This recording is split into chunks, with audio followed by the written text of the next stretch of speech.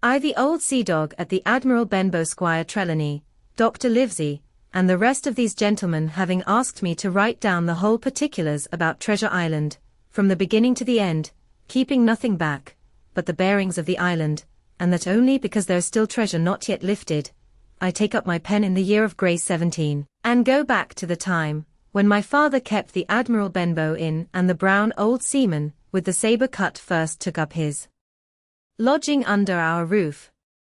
I remember him as if it were yesterday, as he came plodding to the inn door, his sea-chest following behind him in a hand-barrow, a tall, strong, heavy, nut-brown man, his tarry pigtail falling over the shoulder of his soiled blue coat, his hands ragged and scarred, with black, broken nails, and the sabre cut across one cheek, the dirty, livid white. I remember him looking round the cove and whistling to himself as he did so, and then breaking out in that old sea song that he sang so often afterwards, 15 men on the dead man's chest, yo-ho-ho, and a bottle of rum. In the high, old tottering voice that seemed to have been tuned and broken at the capstan bars. Then he rapped on the door with a bit of stick like a handspike that he carried, and when my father appeared, called roughly for a glass of rum. This, when it was brought to him, he drank slowly, like a connoisseur, lingering on the taste and still looking about him at the cliffs and up at our signboard. "This is a handy cove," says he at length, "and a pleasant situated grog shop. Much company, mate?" My father told him no, very little company, the more was the pity.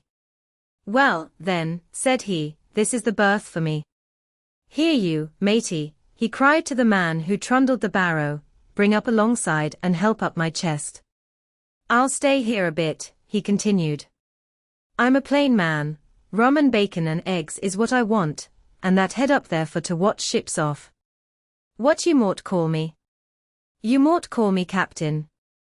"Oh, I see what you're at there," and he threw down 3 or 4 gold pieces on the threshold.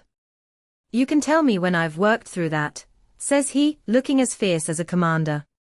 And indeed, bad as his clothes were and coarsely as he spoke, he had none of the appearance of a man who sailed before the mast, but seemed like a mate or skipper accustomed to be obeyed or to strike. The man who came with the barrow told us the mail had set him down the morning before at the Royal George, that he had inquired what inns there were along the coast, and hearing ours well spoken of, I suppose, and described as lonely, had chosen it from the others for his place of residence. And that was all we could learn of our guest. He was a very silent man by custom.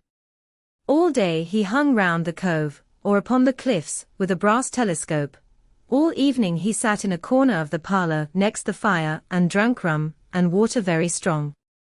Mostly he would not speak when spoken to, only look up sudden and fierce and blow through his nose like a foghorn, and we and the people who came about our house soon learned to let him be. Every day, when he came back from his stroll, he would ask if any seafaring men had gone by along the road. At first we thought it was the want of company of his own kind that made him ask this question, but at last we began to see he was desirous to avoid them. When a seaman did put up at the Admiral Benbow, as now and then some did, making by the coast road for Bristol, he would look in at him through the curtained door before he entered the parlour, and he was always sure to be as silent as a mouse when any such was present. For me, at least, there was no secret about the matter, for I was, in a way, a sharer in his alarms.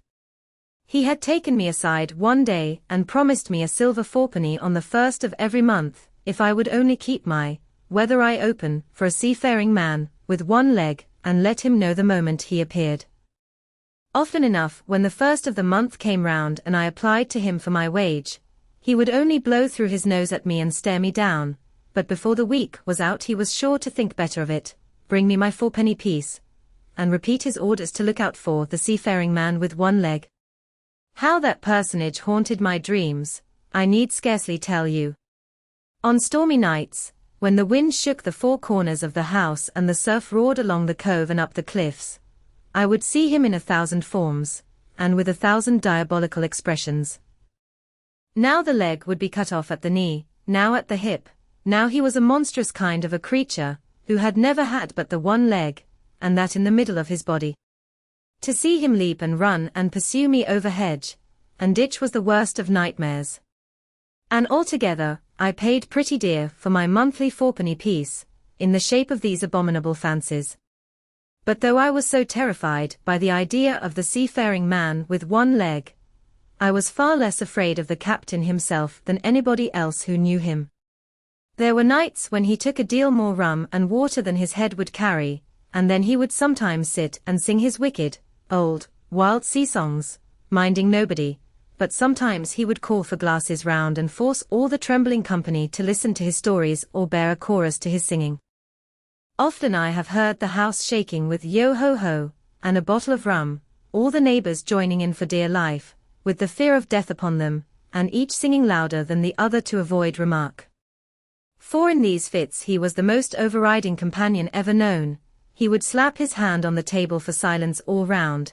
He would fly up in a passion of anger at a question, or sometimes because none was put, and so he judged the company was not following his story.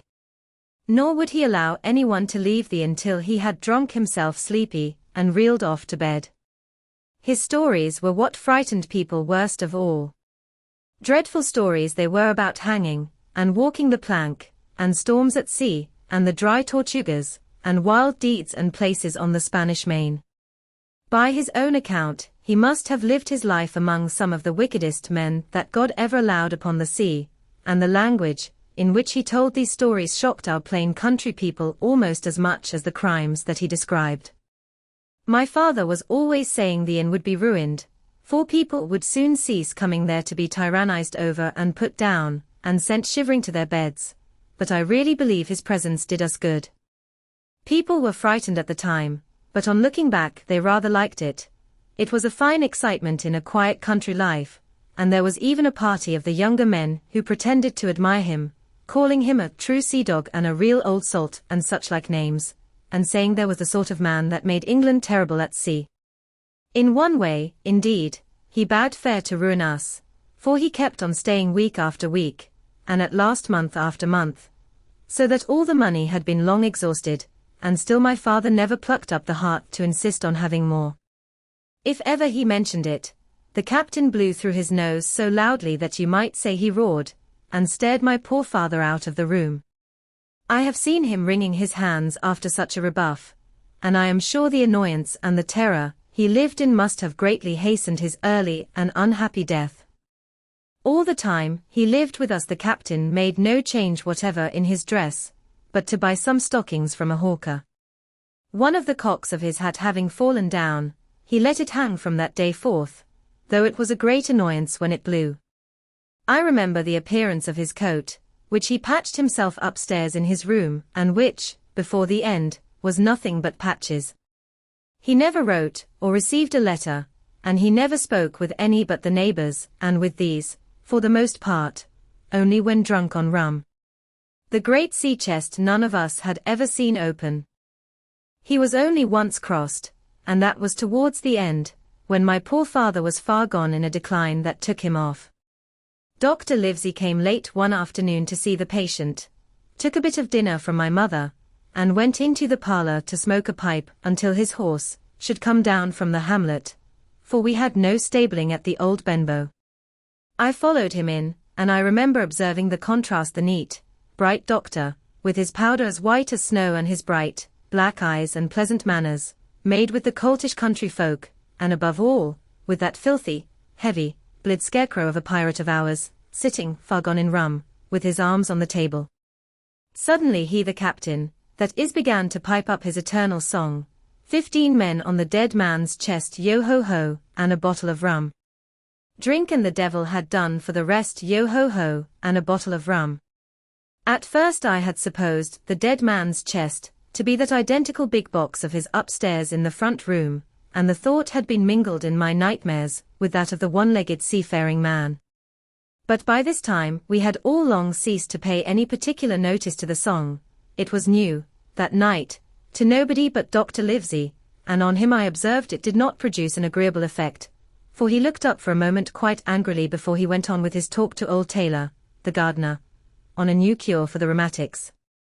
In the meantime, the captain gradually brightened up at his own music, and at last flapped his hand upon the table before him in a way we all knew to mean silence.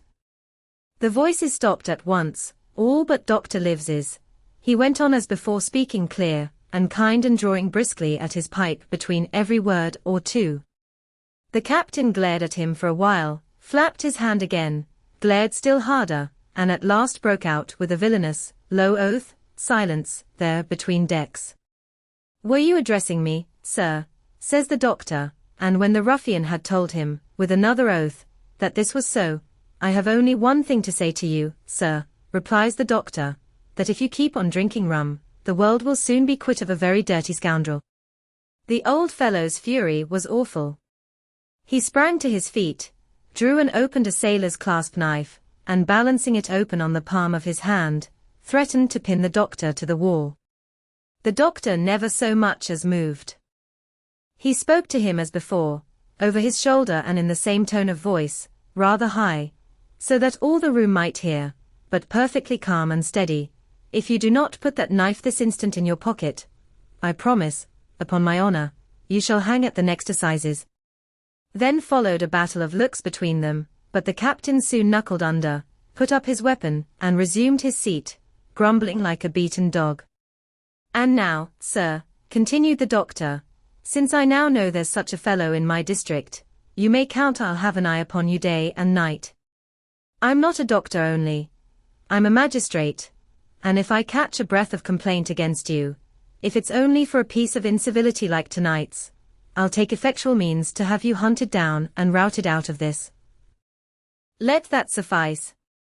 Soon after, Dr. Livesey's horse came to the door and he rode away, but the captain held his peace that evening, and for many evenings to come. Two Black Dog appears and disappears. It was not very long after this that there occurred the first of the mysterious events that rid us at last of the captain, though not, as you will see, of his affairs. It was a bitter cold winter, with long, hard frosts and heavy gales, and it was plain from the first that my poor father was little likely to see the spring. He sank daily, and my mother and I had all the inn upon our hands, and were kept busy enough without paying much regard to our unpleasant guests. It was one January morning, very early, a pinching, frosty morning, the cove all grey with hoarfrost, the ripple lapping softly on the stones, the sun still low and only touching the hilltops, and shining far to seaward. The captain had risen earlier than usual and set out down the beach, his cutlass swinging under the broad skirts of the old blue coat, his brass telescope under his arm, his hat tilted back upon his head. I remember his breath hanging like smoke in his wake as he strode off, and the last sound I heard of him as he turned the big rock was a loud snort of indignation, as though his mind was still running upon Dr. Livesey. Well, mother was upstairs with father, and I was laying the breakfast table against the captain's return, when the parlor door opened and a man stepped in on whom I had never set my eyes before.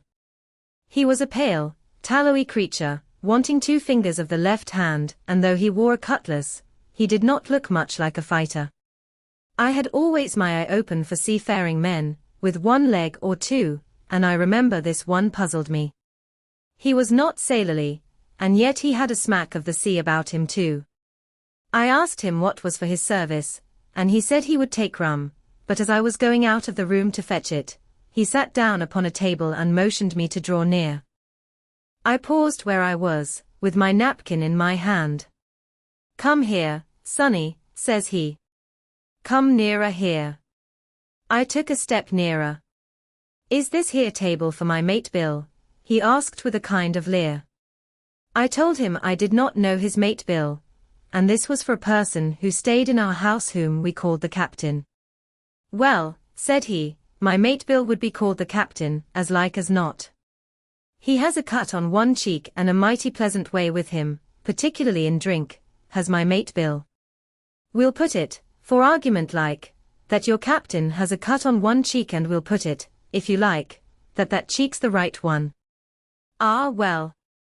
I told you. Now, is my mate Bill in this here house?" I told him he was out walking. "Which way, sonny? Which way is he gone?" And when I had pointed out the rock and told him how the captain was likely to return, and how soon, and answered a few other questions. "Ah," said he, "this'll be as good as drink to my mate Bill." The expression of his face as he said these words was not at all pleasant, and I had my own reasons for thinking that the stranger was mistaken, even supposing he meant what he said. But it was no affair of mine, I thought, and besides, it was difficult to know what to do. The stranger kept hanging about just inside the inn door, peering round the corner like a cat waiting for a mouse. Once I stepped out myself into the road, but he immediately called me back, and as I did not obey quick enough for his fancy, a most horrible change came over his tallowy face, and he ordered me in with an oath that made me jump. As soon as I was back again, he returned to his former manner, half fawning, half sneering, patted me on the shoulder, told me I was a good boy and he had taken quite a fancy to me. "I have a son of my own," said he, "as like you as 2 blocks, and is all the pride of my art. But the great thing for boys is discipline, son o' discipline. Now, if you had sailed along of Bill, you wouldn't have stood there to be spoke to twice, not you. That was never Bill's way, nor the way of sich as sailed with him. And here, sure enough, is my mate Bill, with a spyglass under his arm, bless his old art, to be sure. You and Mill just go back into the parlour, Sonny, and get behind the door, and we'll give Bill a little surprise, bless his art, I say again." So saying, the stranger backed along with me into the parlour, and put me behind him in the corner so that we were both hidden by the open door. I was very uneasy and alarmed, as you may fancy, and it rather added to my fears to observe that the stranger was certainly frightened himself. He cleared the hilt of his cutlass and loosened the blade in the sheath, and all the time we were waiting there he kept swallowing as if he felt what we used to call a lump in the throat.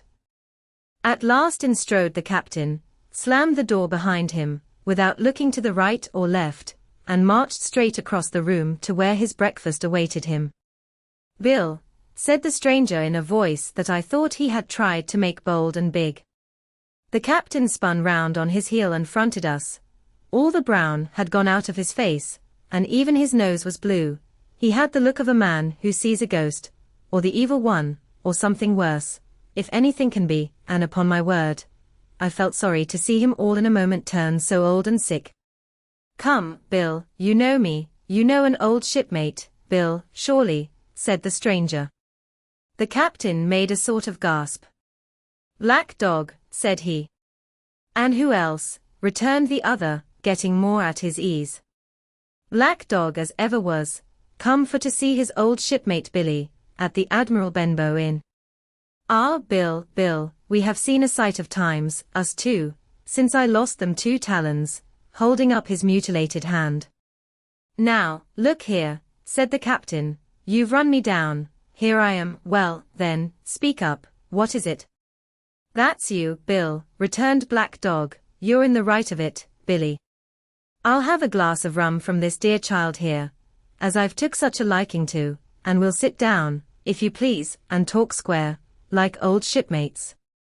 When I returned with the rum, they were already seated on either side of the captain's breakfast table, Black Dog next to the door and sitting sideways so as to have one eye on his old shipmate and one, as I thought, on his retreat. He bade me go and leave the door wide open. "None of your keyholes for me, Sonny," he said, and I left them together and retired into the bar. For a long time, though I certainly did my best to listen, I could hear nothing but a low gattling, but at last the voices began to grow higher, and I could pick up a word or two, mostly oaths, from the captain. "No, no, no, no, and an end of it," he cried once. "And again, if it comes to swinging, swing all," say I. Then all of a sudden there was a tremendous explosion of oaths and other noises. The chair and table went over in a lump, a clash of steel followed, and then a cry of pain, and the next instant I saw Black Dog in full flight, and the captain hotly pursuing, both with drawn cutlasses, and the former streaming blood from the left shoulder. Just at the door the captain aimed at the fugitive one last tremendous cut, which would certainly have split him to the chine, had it not been intercepted by our big signboard of Admiral Benbow. You may see the notch on the lower side of the frame to this day. That blow was the last of the battle. Once out upon the road, Black Dog, in spite of his wound, showed a wonderful clean pair of heels and disappeared over the edge of the hill in half a minute. The captain, for his part, stood staring at the signboard like a bewildered man. Then he passed his hand over his eyes several times and at last turned back into the house. "Jim," says he, "rum," and as he spoke, he reeled a little, and caught himself with one hand against the wall. "Are you hurt?" cried I. "Rum," he repeated. "I must get away from here." "Rum. Rum." I ran to fetch it, but I was quite unsteadied by all that had fallen out, and I broke one glass and fouled the tap, and while I was still getting in my own way, I heard a loud fall in the parlor, and running in, beheld the captain lying full length upon the floor. At the same instant my mother, alarmed by the cries and fighting, came running downstairs to help me. Between us we raised his head. He was breathing very loud and hard, but his eyes were closed and his face a horrible color. "Dear, dearie me," cried my mother, "what a disgrace upon the house. And your poor father sick." In the meantime, we had no idea what to do to help the captain, nor any other thought, but that he had got his death hurt in the scuffle with the stranger. I got the rum, to be sure, and tried to put it down his throat, but his teeth were tightly shut, and his jaws as strong as iron. It was a happy relief for us when the door opened and Dr. Livesey came in, on his visit to my father. "Oh, doctor," we cried, "what shall we do? Where is he wounded?" "Wounded? A fiddlestick's end," said the doctor. "No more wounded than you or I. The man has had a stroke, as I warned him. Now, Mrs. Hawkins, just you run upstairs to your husband and tell him, if possible, nothing about it. For my part, I must do my best to save this fellow's trebly worthless life. Jim, you get me a basin." When I got back with the basin, the doctor had already ripped up the captain's sleeve and exposed his great sinewy arm. It was tattooed in several places. "Here's luck, a fair wind," and Billy Bones his fancy, were very neatly and clearly executed on the forearm, and up near the shoulder there was a sketch of a gallows and a man hanging from it done, as I thought, with great spirit. "Prophetic," said the doctor, touching this picture with his finger. "And now, Master Billy Bones, if that be your name, we'll have a look at the color of your blood." "Jim," he said, "are you afraid of blood?" "No, sir," said I. "Well, then," said he, "you hold the basin," and with that he took his lancet and opened a vein. A great deal of blood was taken before the captain opened his eyes and looked mistily about him. First he recognized the doctor with an unmistakable frown, then his glance fell upon me, and he looked relieved. But suddenly his color changed, and he tried to raise himself, crying, "Where's Black Dog?" "There is no black dog here," said the doctor, "except what you have on your own back. You have been drinking rum, you have had a stroke, precisely as I told you, and I have just, very much against my own will, dragged you head foremost out of the grave."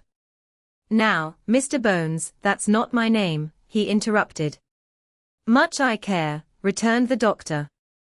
"It's the name of a buccaneer of my acquaintance, and I call you by it for the sake of shortness, and what I have to say to you is this: one glass of rum won't kill you, but if you take one you'll take another, and I stake my wig if you don't break off short, you'll die. Do you understand that? Die and go to your own place, like the man in the Bible.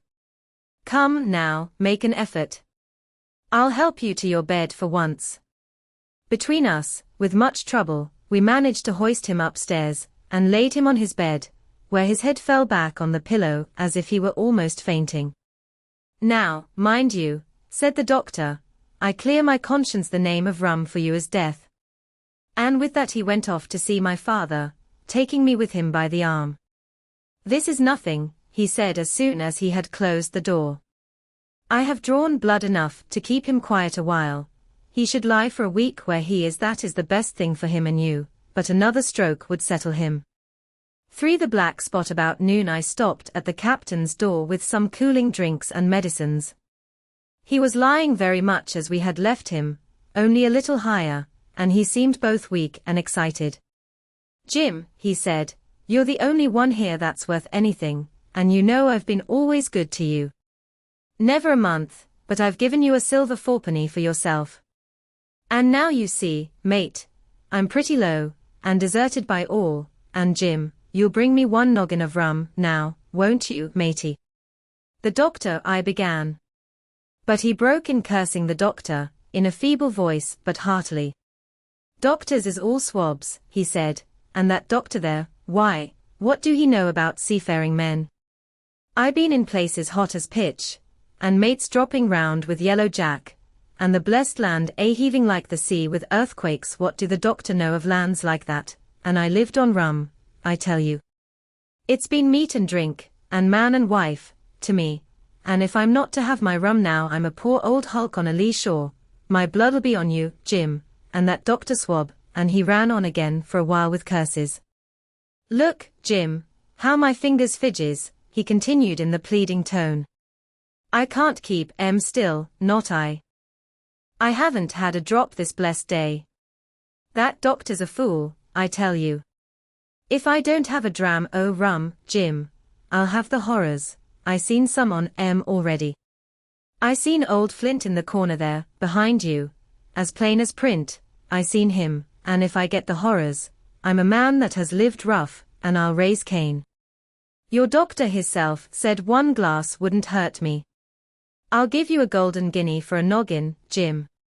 He was growing more and more excited, and this alarmed me for my father, who was very low that day and needed quiet. Besides, I was reassured by the doctor's words, now quoted to me, and rather offended by the offer of a bribe. I want none of your money, said I, but what you owe my father. I'll get you one glass, and no more. When I brought it to him, he seized it greedily and drank it out. Aye, said he, that's some better, sure enough. And now, matey, did that doctor say how long I was to lie here in this old berth? A week at least, said I. Thunder, he cried. A week? I can't do that. They'd have the black spot on me by then. The lubbers is going about to get the wind of me this blessed moment, lubbers as couldn't keep what they got, and want to nail what is another's. Is that seamanly behavior, now, I want to know? But I'm a saving soul. I never wasted good money of mine, nor lost it neither, and I'll trick again. I'm not afraid on I'll shake out another reef, matey, and daddle again. As he was thus speaking, he had risen from bed with great difficulty, holding to my shoulder with a grip that almost made me cry out, and moving his legs like so much dead weight. His words, spirited as they were in meaning, contrasted sadly with the weakness of the voice in which they were uttered. He paused when he had got into a sitting position on the edge. That doctor's done me, he murmured. My ears is singing. Lay me back. Before I could do much to help him he had fallen back again to his former place, where he lay for a while silent. Jim, he said at length, you saw that seafaring man today? Black dog? I asked. Ah? Black dog, says he. He's a bad but there's worse that put him on. Now, if I can't get away nohow, and they tip me the black spot, mind you, it's my old sea chest they're after. You get on a horse you can't you? Well, then, you get on a horse, and go to yes, I will, to that eternal Dr. Swab, and tell him to pipe all hands magistrates, and sit and he'll lay aboard at the Admiral Benbow all old Flint's crew, man and boy, all on that's left. I was first mate. I was, old Flint's first mate, and I'm the only one as knows the place. He gave it me at Savannah, when he lay dying, like as if I was to now, you see. But you won't peach unless they get the black spot on me, or unless you see that black dog again, or a seafaring man with one leg, Jim him above all. But what is the black spot, Captain? I asked. That's a summons, mate. I'll tell you if they get that. But you keep your weather eye open, Jim, and I'll share with you equals, upon my honor. He wandered a little longer, his voice growing weaker, but soon after I had given him his medicine, which he took like a child, with the remark, if ever a seaman wanted drugs, it's me. He fell at last into a heavy, swoon-like sleep, in which I left him. What I should have done had all gone well I do not know. Probably I should have told the whole story to the doctor, for I was in mortal fear lest the captain should repent of his confessions and make an end of me. But as things fell out, my poor father died quite suddenly that evening, which put all other matters on one side. Our natural distress, the visits of the neighbors, the arranging of the funeral, and all the work of the inn to be carried on in the meanwhile kept me so busy that I had scarcely time to think of the captain, far less to be afraid of him. He got downstairs next morning, to be sure, and had his meals as usual, though he ate little and had more, I am afraid, than his usual supply of rum, for he helped himself out of the bar, scowling and blowing through his nose, and no one dared to cross him. On the night before the funeral he was as drunk as ever, and it was shocking, in that house of mourning, to hear him singing away at his ugly old sea-song, but weak as he was, we were all in the fear of death for him, and the doctor was suddenly taken up with a case many miles away, and was never near the house after my father's death. I have said the captain was weak, and indeed he seemed rather to grow weaker than regain his strength. He clambered up and down stairs, and went from the parlor to the bar and back again, and sometimes put his nose out of doors to smell the sea, holding on to the walls as he went for support, and breathing hard and fast like a man on a steep mountain.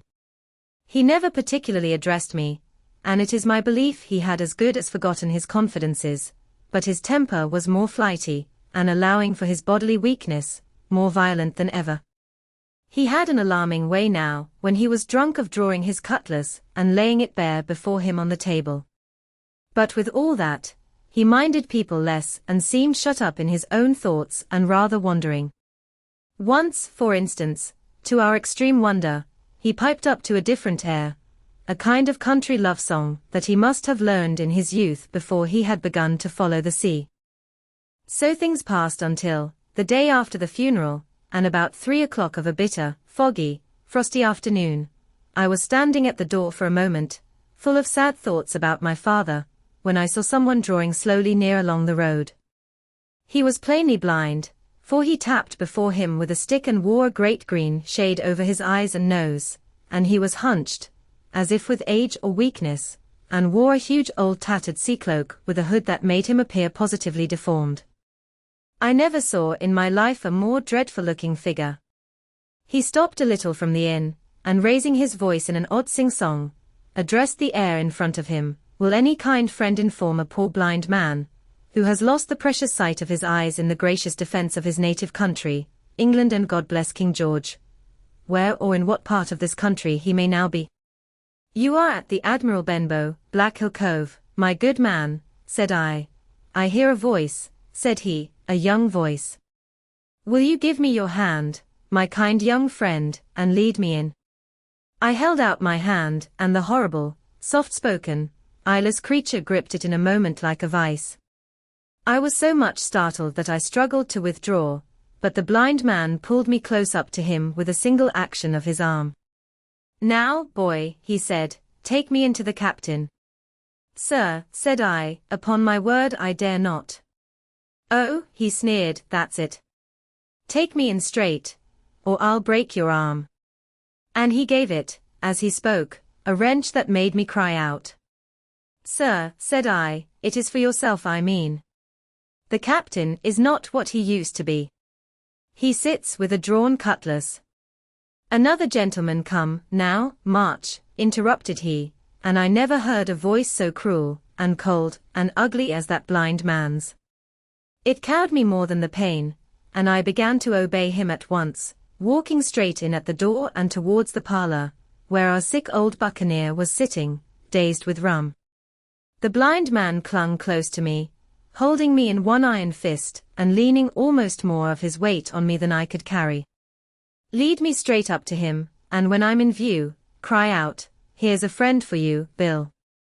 If you don't, I'll do this," and with that he gave me a twitch that I thought would have made me faint.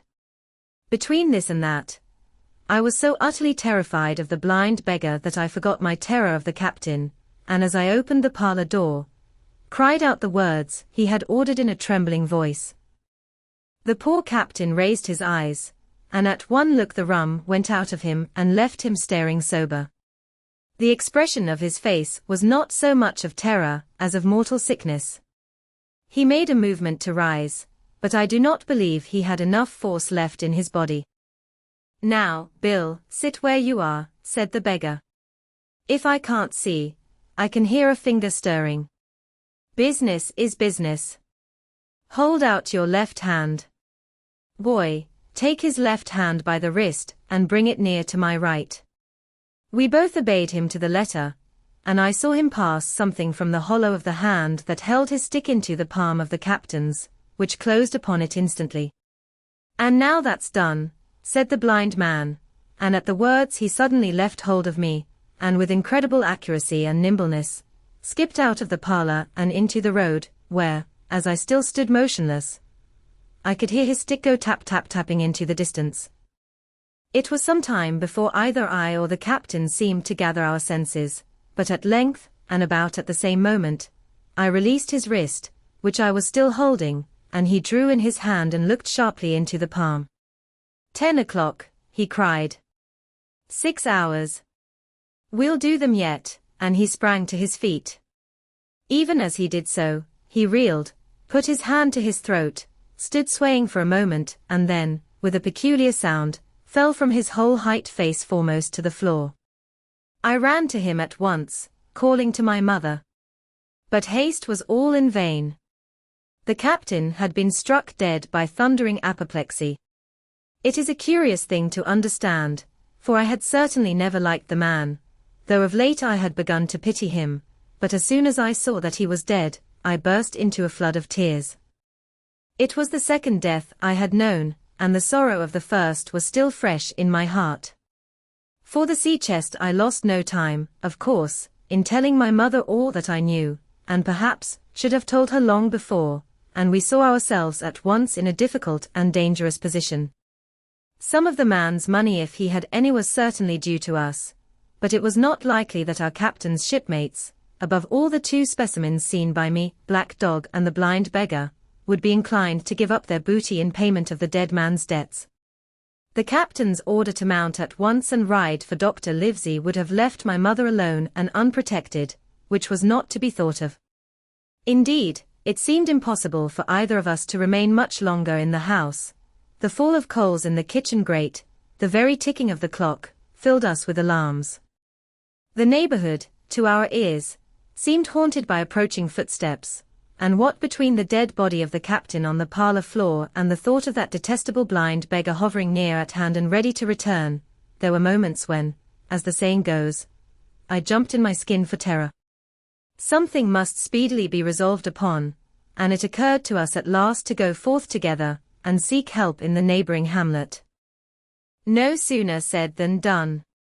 Bareheaded as we were, we ran out at once in the gathering evening and the frosty fog. The hamlet lay not many 100 yards away, though out of view, on the other side of the next cove, and what greatly encouraged me, it was in an opposite direction from that whence the blind man had made his appearance and whither he had presumably returned. We were not many minutes on the road, though we sometimes stopped to lay hold of each other and hearken. But there was no unusual sound, nothing but the low wash of the ripple and the croaking of the inmates of the wood. It was already candlelight when we reached the hamlet, and I shall never forget how much I was cheered to see the yellow shine in doors and windows, but that, as it proved, was the best of the help we were likely to get in that quarter. For you would have thought men would have been ashamed of themselves, no soul would consent to return with us to the Admiral Benbow. The more we told of our troubles, the more man, woman, and child they clung to the shelter of their houses. The name of Captain Flint, though it was strange to me, was well enough known to some there and carried a great weight of terror. Some of the men, who had been to field work on the far side of the Admiral Benbow, remembered, besides, to have seen several strangers on the road, and taking them to be smugglers, to have bolted away, and one at least had seen a little lugger in what we called Kit's Hole. For that matter, anyone who was a comrade of the captain's was enough to frighten them to death. And the short and the long of the matter was, that while we could get several who were willing enough to ride to Dr. Livesey's, which lay in another direction, not one would help us to defend the inn. They say cowardice is infectious, but then argument is, on the other hand, a great emboldener, and so when each had said his say, my mother made them a speech. She would not, she declared, lose money that belonged to her fatherless boy. If none of the rest of you dare, she said, Jim and I dare. Back we will go, the way we came, and small thanks to you big, hulking, chicken-hearted men. We'll have that chest open, if we die for it. And I'll thank you for that bag, Mrs. Crossley, to bring back our lawful money in. Of course I said I would go with my mother, and of course they all cried out at our foolhardiness, but even then not a man would go along with us. All they would do was to give me a loaded pistol lest we were attacked, and to promise to have horses ready saddled in case we were pursued on our return, while one lad was to ride forward to the doctors in search of armed assistance. My heart was beating finely when we two set forth in the cold night upon this dangerous venture. A full moon was beginning to rise and peered redly through the upper edges of the fog, and this increased our haste, for it was plain, before we came forth again, that all would be as bright as day, and our departure exposed to the eyes of any watchers. We slipped along the hedges, noiseless and swift, nor did we see or hear anything to increase our terrors, till, to our relief, the door of the Admiral Benbow had closed behind us. I slipped the bolt at once, and we stood and panted for a moment in the dark, alone in the house with the dead captain's body. Then my mother got a candle in the bar, and holding each other's hands, we advanced into the parlor. He lay as we had left him, on his back, with his eyes open and one arm stretched out. Draw down the blind, Jim, whispered my mother, they might come and watch outside.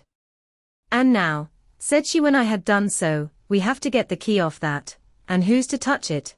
I should like to know, and she gave a kind of sob, as she said the words. I went down on my knees at once. On the floor close to his hand there was a little round of paper, blackened on the one side. I could not doubt that this was the black spot, and taking it up, I found written on the other side, in a very good, clear hand, this short message, you have till 10 tonight. He had till 10, mother, said I, and just as I said it, our old clock began striking. This sudden noise startled us shockingly, but the news was good, for it was only 6. Now, Jim, she said, that key. I felt in his pockets, one after another. A few small coins, a thimble, and some thread and big needles, a piece of pigtail tobacco bitten away at the end, his gully with the crooked handle, a pocket compass, and a tinder box were all that they contained, and I began to despair. Perhaps it's round his neck, suggested my mother. Overcoming a strong repugnance, I tore open his shirt at the neck, and there, sure enough, hanging to a bit of tarry string, which I cut with his own gully, we found the key. At this triumph we were filled with hope, and hurried upstairs, without delay to the little room, where he had slept so long, and where his box had stood since the day of his arrival. It was like any other seaman's chest on the outside, the initial B burned on the top of it with a hot iron, and the corners somewhat smashed and broken as by long, rough usage. Give me the key, said my mother, and though the lock was very stiff, she had turned it and thrown back the lid in a twinkling. A strong smell of tobacco and tar rose from the interior, but nothing was to be seen on the top except a suit of very good clothes, carefully brushed and folded. They had never been worn, my mother said. Under that, the miscellany began a quadrant, the tin cannikin, several sticks of tobacco, 2 brace of very handsome pistols, a piece of bar silver, an old Spanish watch, and some other trinkets of little value and mostly of foreign make, a pair of compasses mounted with brass, and 5 or 6 curious West Indian shells. I have often wondered since why he should have carried about these shells with him in his wandering, guilty, and hunted life. In the meantime, we had found nothing of any value but the silver and the trinkets, and neither of these were in our way. Underneath there was an old boat cloak, whitened with sea salt on many a harbour bar. My mother pulled it up with impatience, and there lay before us, the last things in the chest, a bundle tied up in oilcloth, and looking like papers, and a canvas bag that gave forth, at a touch, the jingle of gold. "I'll show these rogues that I'm an honest woman," said my mother. "I'll have my dues, and not a farthing over. Hold Mrs. Crossley's bag." And she began to count over the amount of the captain's score from the sailor's bag into the one that I was holding. It was a long, difficult business, for the coins were of all countries and sizes, doubloons, and louis d'ors, and guineas, and pieces of 8, and I know not what besides, all shaken together at random. The guineas, too, were about the scarcest, and it was with these only that my mother knew how to make her count. When we were about halfway through, I suddenly put my hand upon her arm, for I had heard in the silent frosty air a sound that brought my heart into my mouth, the tap-tapping of the blind man's stick upon the frozen road. It drew nearer and nearer, while we sat holding our breath. Then it struck sharp on the inn door, and then we could hear the handle being turned and the bolt rattling as the wretched being tried to enter, and then there was a long time of silence both within and without.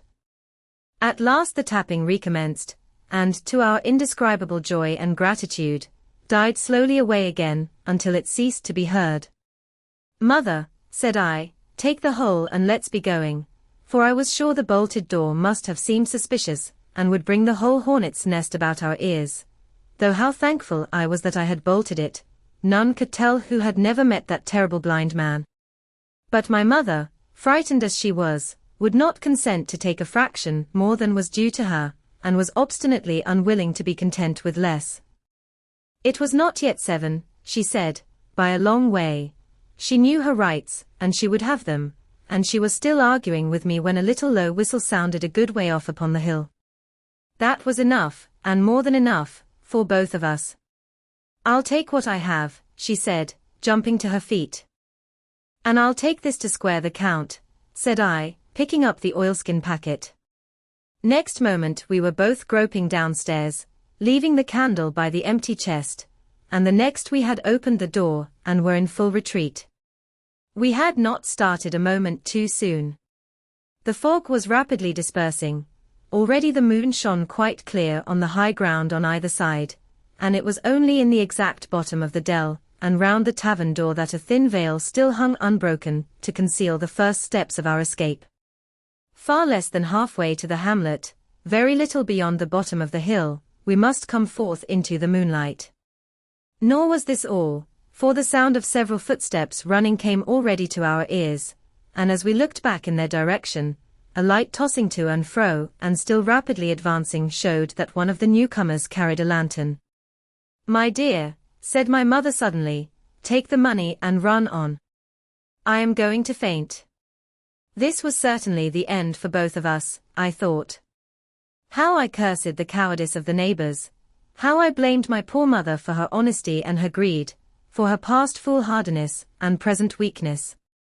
We were just at the little bridge, by good fortune, and I helped her, tottering as she was, to the edge of the bank, where, sure enough, she gave a sigh and fell on my shoulder. I do not know how I found the strength to do it at all, and I am afraid it was roughly done, but I managed to drag her down the bank and a little way under the arch. Farther I could not move her, for the bridge was too low to let me do more than crawl below it.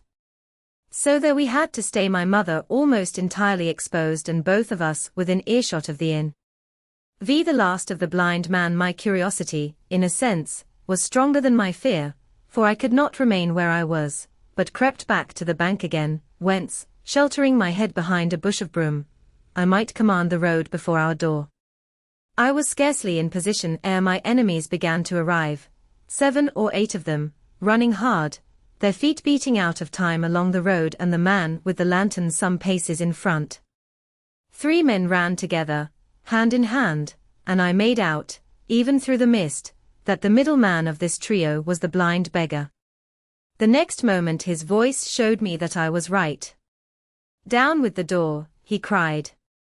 "Aye, aye, sir," answered 2 or 3, and a rush was made upon the Admiral Benbow, the lantern-bearer following, and then I could see them pause, and his speeches passed in a lower key, as if they were surprised to find the door open.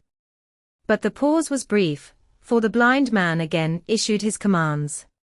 His voice sounded louder and higher, as if he were afire with eagerness and rage. In, he shouted, and cursed them for their delay. 4 or 5 of them obeyed at once, 2 remaining on the road with the formidable beggar. There was a pause, then a cry of surprise, and then a voice shouting from the house, "Bill's dead." But the blind man swore at them again for their delay. "Search him, some of you shirking lubbers, and the rest of you aloft and get the chest," he cried. I could hear their feet rattling up our old stairs, so that the house must have shook with it. Promptly afterwards, fresh sounds of astonishment arose. The window of the captain's room was thrown open with a slam and a jingle of broken glass, and a man leaned out into the moonlight, head and shoulders, and addressed the blind beggar on the road below him. "Pew," he cried, "they've been before us. Someone's turned the chest out alow and aloft." "Is it there?" roared Pew. "The money's there." The blind man cursed the money. "Flint's fist, I mean," he cried. "We don't see it here nohow," returned the man. "Here, you below there, is it on Bill?" cried the blind man again. At that another fellow, probably him who had remained below to search the captain's body, came to the door of the inn. "Bill's been overhauled already," said he, "nothing left. It's these people of the inn, it's that boy." "I wish I had put his eyes out," cried the blind man, Pew. "There were no time ago they had the door bolted when I tried it. Scatter, lads, and find 'em." "Sure enough, they left their glim here," said the fellow from the window. "Scatter and find 'em." "Rout the house out," reiterated Pew, striking with his stick upon the road. Then there followed a great to-do through all our old inn, heavy feet pounding to and fro, furniture thrown over, doors kicked in, until the very rocks re-echoed and the men came out again, one after another, on the road and declared that we were nowhere to be found. And just the same whistle that had alarmed my mother and myself over the dead captain's money was once more clearly audible through the night, but this time twice repeated. I had thought it to be the blind man's trumpet, so to speak, summoning his crew to the assault, but I now found that it was a signal from the hillside towards the hamlet, and from its effect upon the buccaneers, a signal to warn them of approaching danger. "There's Dirk again," said one. "Twice. We'll have to budge, mates." "Budge, you skulk," cried Pew. "Dirk was a fool and a coward from the first, you wouldn't mind him. They must be close by, they can't be far, you have your hands on it. Scatter and look for them, dogs." "Oh, shiver my soul," he cried, "if I had eyes." This appeal seemed to produce some effect, for 2 of the fellows began to look here and there among the lumber, but half-heartedly, I thought, and with half an eye to their own danger all the time, while the rest stood irresolute on the road. "You have your hands on thousands, you fools, and you hang a leg. You'd be as rich as kings if you could find it, and you know it's here, and you stand there skulking. There wasn't one of you dared face Bill, and I did it, a blind man. And I'm to lose my chance for you. I'm to be a poor, crawling beggar, sponging for rum, when I might be rolling in a coach. If you had the pluck of a weevil in a biscuit you would catch them still." "Hang it, Pew, we've got the doubloons," grumbled one. "They might have hid the blessed thing," said another. "Take the Georges, Pew, and don't stand here squalling." Squalling was the word for it. Pew's anger rose so high at these objections till at last, his passion completely taking the upper hand, he struck at them right and left in his blindness, and his stick sounded heavily on more than one.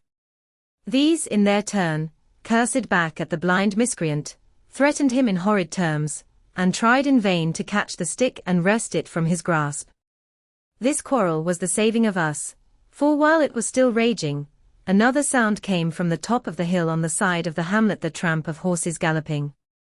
Almost at the same time a pistol shot, flash and report, came from the hedge side. And that was plainly the last signal of danger, for the buccaneers turned at once and ran, separating in every direction, one seaward along the cove, one slant across the hill, and so on, so that in half a minute not a sign of them remained but Pew. Him they had deserted, whether in sheer panic, or out of revenge for his ill words and blows I know not, but there he remained behind, tapping up and down the road in a frenzy, and groping and calling for his comrades. Finally he took a wrong turn and ran a few steps past me, towards the hamlet, crying, "Johnny, Black Dog, Dirk," and other names, "you won't leave Old Pew, mate's not Old Pew." Just then the noise of horses topped the rise, and 4 or 5 riders came in sight in the moonlight, and swept at full gallop down the slope. At this Pew saw his error, turned with a scream, and ran straight for the ditch, into which he rolled. But he was on his feet again in a second and made another dash, now utterly bewildered, right under the nearest of the coming horses. The rider tried to save him, but in vain. Down went Pew with a cry that rang high into the night, and the 4 hoofs trampled and spurned him and passed by. He fell on his side, then gently collapsed upon his face and moved no more. I leaped to my feet and hailed the riders. They were pulling up, at any rate, horrified at the accident, and I soon saw what they were. One, tailing out behind the rest, was a lad that had gone from the hamlet to Dr. Lives's. The rest were revenue officers, whom he had met by the way, and with whom he had had the intelligence to return at once. Some news of the lugger in Kit's Hole had found its way to Supervisor Dance, and set him forth that night in our direction, and to that circumstance my mother and I owed our preservation from death. Pew was dead, stone dead. As for my mother, when we had carried her up to the hamlet, a little cold water and salts and that soon brought her back again, and she was none the worse for her terror, though she still continued to deplore the balance of the money. In the meantime the supervisor rode on, as fast as he could, to Kit's Hole, but his men had to dismount and grope down the dingle, leading, and sometimes supporting, their horses, and in continual fear of ambushes. So it was no great matter for surprise that when they got down to the hole the lugger was already under way, though still close in. He hailed her. A voice replied, telling him to keep out of the moonlight, or he would get some lead in him, and at the same time a bullet whistled close by his arm. Soon after, the lugger doubled the point and disappeared. Mr. Dance stood there, as he said, like a fish out of water, and all he could do was to dispatch a man to warn the cutter. "And that," said he, "is just about as good as nothing. They've got off clean, and there's an end. Only," he added, "I'm glad I trod on Master Pew's corns, for by this time he had heard my story. I went back with him to the Admiral Benbow, and you cannot imagine a house in such a state of smash. The very clock had been thrown down by these fellows in their furious hunt after my mother and myself, and though nothing had actually been taken away except the captain's moneybag and a little silver from the till, I could see at once that we were ruined." Mr. Dance could make nothing of the scene. "They got the money, you say? Well, then, Hawkins, what in fortune were they after? More money, I suppose?" "No, sir, not money, I think," replied I. "In fact, sir, I believe I have the thing in my breast pocket, and to tell you the truth, I should like to get it put in safety." "To be sure, boy, quite right," said he. "I'll take it, if you like." "I thought perhaps Dr. Livesey," I began.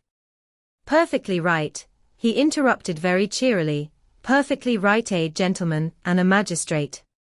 And, now I come to think of it, I might as well ride round there myself and report to him or squire.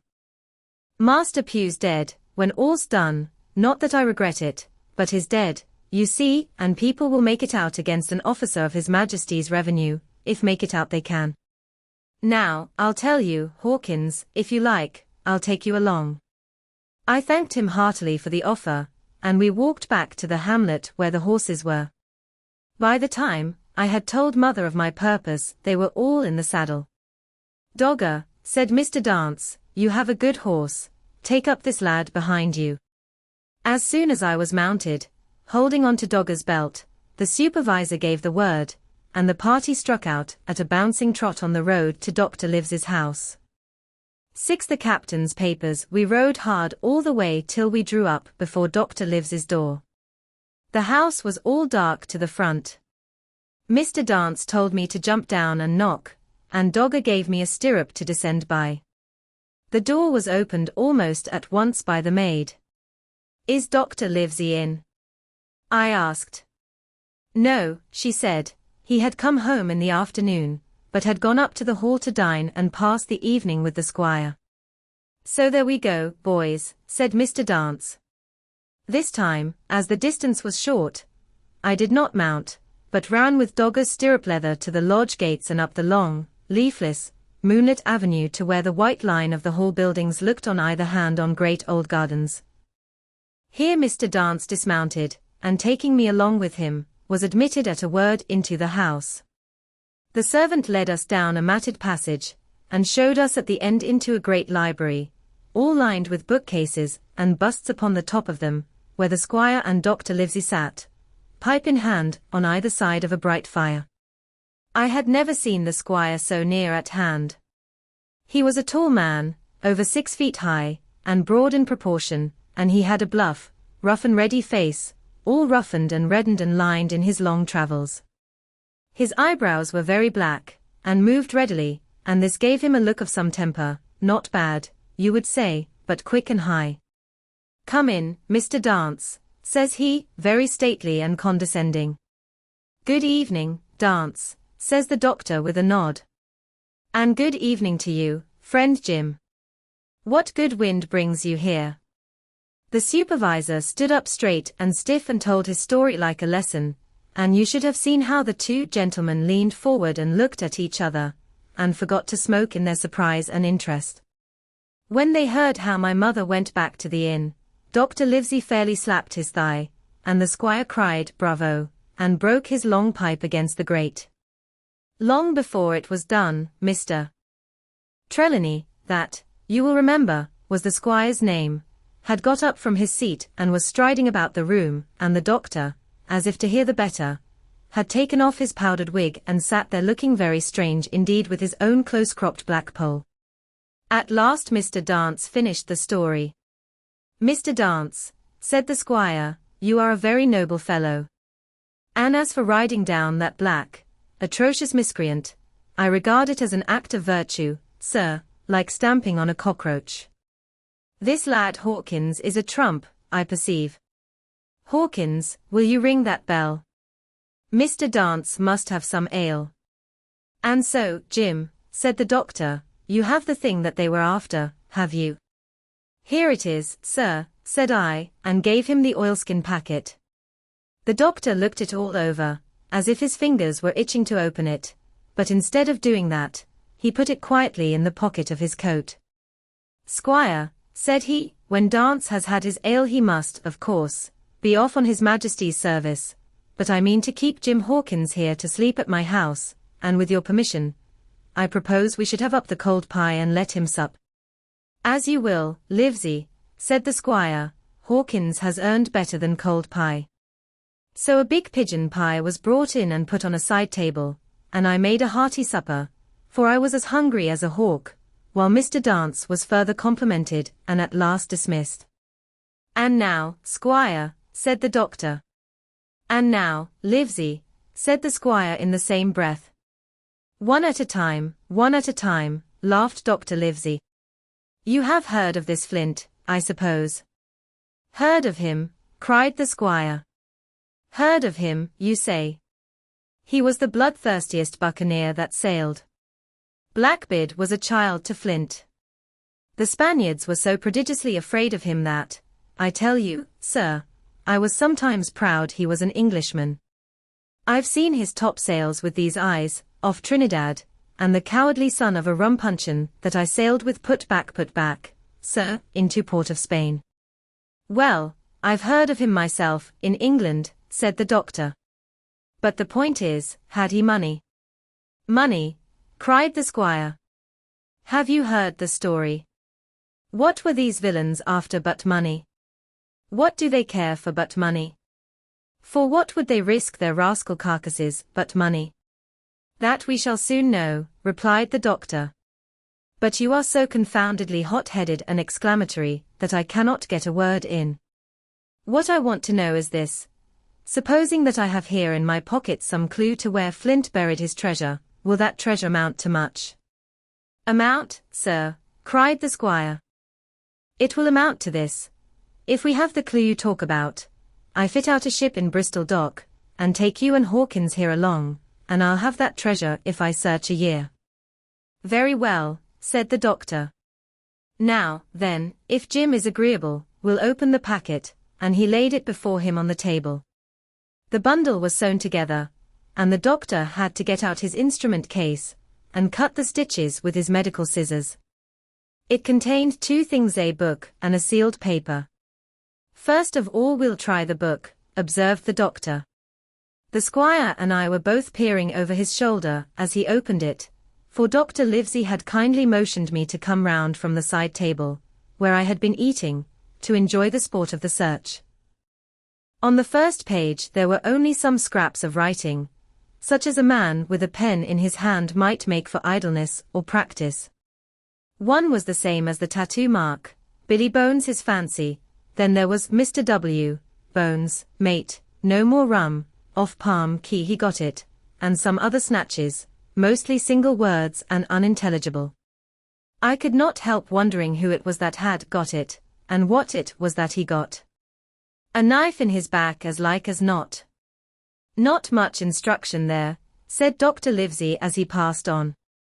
The next 10 or 12 pages were filled with a curious series of entries. There was a date at one end of the line and at the other a sum of money, as in common account books, but instead of explanatory writing, only a varying number of crosses between the two. On the 12th of June, 1745, for instance, a sum of £70 had plainly become due to someone, and there was nothing but 6 crosses to explain the cause. In a few cases, to be sure, the name of a place would be added, as off Caracas, or a mere entry of latitude and longitude, as 62:17 foot 20, 1902:40. The record lasted over nearly 20 years, the amount of the separate entries growing larger as time went on, and at the end a grand total had been made out after 5 or 6 wrong additions, and these words appended, Bones, his pile. I can't make head or tail of this, said Dr. Livesey. The thing is as clear as noonday, cried the squire. This is the black-hearted hound's account book. These crosses stand for the names of ships, or towns that they sank or plundered. The sums are the scoundrel's share, and where he feared an ambiguity, you see he added something clearer. Off Caracas, now, you see, here was some unhappy vessel boarded off that coast. God help the poor souls that manned her coral long ago. Right, said the doctor. See what it is to be a traveller. Right? And the amounts increase, you see, as he rose in rank. There was little else in the volume, but a few bearings of places noted in the blank leaves towards the end and a table for reducing French, English, and Spanish moneys to a common value. Thrifty man, cried the doctor. He wasn't the one to be cheated. And now, said the squire, for the other. The paper had been sealed in several places with a thimble by way of seal, the very thimble, perhaps, that I had found in the captain's pocket.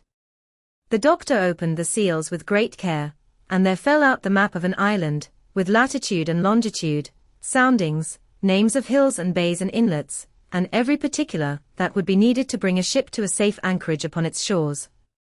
It was about 9 miles long and 5 across, shaped, you might say, like a fat dragon standing up, and had 2 fine land-locked harbours, and a hill in the centre part marked the Spyglass.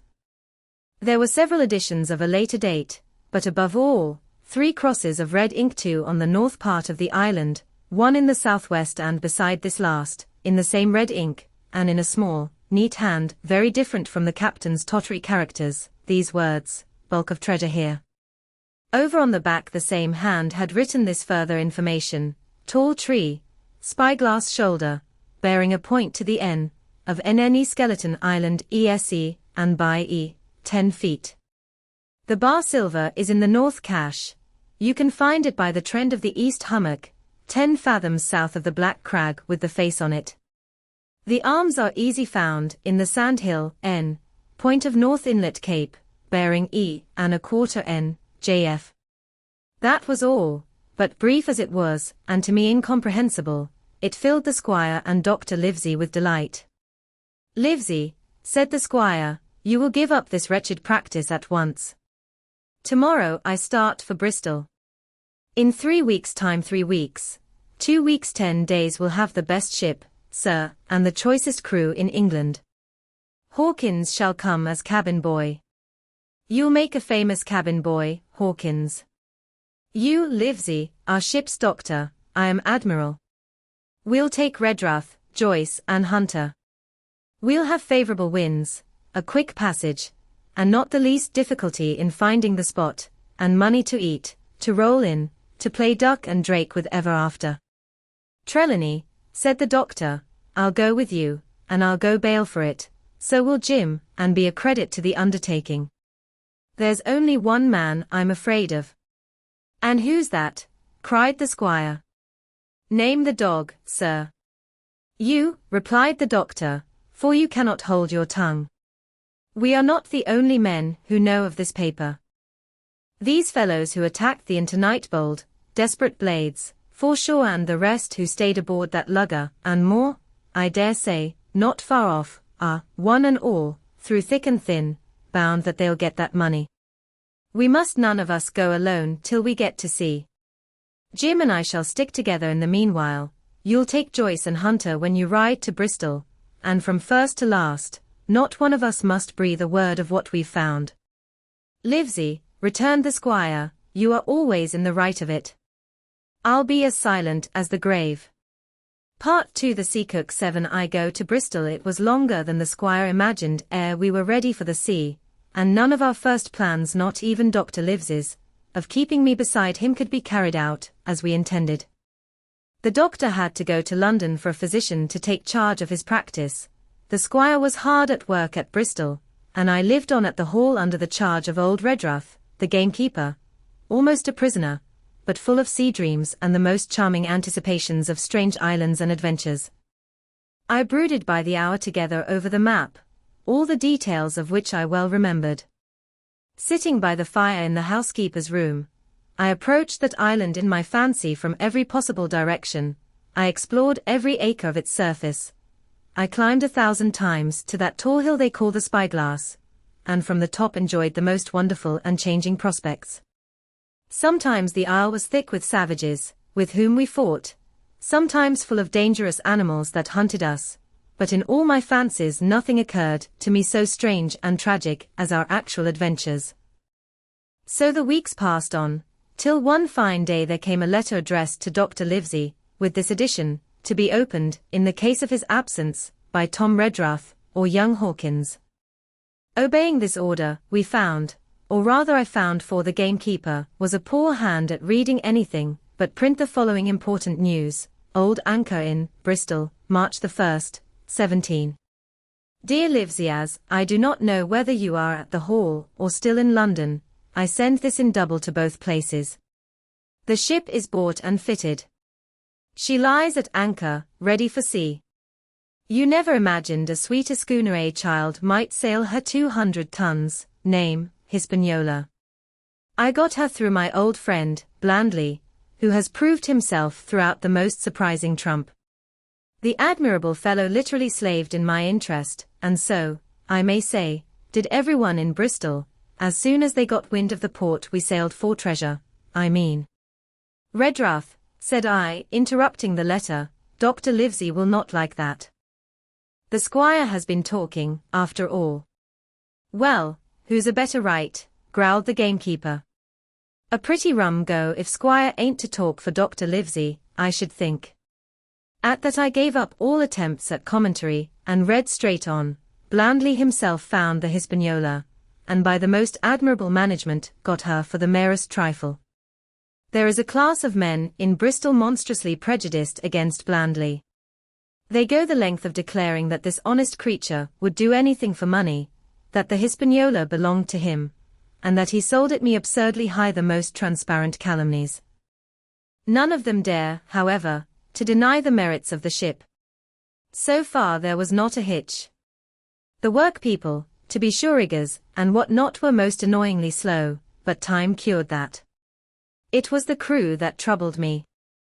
I wished a round score of men in case of natives, buccaneers, or the odious French. I had the worry of the deuce itself to find so much as half a dozen, till the most remarkable stroke of fortune brought me the very man that I required.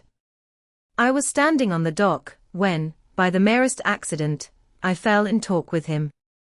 I found he was an old sailor, kept a public house, knew all the seafaring men in Bristol, had lost his health ashore, and wanted a good berth as cook to get to sea again. He had hobbled down there that morning, he said, to get a smell of the salt. I was monstrously touched, so would you have been, and, out of pure pity, I engaged him on the spot to be ship's cook. Long John Silver, he is called, and has lost a leg, but that I regarded as a recommendation, since he lost it in his country's service, under the immortal Hawk. He has no pension, lives he. Imagine the abominable age we live in. Well, sir, I thought I had only found a cook, but it was a crew I had discovered. Between Silver and myself we got together, in a few days, a company of the toughest old salts imaginable, not pretty to look at, but fellows, by their faces, of the most indomitable spirit. I declare we could fight a frigate.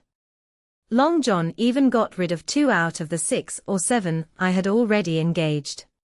He showed me in a moment that they were just the sort of freshwater swabs we had to fear in an adventure of importance. I am in the most magnificent health and spirits, eating like a bull, sleeping like a tree, yet I shall not enjoy a moment till I hear my old tarpaulins tramping round the capstan. Seaward, ho! Hang the treasure! It's the glory of the sea that has turned my head. So now, Livesey, come post, do not lose an hour, if you respect me. Let young Hawkins go at once to see his mother, with Redruth for a guard, and then both come full speed to Bristol. John Trelawney postscript.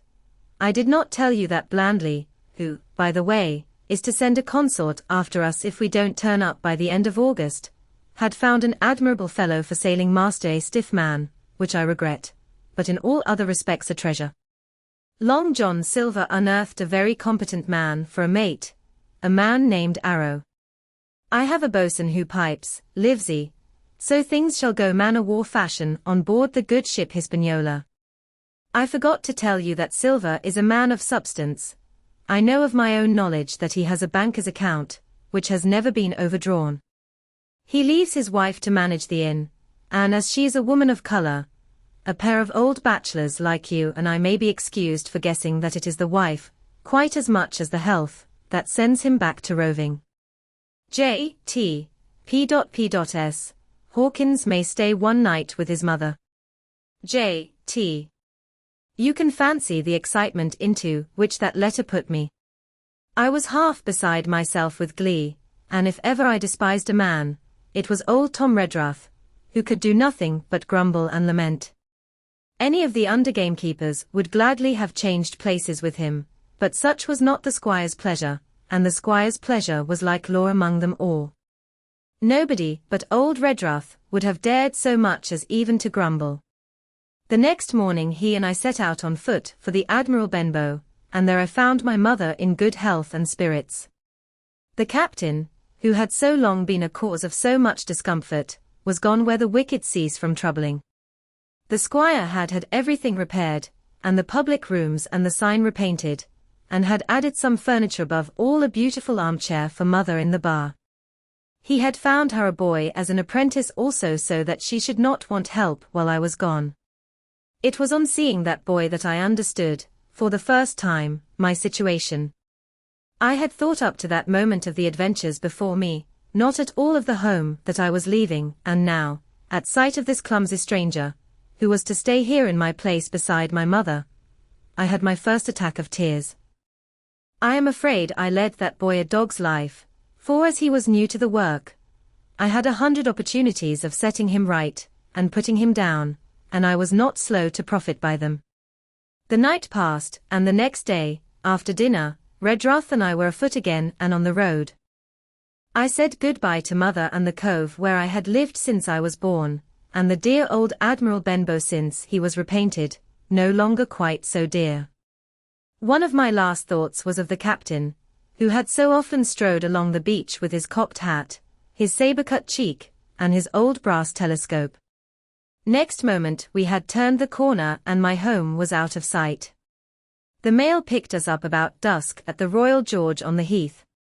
I was wedged in between Redruth and a stout old gentleman, and in spite of the swift motion and the cold night air, I must have dozed a great deal from the very first, and then slept like a log uphill and down dale through stage after stage, for when I was awakened at last it was by a punch in the ribs, and I opened my eyes to find that we were standing still before a large building in a city street, and that the day had already broken a long time.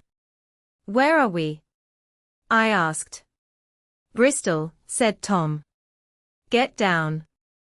Mr. Trelawney had taken up his residence at an inn far down the docks to superintend the work upon the schooner. Thither we had now to walk, and our way, to my great delight, lay along the quays and beside the great multitude of ships of all sizes and rigs and nations. In one, sailors were singing at their work, in another there were men aloft, high over my head, hanging to threads that seemed no thicker than a spider's. Though I had lived by the shore all my life, I seemed never to have been near the sea till then. The smell of tar and salt was something new. I saw the most wonderful figureheads, that had all been far over the ocean.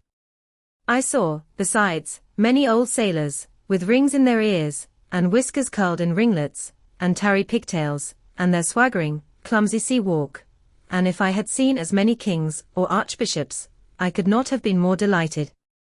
And I was going to sea myself, to sea in a schooner, with a piping boatswain and pigtailed singing seamen, to sea, bound for an unknown island, and to seek for buried treasure. While I was still in this delightful dream, we came suddenly in front of a large inn and met Squire Trelawney, all dressed out like a sea officer, in stout blue cloth, coming out of the door with a smile on his face and a capital imitation of a sailor's walk. "Here you are," he cried, "and the doctor came last night from London." Bravo! The ship's company complete. "Oh, sir," cried I, "when do we sail?" "Sail," says he. "We sail tomorrow." 8 at the sign of the Spyglass. When I had done breakfasting, the squire gave me a note addressed to John Silver, at the sign of the Spyglass, and told me I should easily find the place by following the line of the docks, and keeping a bright lookout for a little tavern with a large brass telescope for sign. I set off, overjoyed at this opportunity to see some more of the ships and seamen, and picked my way among a great crowd of people and carts and bales, for the dock was now at its busiest, until I found the tavern in question. It was a bright enough little place of entertainment. The sign was newly painted, the windows had neat red curtains, the floor was cleanly sanded. There was a street on each side and an open door on both, which made the large, low room pretty clear to see in spite of clouds of tobacco smoke. The customers were mostly seafaring men, and they talked so loudly that I hung at the door, almost afraid to enter. As I was waiting, a man came out of a side room, and at a glance I was sure he must be Long John. His left leg was cut off close by the hip, and under the left shoulder he carried a crutch, which he managed with wonderful dexterity, hopping about upon it like a bird. He was very tall and strong, with a face as big as a ham, plain and pale, but intelligent and smiling. Indeed, he seemed in the most cheerful spirits, whistling as he moved about among the tables, with a merry word, or a slap on the shoulder for the more favored of his guests. Now, to tell you the truth, from the very first mention of Long John in Squire Trelawney's letter I had taken a fear in my mind that he might prove to be the very one-legged sailor whom I had watched for so long at the old Benbow. But one look at the man before me was enough. I had seen the captain, and Black Dog, and the blind man, Pew, and I thought I knew what a buccaneer was like, a very different creature, according to me, from this clean and pleasant-tempered landlord. I plucked up courage at once, crossed the threshold, and walked right up to the man where he stood, propped on his crutch, talking to a customer. "Mr. Silver, sir?" I asked, holding out the note. "Yes, my lad," said he, such is my name, to be sure. And who may you be? And then as he saw the squire's letter, he seemed to me to give something almost like a start. Oh, said he, quite loud, and offering his hand. I see. You are our new cabin boy, pleased I am to see you. And he took my hand in his large firm grasp. Just then one of the customers at the far side rose suddenly and made for the door. It was close by him, and he was out in the street in a moment. But his hurry had attracted my notice, and I recognized him at glance. It was the tallow-faced man, wanting 2 fingers, who had come first to the Admiral Benbow. Oh, I cried, stop him. It's Black Dog. I don't care 2 coppers who he is, cried Silver. But he hasn't paid his score. Harry, run and catch him. One of the others who was nearest the door leaped up and started in pursuit. If he were Admiral Hawke he shall pay his score, cried Silver, and then, relinquishing my hand, who did you say he was, he asked. Black what? Dog, sir, said I. Has Mr. Trelawney not told you of the buccaneers? He was one of them. So, cried Silver. In my house. Ben, run and help Harry. One of those swabs, was he? Was that you drinking with him, Morgan? Step up here. The man whom he called Morgan, an old, grey-haired, mahogany-faced sailor, came forward pretty sheepishly, rolling his quid. Now, Morgan, said Long John very sternly, you never clapped your eyes on that black dog before, did you, now?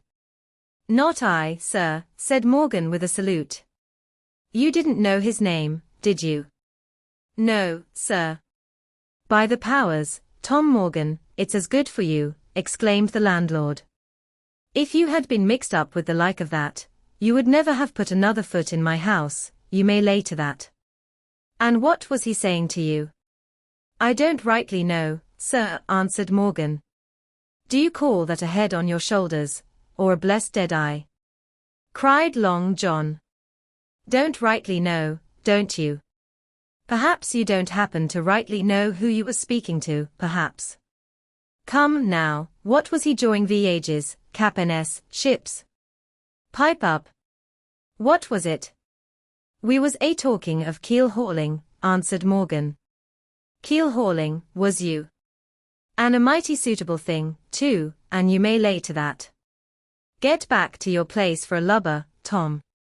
And then, as Morgan rolled back to his seat, Silver added to me in a confidential whisper that was very flattering, as I thought, he's quite an honest man, Tom Morgan, only stupid. And now, he ran on again, aloud, let's see Black Dog. No, I don't know the name, not I. Yet I kind of think I've seen the swab. He used to come here with a blind beggar, he used. That he did, you may be sure, said I. I knew that blind man too. His name was Pew. It was, cried Silver, now quite excited. Pew. That were his name for certain. Ah, he looked a shark, he did. If we run down this Black Dog, now, there'll be news for Captain Trelawney. Ben's a good runner, few seamen run better than Ben.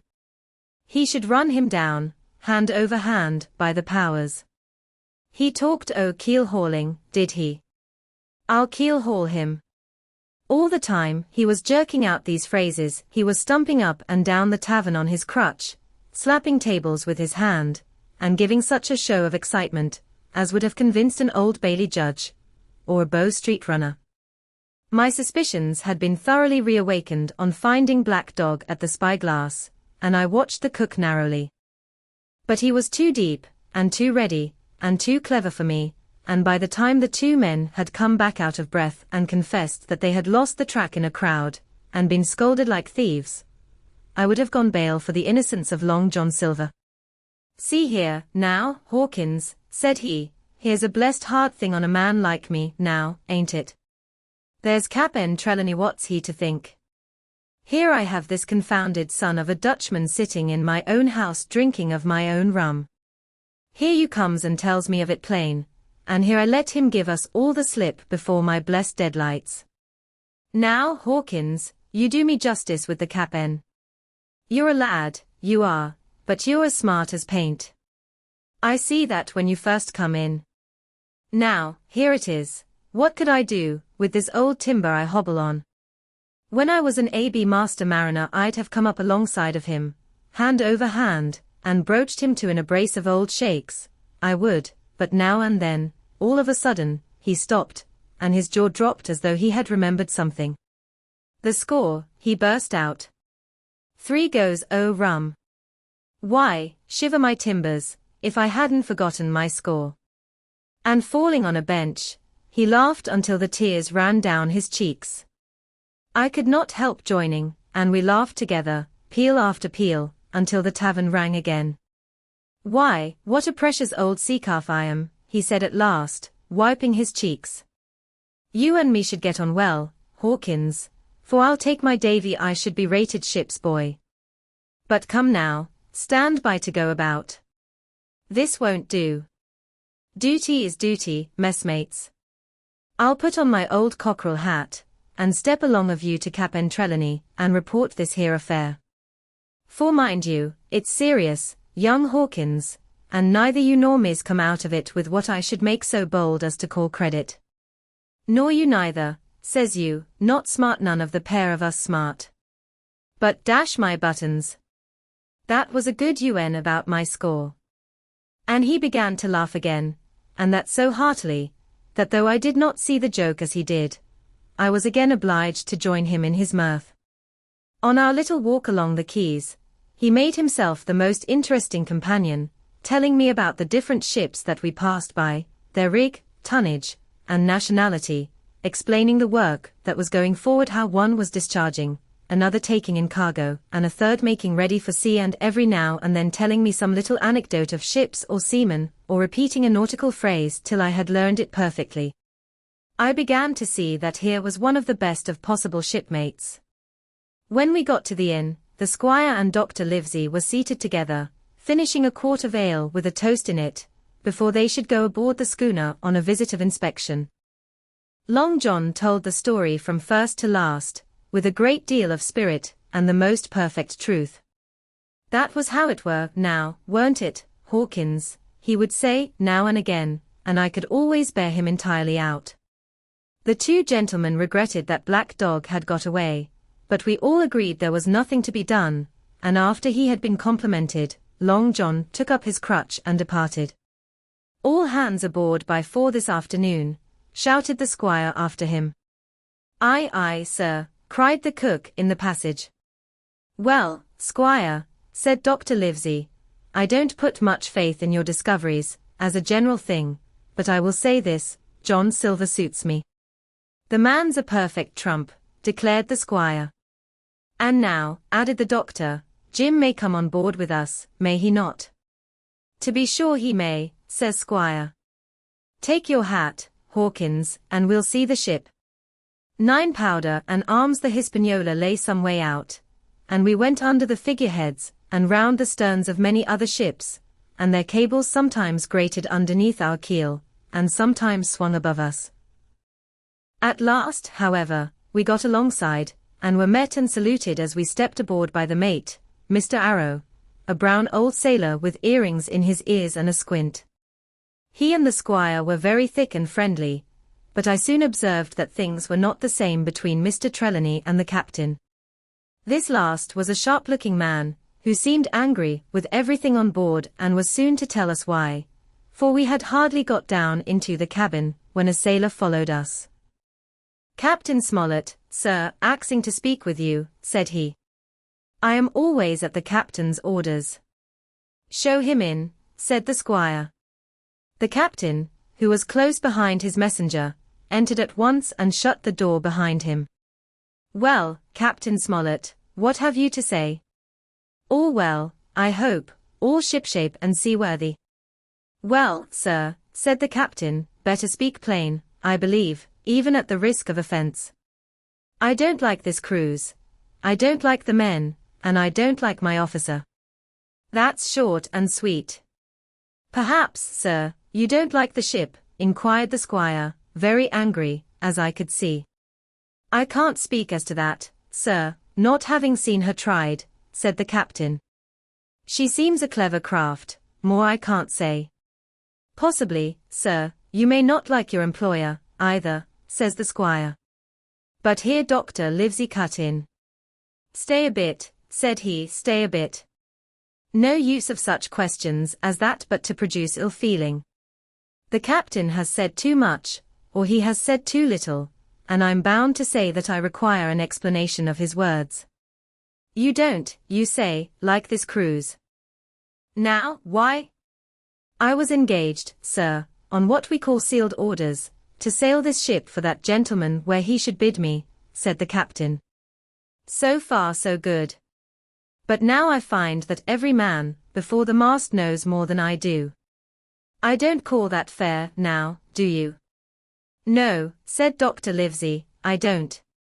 Next, said the captain, I learn we are going after treasure, hear it from my own hands, mind you.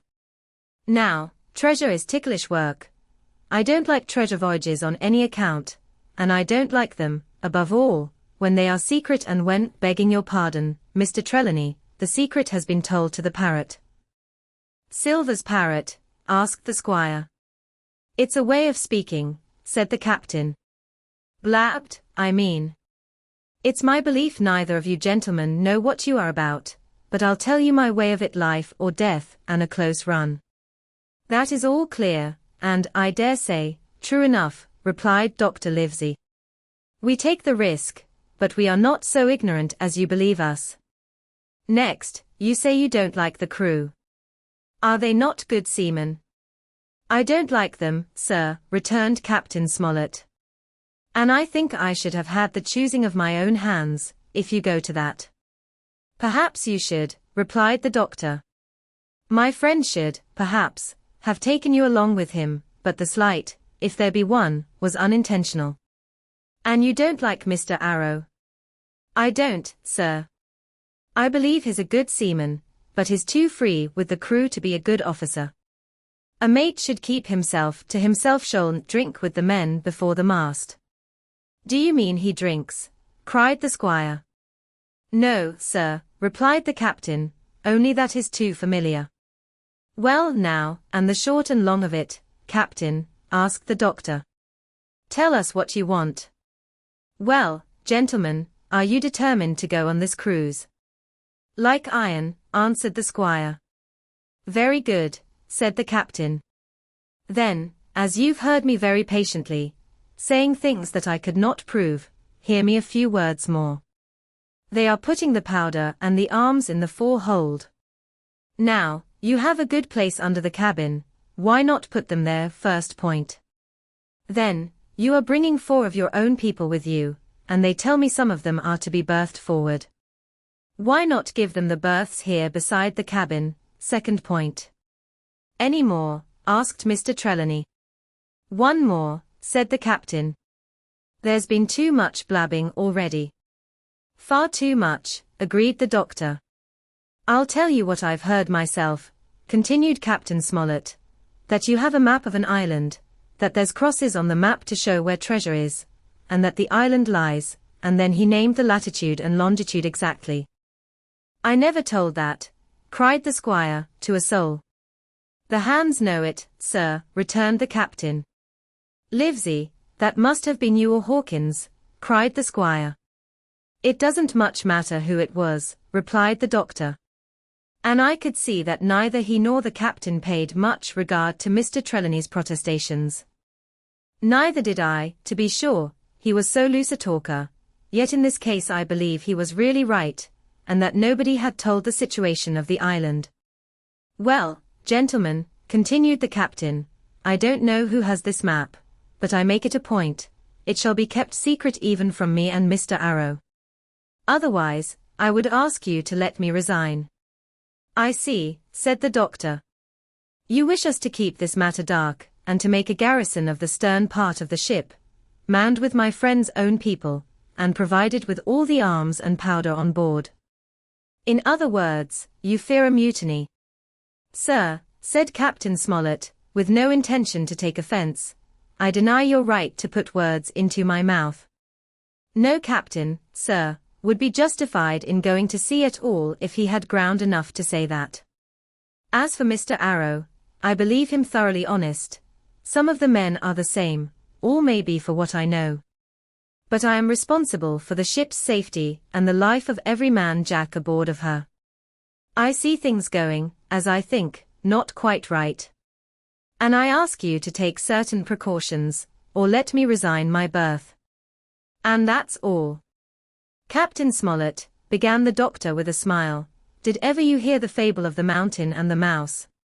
You'll excuse me, I dare say, but you remind me of that fable. When you came in here, I'll stake my wig, you meant more than this. Doctor, said the captain, you are smart. When I came in here I meant to get discharged. I had no thought that Mr. Trelawney would hear a word. No more I would, cried the squire. Had Livesey not been here I should have seen you to the deuce. As it is, I have heard you. I will do as you desire, but I think the worse of you. That's as you please, sir, said the captain. You'll find I do my duty. And with that he took his leave. Trelawney, said the doctor, contrary to all my notions, I believed you have managed to get 2 honest men on board with you, that man and John Silver. Silver, if you like, cried the squire, but as for that intolerable humbug, I declare I think his conduct unmanly, unsailorly, and downright un-English. Well, says the doctor, we shall see. When we came on deck, the men had begun already to take out the arms and powder, yo-hoing at their work, while the captain and Mr. Arrow stood by superintending. The new arrangement was quite to my liking. The whole schooner had been overhauled, 6 berths had been made astern out of what had been the after part of the main hold, and this set of cabins was only joined to the galley and forecastle by a sparred passage on the port side. It had been originally meant that the captain, Mr. Arrow, Hunter, Joyce, the doctor, and the squire were to occupy these 6 berths. Now Redruth and I were to get 2 of them, and Mr. Arrow and the captain were to sleep on deck in the companion, which had been enlarged on each side till you might almost have called it a roundhouse. Very low it was still, of course, but there was room to swing 2 hammocks, and even the mate seemed pleased with the arrangement. Even he, perhaps, had been doubtful as to the crew, but that is only guess, for as you shall hear, we had not long the benefit of his opinion. We were all hard at work, changing the powder and the berths, when the last man or 2, and Long John along with them, came off in a shore boat. The cook came up the side like a monkey for cleverness, and as soon as he saw what was doing, so ho, mates, says he. What's this? We're a-changing of the powder, Jack, answers one. Why, by the powers, cried Long John, if we do, we'll miss the morning tide. My orders, said the captain shortly. You may go below, my man. Hans will want supper.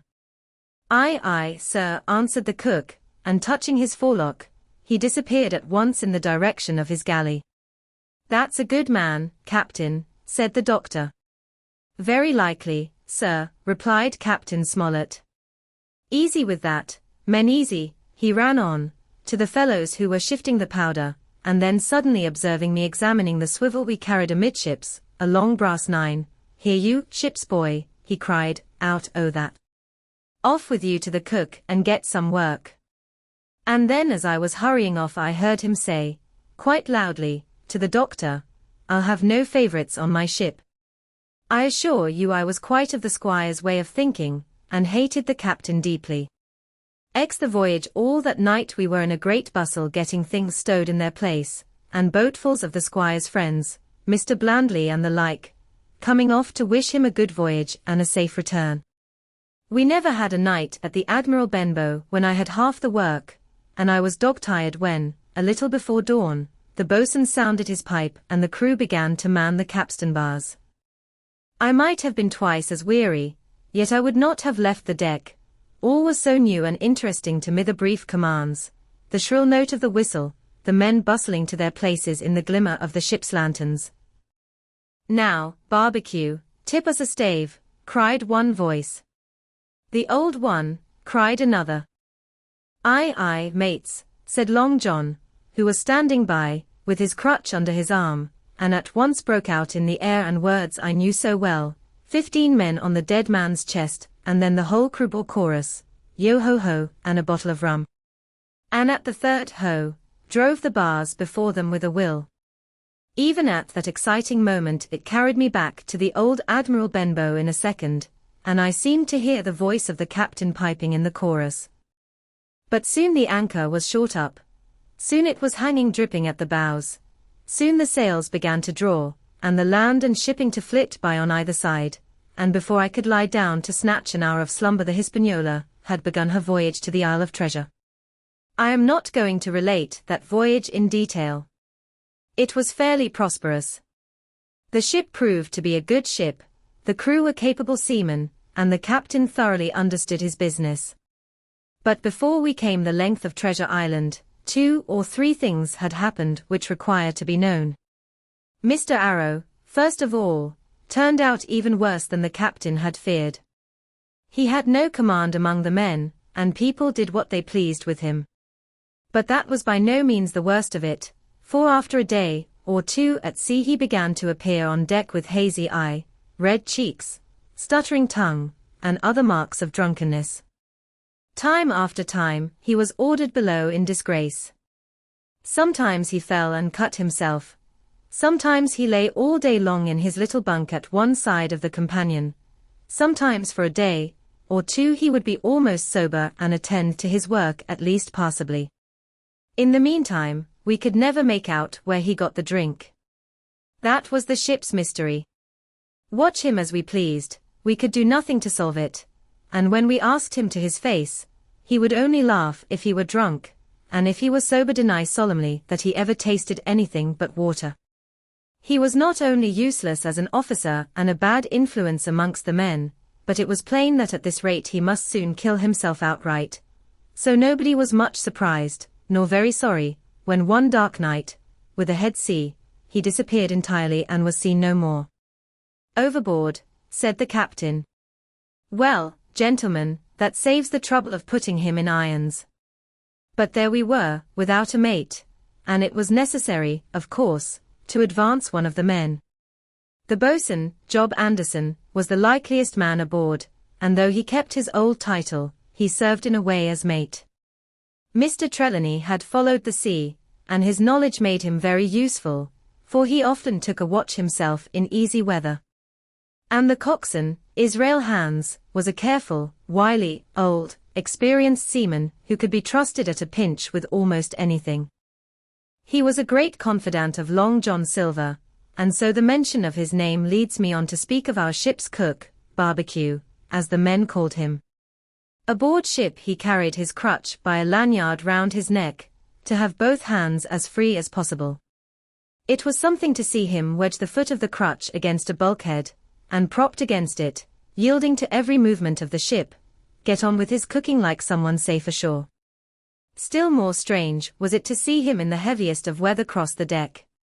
He had a line or 2 rigged up to help him across the widest spaces. Long John's earrings, they were called, and he would hand himself from one place to another, now using the crutch, now trailing it alongside by the lanyard, as quickly as another man could walk. Yet some of the men, who had sailed with him before, expressed their pity to see him so reduced. "He's no common man, Barbecue," said the coxswain to me. "He had good schooling in his young days, and can speak like a book when so minded, and brave a lions nothing alongside of Long John. I seen him grapple for and knock their heads together him unarmed. All the crew respected and even obeyed him. He had a way of talking to each, and doing everybody some particular service.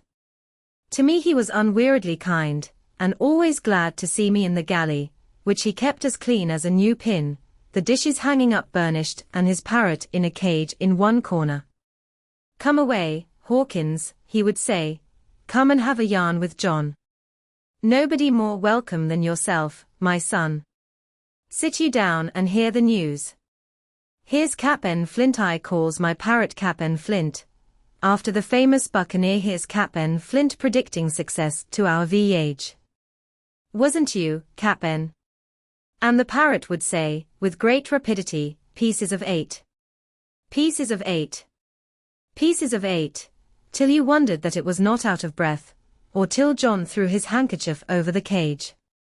Now, that bird, he would say, is, maybe, 200 years old. Hawkins, they live forever mostly, and if anybody's seen more wickedness, it must be the devil himself. She's sailed with England, the great Cap'n England, the pirate. She's been at Madagascar, and at Malabar, and Suriname, and Providence, and Portobello.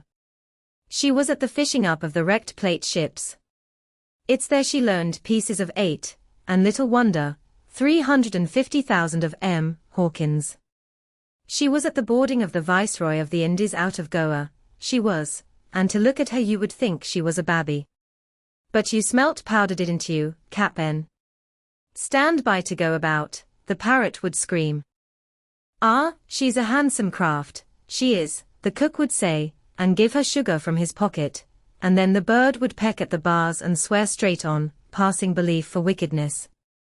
There, John would add, you can't touch pitch and not be mucked, lad. Here's this poor old innocent bird o' mine swearing blue fire, and none the wiser, you may lay to that. She would swear the same, in a manner of speaking, before Chaplain. And John would touch his forelock with a solemn way he had that made me think he was the best of men. In the meantime, the Squire and Captain Smollett were still on pretty distant terms with one another. The Squire made no bones about the matter, he despised the Captain. The Captain, on his part, never spoke, but when he was spoken to, and then sharp and short and dry, and not a word wasted. He owned, when driven into a corner, that he seemed to have been wrong about the crew, that some of them were as brisk as he wanted to see and all had behaved fairly well. As for the ship, he had taken a downright fancy to her. She'll lie a point nearer the wind than a man has a right to expect of his own married wife, sir. But, he would add, all I say is, we're not home again, and I don't like the cruise. The Squire, at this, would turn away and march up and down the deck, chin in air. A trifle more of that, man, he would say, and I shall explode. We had some heavy weather, which only proved the qualities of the Hispaniola. Every man on board seemed well content, and they must have been hard to please if they had been otherwise, for it is my belief there was never a ship's company so spoiled since Noah put to sea. Double grog was going on the least excuse. There was duff on odd days, as, for instance, if the Squire heard it was any man's birthday, and always a barrel of apples standing broached in the waist for anyone to help himself that had a fancy. Never knew good come of it yet, the Captain said to Dr. Livesey. Spoil forecastle hands, make devils. That's my belief. But good did come of the apple barrel, as you shall hear, for if it had not been for that, we should have had no note of warning and might all have perished by the hand of treachery. This was how it came about. We had run up the trades to get the wind of the island, we were after I am not allowed to be more plain, and now we were running down for it with a bright lookout day and night. It was about the last day of our outward voyage by the largest computation. Sometime that night, or at latest before noon of the morrow, we should sight the treasure island. We were heading SSW, and had a steady breeze abeam and a quiet sea. The Hispaniola rolled steadily, dipping her bowsprit now and then with a whiff of spray. All was drawing alow and aloft. Everyone was in the bravest spirits, because we were now so near an end of the first part of our adventure. Now, just after sundown, when all my work was over and I was on my way to my berth, it occurred to me that I should like an apple. I ran on deck. The watch was all forward looking out for the island. The man at the helm was watching the luff of the sail, and whistling away gently to himself, and that was the only sound excepting the swish of the sea against the bows and around the sides of the ship. In I got bodily into the apple barrel, and found there was scarce an apple left, but sitting down there in the dark, what with the sound of the waters and the rocking movement of the ship, I had either fallen asleep, or was on the point of doing so when a heavy man sat down with rather clash close by. The barrel shook as he leaned his shoulders against it, and I was just about to jump up when the man began to speak. It was Silver's voice, and before I had heard a dozen words, I would not have shown myself for all the world, but lay there, trembling and listening, in the extreme of fear and curiosity, for from these dozen words I understood that the lives of all the honest men aboard depended upon me alone. 11 What I heard in the apple barrel, no, not I, said Silver. Flint was cap'n. I was quartermaster, along of my timber leg. The same broadside I lost my leg, old Pew lost his deadlights. It was a master surgeon, him that amputated me out of college and all Latin by the bucket, and what not, but he was hanged like a dog, and sun-dried like the rest, at Corso Castle. That was Robert's men, that was, and comed of changing names to their ship's royal fortune and so on. Now, what a ship was christened, so let her stay, I says. So it was with the Cassandra, as brought us all safe home from Malabar, after England took the Viceroy of the Indies. So it was with the old Walrus, Flint's old ship, as I've seen amuck with the red blood and fit to sink with gold. Ah, cried another voice, that of the youngest hand on board, and evidently full of admiration. He was the flower of the flock, was Flint. Davis was a man too, by all accounts, said Silver. I never sailed along of him, first with England, then with Flint, that's my story, and now here on my own account, in a manner of speaking. I laid by 900 safe, from England, and 2,000 after Flint. That ain't bad for a man, before the mast all safe in bank. T'ain't earning now, it's saving does it, you may lay to that. Where's all England's men now? I dunno. Where's Flint's?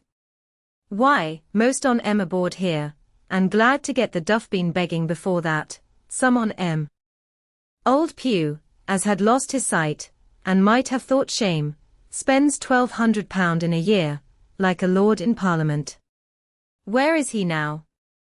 Well, he's dead now and under hatches, but for 2 years before that, shiver my timbers, the man was starving. He begged and he stole, and he cut throats, and starved at that, by the powers. Well, it ain't much use, after all, said the young seaman. T'ain't much use for fools, you may lay to it that, nor nothing, cried Silver. But now, you look here, you're young, you are, but you're as smart as paint. I see that when I set my eyes on you, and I'll talk to you like a man. You may imagine how I felt, when I heard this abominable old rogue addressing another in the very same words of flattery, as he had used to myself.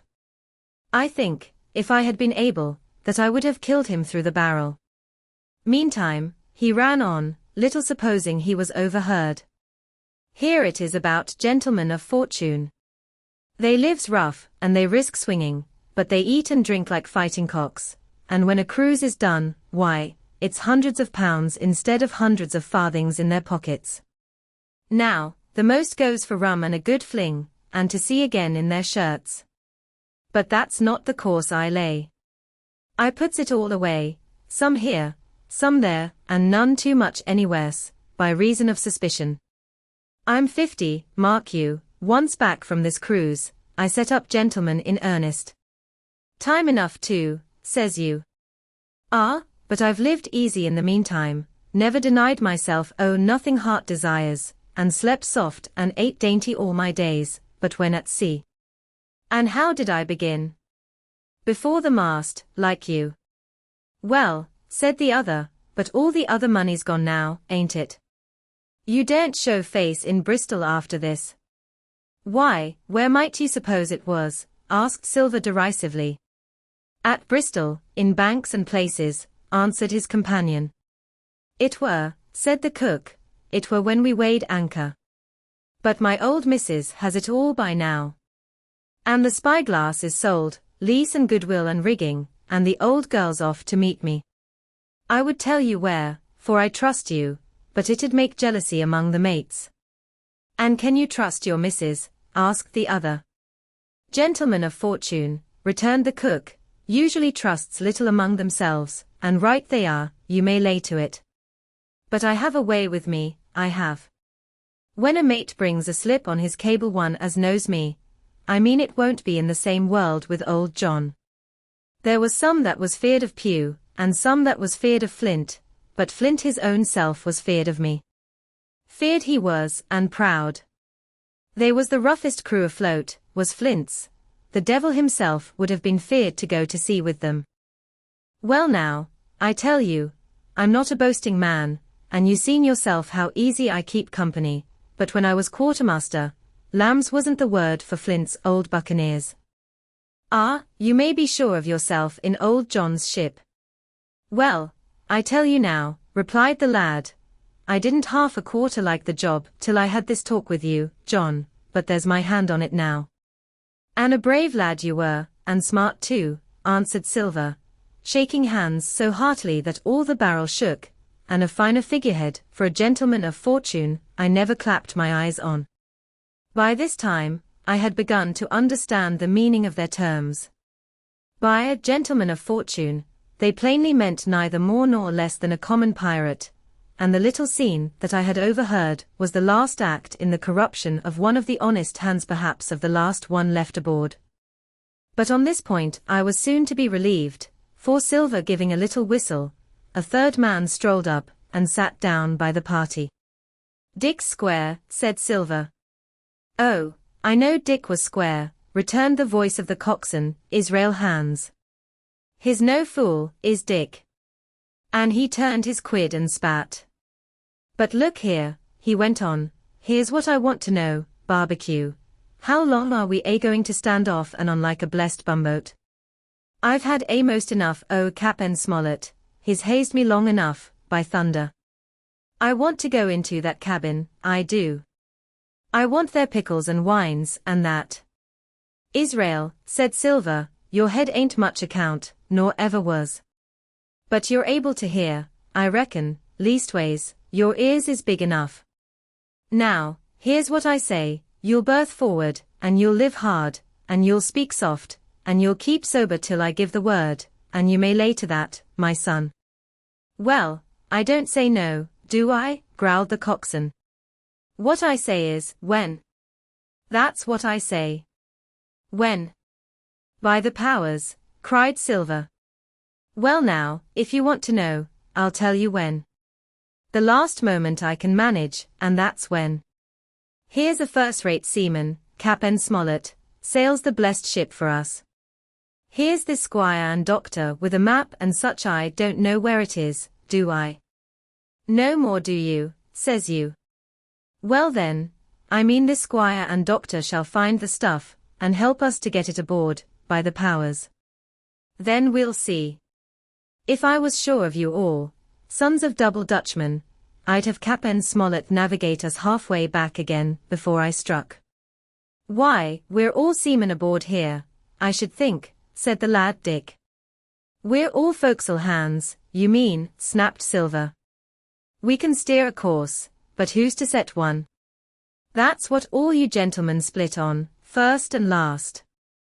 If I had my way, I'd have Cap'n Smollett work us back into the trades at least, then we'd have no blessed miscalculations and a spoonful of water a day. But I know the sort you are. I'll finish with at the island, as soon's the blunt's on board, and a pity it is. But you're never happy till you're drunk. Split my sides, I've a sick heart to sail with the likes of you. Easy all, Long John, cried Israel. Who's a crossin' of you? Why, how many tall ships, think ye, now, have I seen laid aboard? And how many brisk lads drying in the sun at Execution Dock, cried Silver. And all for this same hurry and hurry and hurry. You hear me? I seen a thing or two at sea, I have. If you would only lay your course, and a peant to windward, you would ride in carriages, you would. But not you. I know you. You'll have your mouthful of rum tomorrow, and go hang. Everybody knowed you was a kind of a chapling, John, but there's others as could hand and steer as well as you, said Israel. They liked a bit o' fun, they did. They wasn't so high and dry, nohow, but took their fling, like jolly companions every one. So, says Silver. Well, and where are they now? Pew was that sort, and he died a beggar man. Flint was, and he died of rum at Savannah. Ah, they was a sweet crew, they was. Onny, where are they? But, asked Dick, when we do lay 'em athwart, what are we to do with 'em, anyhow? There's the man for me, cried the cook admiringly. That's what I call business. Well, what would you think? Put 'em ashore like maroons. That would have been England's way. Or cut 'em down like that much pork. That would have been Flint's, or Billy Bones's. Billy was the man for that, said Israel. Dead men don't bite, says he. Well, he's dead now hisself, he knows the long and short on it now, and if ever a rough hand come to port, it was Billy. Right you are, said Silver, rough and ready. But mark you here, I'm an easy man, I'm quite the gentleman, says you, but this time it's serious. Duty is duty, mates. I give my vote death. When I'm in Parliament and riding in my coach, I don't want none of these sea lawyers in the cabin coming home, and looked for, like the devil at prayers. Wait is what I say, but when the time comes, why, let her rip. John, cries the coxswain, you're a man. You'll say so, Israel, when you see, said Silver. Only one thing I claim Trelawney. I'll wring his calf's head off his body with these hands, Dick, he added, breaking off. You just jump up, like a sweet lad, and get me an apple, to wet my pipe like. You may fancy the terror I was in. I should have leaped out and run for it if I had found the strength, but my limbs and heart alike misgave me. I heard Dick begin to rise, and then someone seemingly stopped him, and the voice of Hans exclaimed, "Oh, stow that. Don't you get sucking of that bilge, John. Let's have a go of the rum." "Dick," said Silver, "I trust you. I've a gauge on the keg, mind. There's the key, you fill a pannikin and bring it up." Terrified as I was, I could not help thinking to myself that this must have been how Mr. Arrow got the strong waters that destroyed him. Dick was gone but a little while, and during his absence Israel spoke straight on in the cook's ear. It was but a word or two that I could catch, and yet I gathered some important news, for besides other scraps that tended to the same purpose, this whole clause was audible, not another man of the Mutiny. Hence there were still faithful men on board. When Dick returned, one after another of the trio took the pannikin and drank, one to Luck, another with a "Here's to old Flint," and Silver himself saying, in a kind of song, "Here's to ourselves, and hold your luff, plenty of prizes and plenty of duff." Just then a sort of brightness fell upon me in the barrel, and looking up, I found the moon had risen and was silvering the mizentop, and shining white on the luff of the foresail, and almost at the same time the voice of the lookout shouted, "Land ho!" 12 council of war. There was a great rush of feet across the deck. I could hear people tumbling up from the cabin and the forecastle, and slipping in an instant outside my barrel. I dived behind the foresail, made a double towards the stern, and came out upon the open deck in time to join Hunter and Dr. Livesey in the rush for the weather bow. There all hands were already congregated. A belt of fog had lifted almost simultaneously with the appearance of the moon. Away to the southwest of us we saw 2 low hills, about a couple of miles apart, and rising behind one of them a third and higher hill, whose peak was still buried in the fog. All 3 seemed sharp and conical in figure. So much I saw, almost in a dream, for I had not yet recovered from my horrid fear of a minute or 2 before. And then I heard the voice of Captain Smollett issuing orders. The Hispaniola was laid a couple of points nearer the wind and now sailed a course that would just clear the island on the east. "And now, men," said the captain, when all was sheeted home, "has any one of you ever seen that land ahead?" "I have, sir," said Silver. "I've watered there with a trader I was cook in."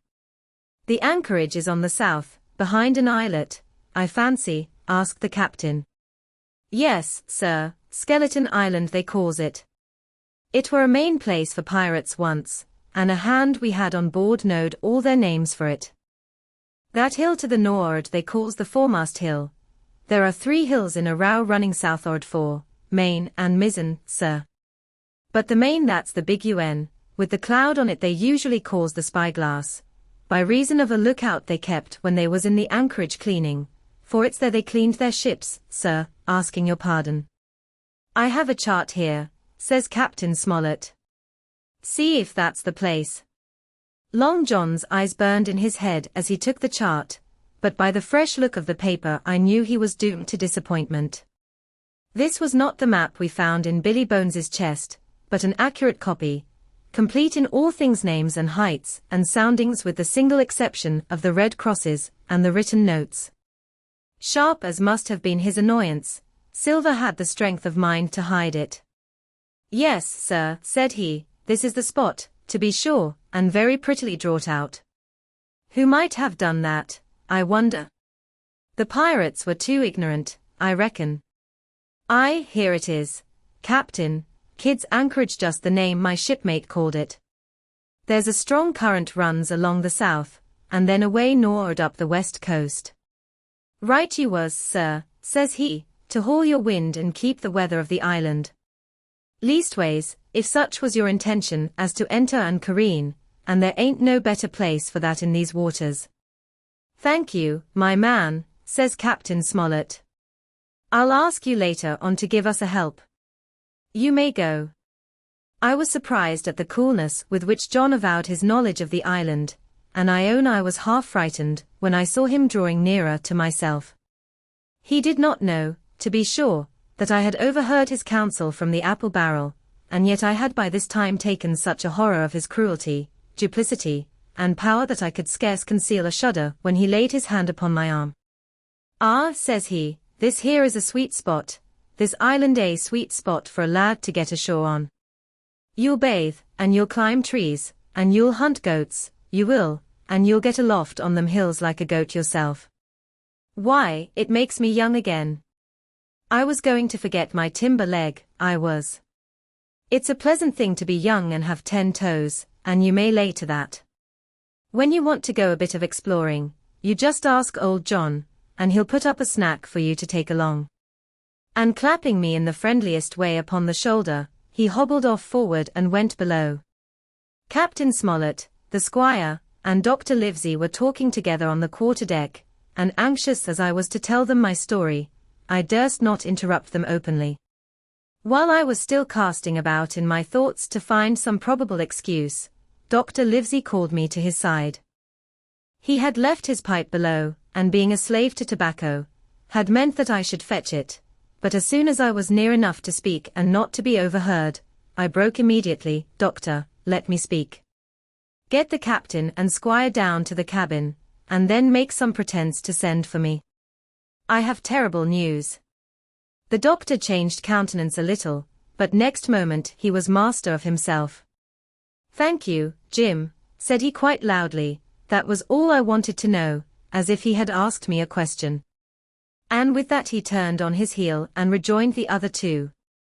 They spoke together for a little, and though none of them started, or raised his voice, or so much as whistled, it was plain enough that Dr. Livesey had communicated my request, for the next thing that I heard was the captain giving an order to Job Anderson, and all hands were piped on deck. My lads, said Captain Smollett, I've a word to say to you. This land that we have sighted is the place we have been sailing for. Mr. Trelawney, being a very open-handed gentleman, as we all know, has just asked me a word or two, and as I was able to tell him that every man on board had done his duty, alow and aloft, as I never asked to see it done better, why, he and I and the doctor are going below to the cabin to drink your health and luck, and you'll have grog served out for you to drink our health and luck. I'll tell you what I think of this. I think it handsome. And if you think as I do, you'll give a good sea cheer for the gentleman that does it. The cheer followed that was a matter of course, but it rang out so full and hearty that I confess I could hardly believe these same men were plotting for our blood. One more cheer for Captain Smollett, cried Long John when the first had subsided. And this also was given with a will. On the top of that the 3 gentlemen went below, and not long after, word was sent forward that Jim Hawkins was wanted in the cabin.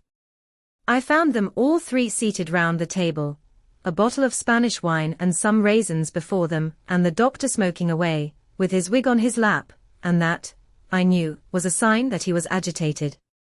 The stern window was open, for it was a warm night, and you could see the moon shining behind on the ship's wake. "Now, Hawkins," said the squire, "you have something to say. Speak up."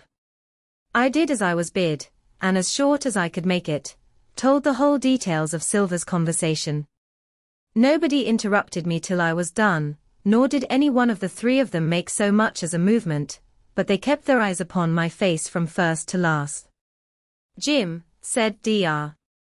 Livesey, "take a seat." And they made me sit down at table beside them, poured me out a glass of wine, filled my hands with raisins, and all three, one after the other, and each with a bow, drank my good health, and their service to me, for my luck and courage. "Now, Captain," said the squire, "you were right, and I was wrong. I own myself an ass, and I await your orders." "No more an ass than I, sir," returned the captain. "I never heard of a crew that meant to mutiny, but what showed signs before, for any man that had an eye in his head to see the mischief, and take steps according. But this crew," he added, "beats me." "Captain," said the doctor, "with your permission, that's Silver. A very remarkable man." "He'd look remarkably well from a yardarm, sir," returned the captain. "But this is talk, this don't lead to anything. I see 3 or 4 points, and with Mr. Trelawney's permission, I'll name them." "You, sir, are the captain. It is for you to speak," says Mr. Trelawney grandly. "First point," began Mr. Smollett. "We must go on, because we can't turn back. If I gave the word to go about, they would rise at once. Second point, we have time before us at least until this treasure's found. Third point, there are faithful hands.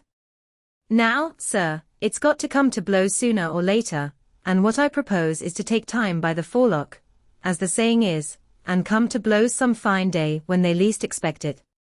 We can count, I take it, on your own home servants, Mr. Trelawney." "As upon myself," declared the squire.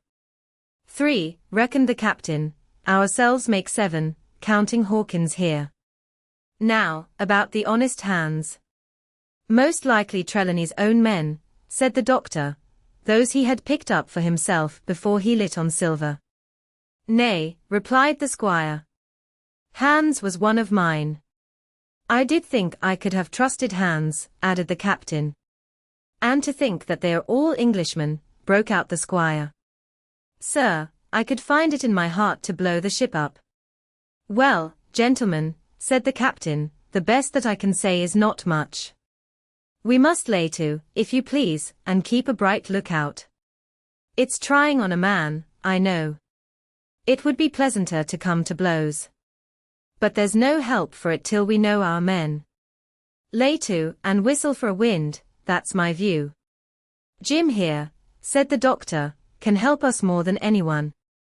The men are not shy with him, and Jim is a noticing lad. Hawkins, I put prodigious faith in you," added the squire. I began to feel pretty desperate at this, for I felt altogether helpless, and yet, by an odd train of circumstances, it was indeed through me that safety came.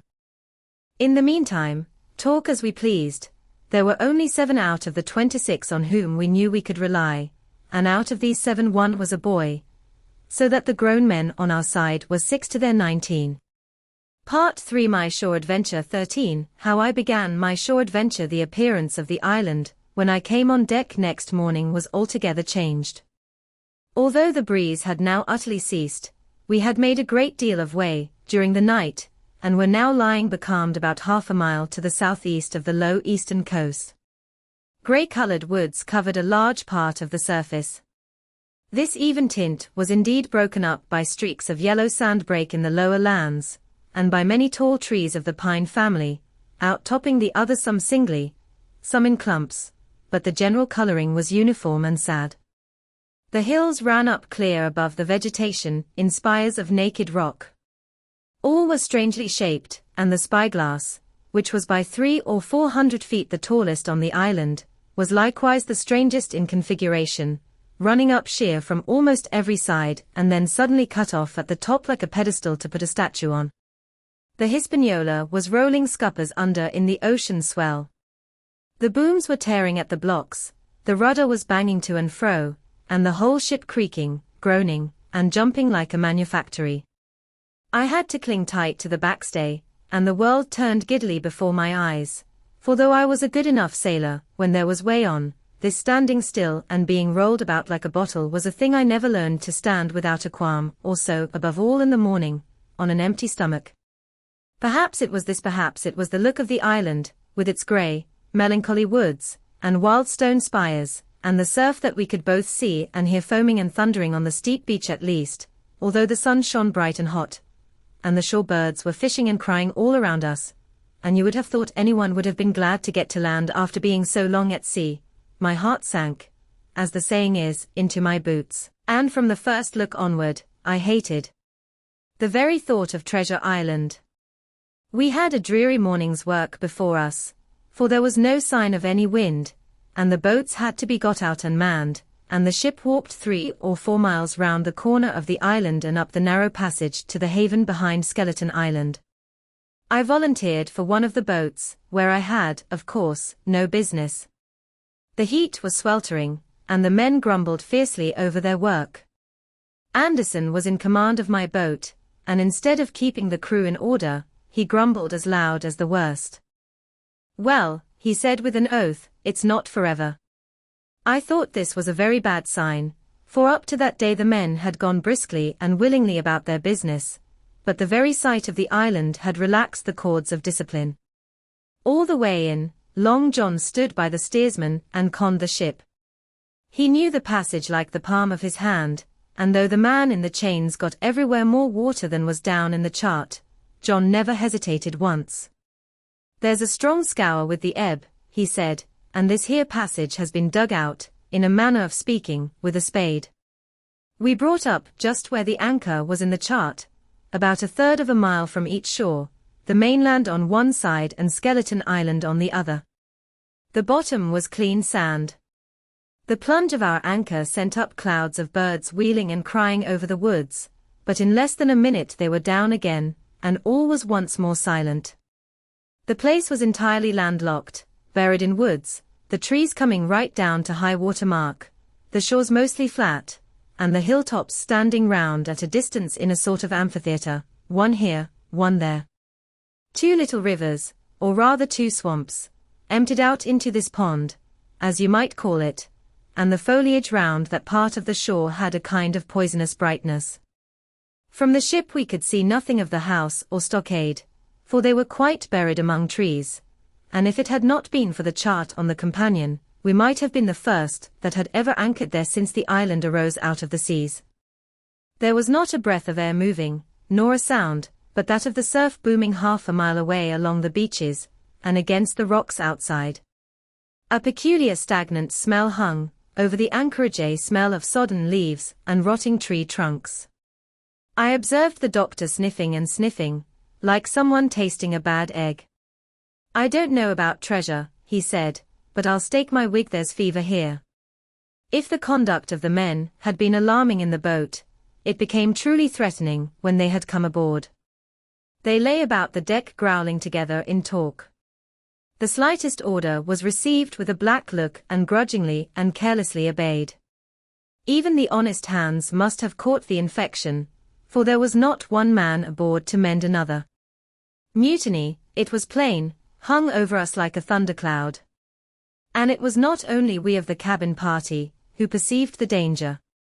Long John was hard at work going from group to group, spending himself in good advice, and as for example no man could have shown a better.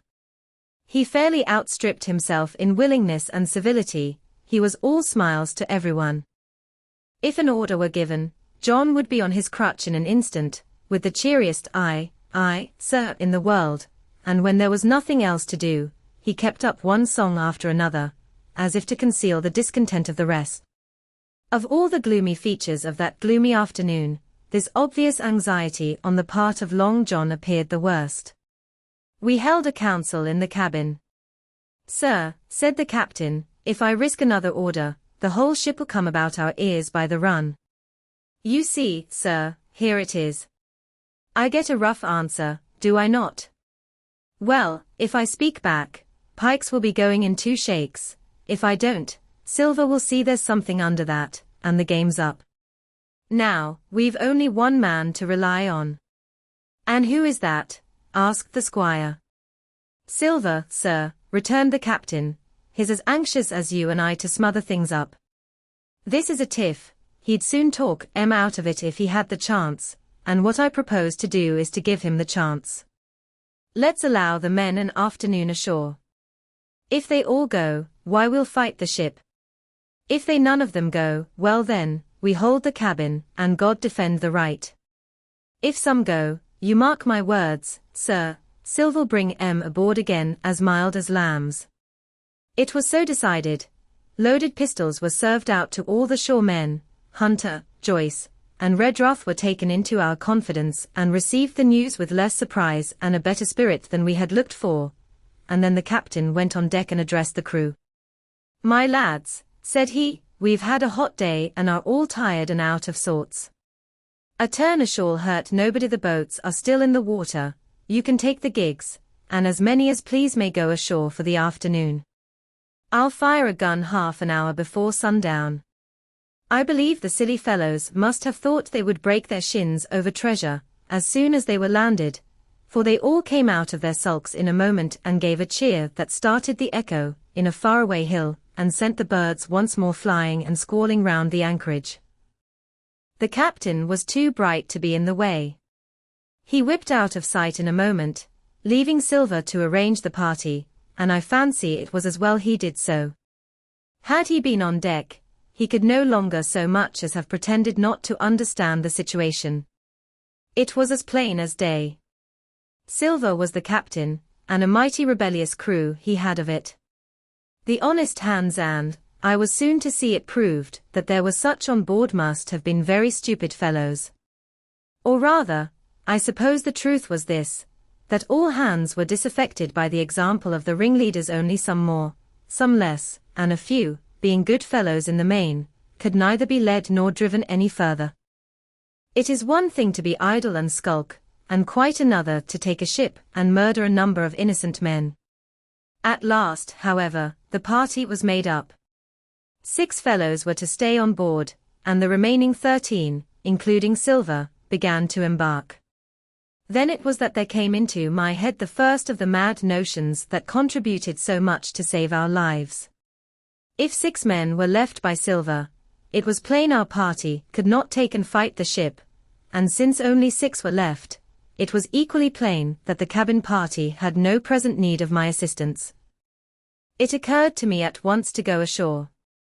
In a jiffy, I had slipped over the side and curled up in the foresheets of the nearest boat, and almost at the same moment she shoved off. No one took notice of me, only the bow oar saying, "Is that you, Jim? Keep your head down." But Silver, from the other boat, looked sharply over and called out to know if that were me, and from that moment I began to regret what I had done. The crews raced for the beach, but the boat I was in, having some start and being at once the lighter and the better manned, shot far ahead of her consort, and the bow had struck among the shoreside trees, and I had caught a branch and swung myself out and plunged into the nearest thicket while Silver and the rest were still 100 yards behind. "Jim, Jim!" I heard him shouting. But you may suppose I paid no heed. Jumping, ducking, and breaking through, I ran straight before my nose till I could run no longer.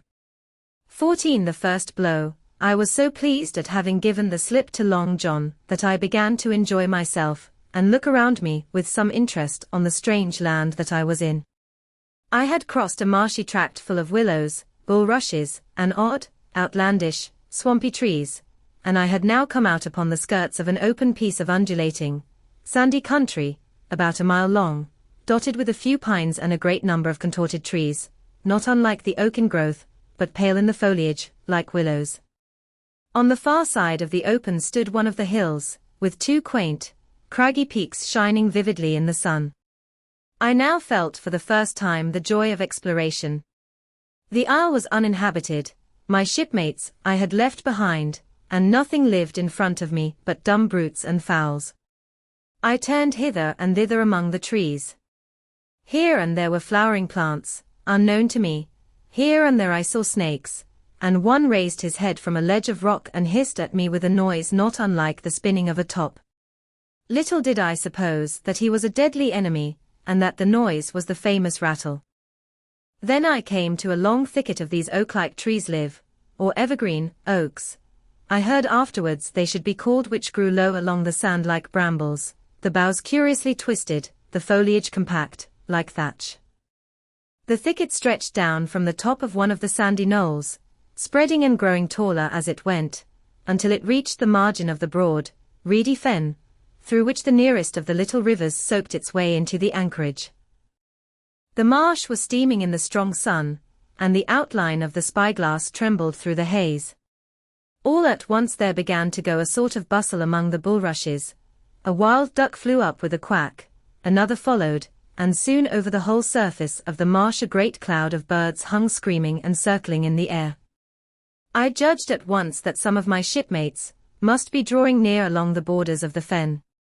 Nor was I deceived, for soon I heard the very distant and low tones of a human voice, which, as I continued to give ear, grew steadily louder and nearer. This put me in a great fear, and I crawled under cover of the nearest live oak and squatted there, hearkening, as silent as a mouse. Another voice answered, and then the first voice, which I now recognized to be Silver's, once more took up the story and ran on for a long while in a stream, only now and again interrupted by the other. By the sound they must have been talking earnestly, and almost fiercely, but no distinct word came to my hearing. At last the speakers seemed to have paused and perhaps to have sat down, for not only did they cease to draw any nearer, but the birds themselves began to grow more quiet, and to settle again to their places in the swamp. And now I began to feel that I was neglecting my business, that since I had been so foolhardy as to come ashore with these desperadoes, the least I could do was to overhear them at their councils, and that my plain and obvious duty was to draw as close as I could manage, under the favorable ambush of the crouching trees. I could tell the direction of the speakers pretty exactly, not only by the sound of their voices, but by the behavior of the few birds that still hung in alarm above the heads of the intruders. Crawling on all fours, I made steadily but slowly towards them, till at last, raising my head to an aperture among the leaves, I could see clear down into a little green dell beside the marsh, and closely set about with trees, where Long John Silver and another of the crew stood face to face in conversation. The sun beat full upon them. Silver had thrown his hat beside him on the ground, and his great, smooth, blonde face, all shining with heat, was lifted to the other man's in a kind of appeal. "Mate," he was saying, "it's because I thinks gold dust of you gold dust, and you may lay to that. If I hadn't took to you like pitch, do you think I'd have been here a warning of you?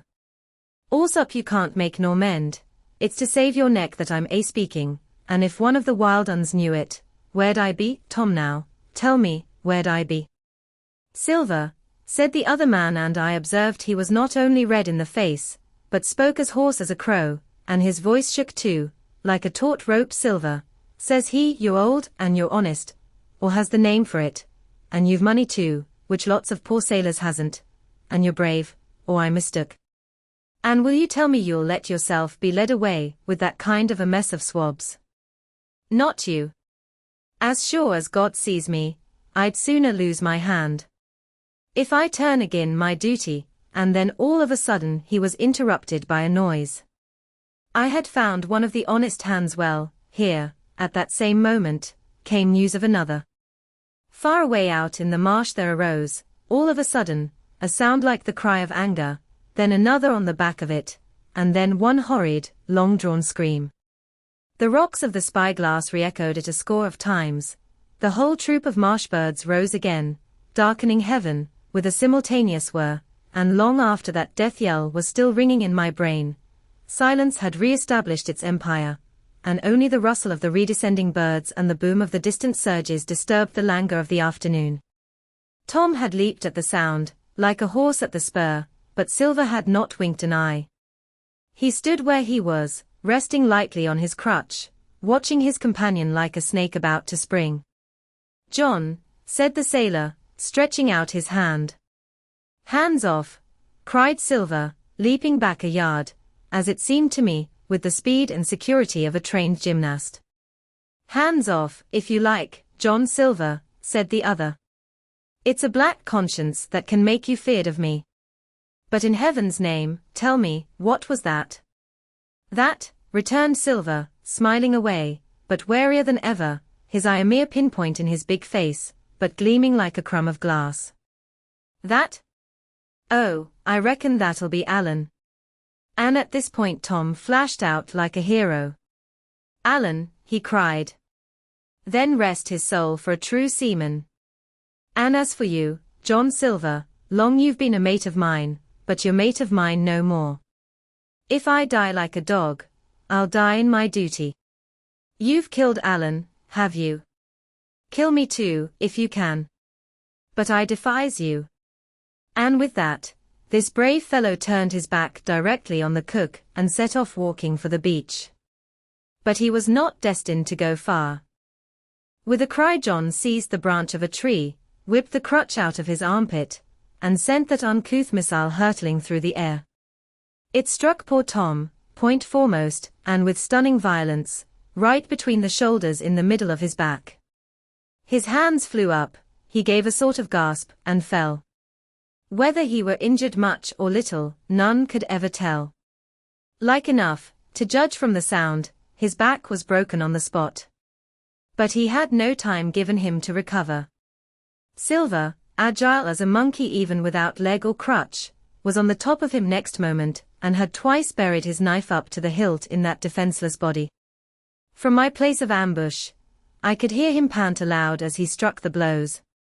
I do not know what it rightly is to faint, but I do know that for the next little while the whole world swam away from before me in a whirling mist, Silver and the birds, and the tall spyglass hilltop, going round and topsy-turvy before my eyes, and all manner of bells ringing and distant voices shouting in my ear.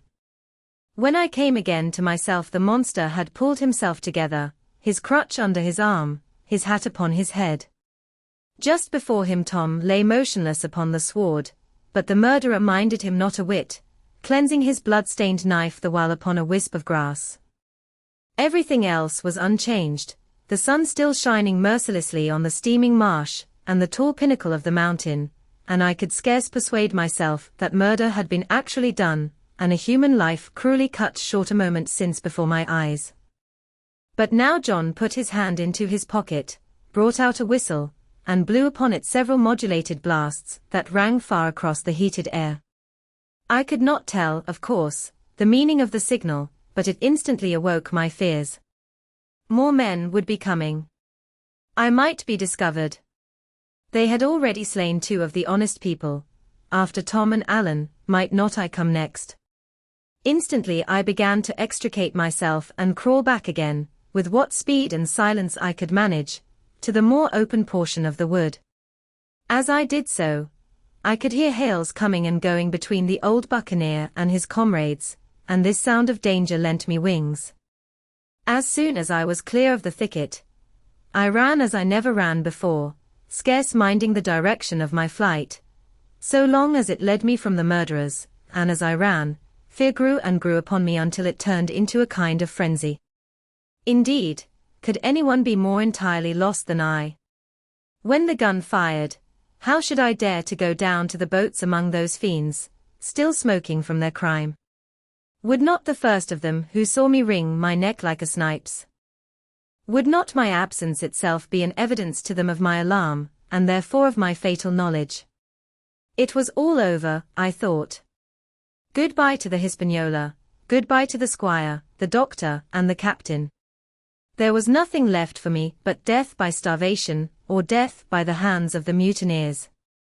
All this while, as I say, I was still running, and without taking any notice, I had drawn near to the foot of the little hill with the 2 peaks, and had got into a part of the island where the live oaks grew more widely apart, and seemed more like forest trees in their bearing and dimensions. Mingled with these were a few scattered pines, some 50, some nearer 70 feet high. The air too smelt more freshly than down beside the marsh.